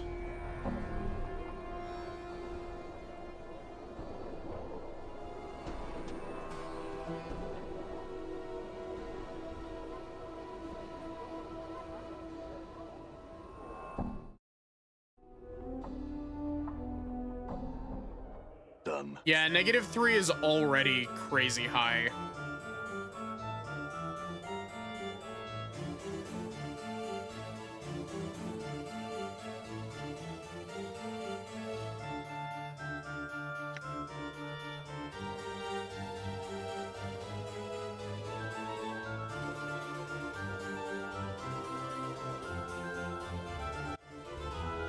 All right.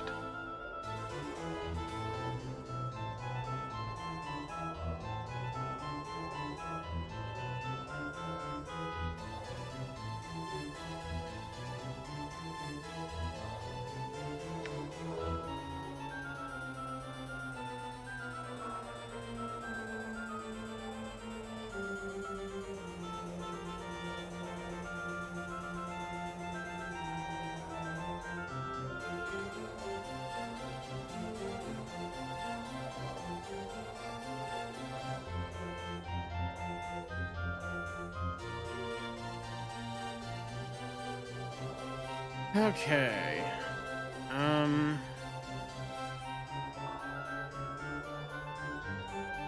Gotta get your bearings. Awake now. Wrong, terribly wrong. Ravel, I returned. I again.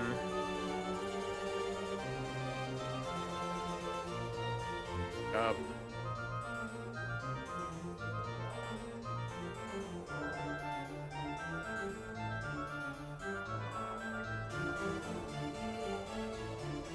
I'm just quickly rereading this.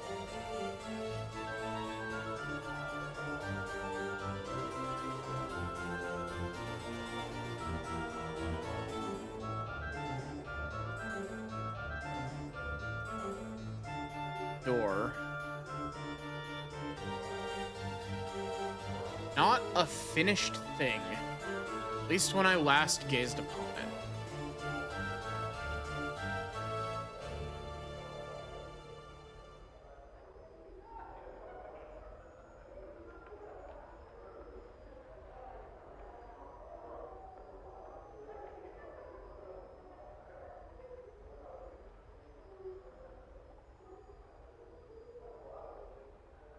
Okay, so I guess we're supposed to go back to the forge?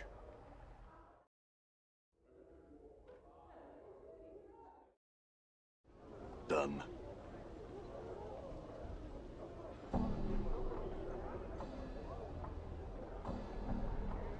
I really do love Nordum's goofy face down here.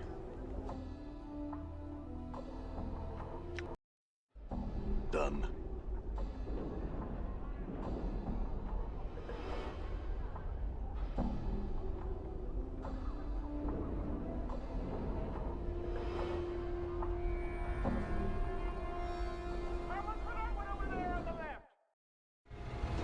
All right.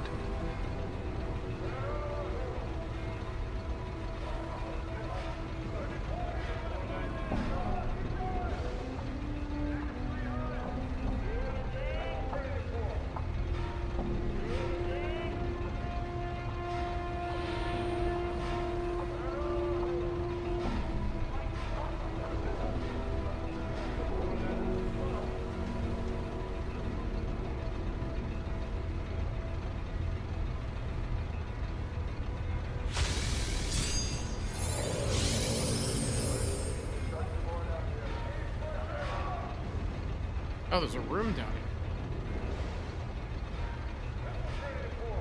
See a wizened old man with trembling hands and a cunning face. He looks you over carefully and speaks. And, have I seen you before? Seem familiar to me somehow.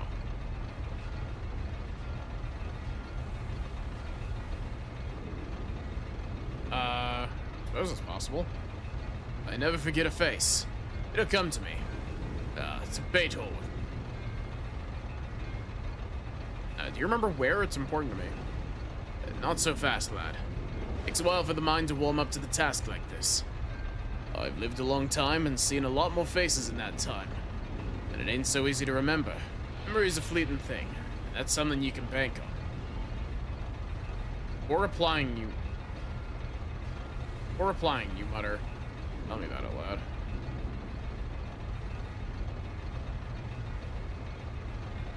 I'm here to pick up an item. Do you have a receipt? You need a receipt or I can't give you anything. Yes, I do. The old man takes the receipt from you and scrutinizes it carefully. This thing's over 100 years old. How'd you come by it? I left it for myself, but I got busy. That's a good one, lad. I'll bet you were just busy. Laughs to himself. Passes over his arm load. Here you go. Treat this work with care, you hear? That I will.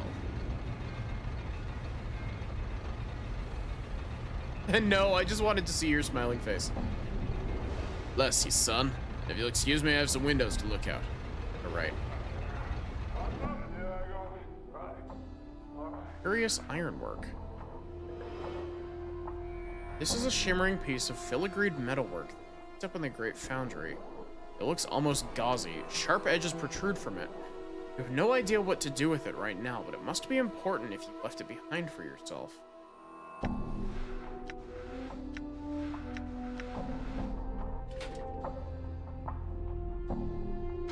You kidding me? What do you mean Dakan is too far away? He's like 6 feet away. Just throw it at him. I didn't mean to give that to Mark.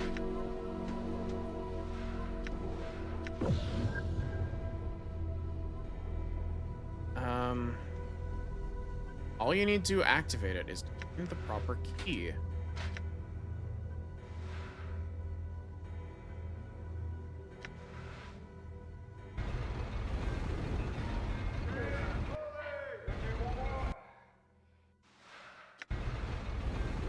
Unfold the shimmering metal and immediately begins crackling with life.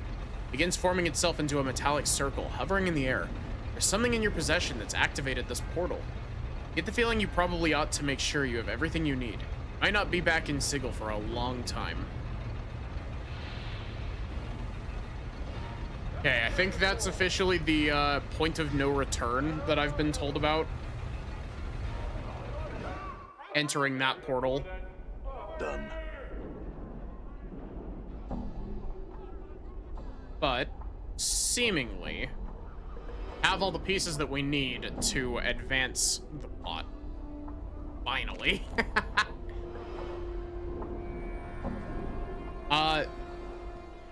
That is going to be where I end off for tonight.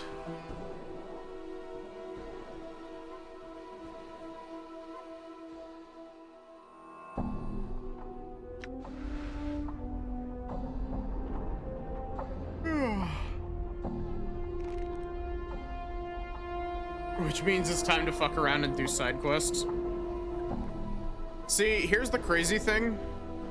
I haven't looked into it too much because I don't want to accidentally spoil myself on shit.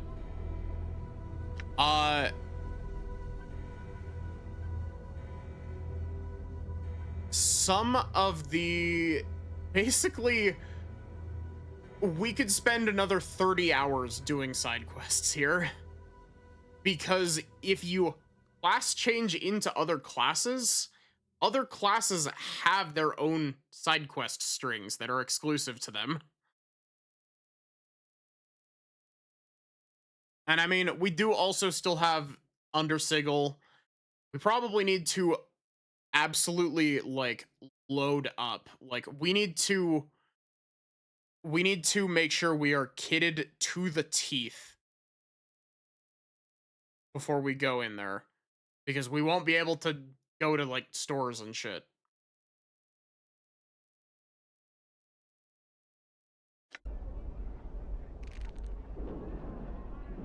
But yeah, we'll see if we'll see if I end up streaming this tomorrow. There's a good chance I'll end up streaming Pokemon, knowing me. I've been very back and forth with this. If you're not over leveled, you're under level. I wonder what the maximum. I mean, I wonder what level we would need Dickon to be in order to cast Mechanist Cannon. Oh, I totally forgot. I totally forgot to do the I totally forgot to do the spell restructuring for race that I was talking about doing.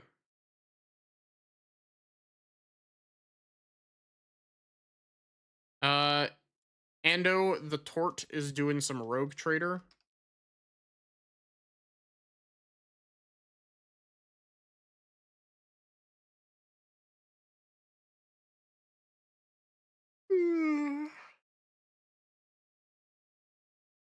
Yeah, there is your raid message.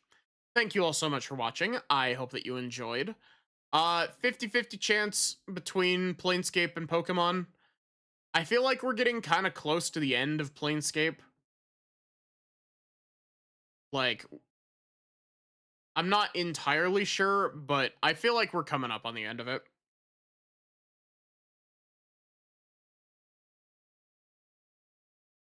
I should probably actually queue up the raid and sitting here without queuing it up.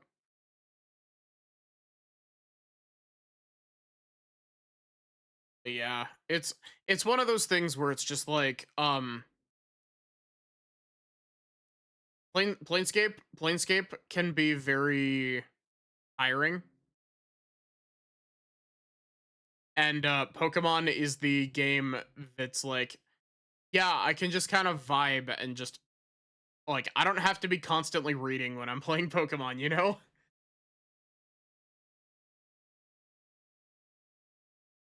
But yeah, other than that, uh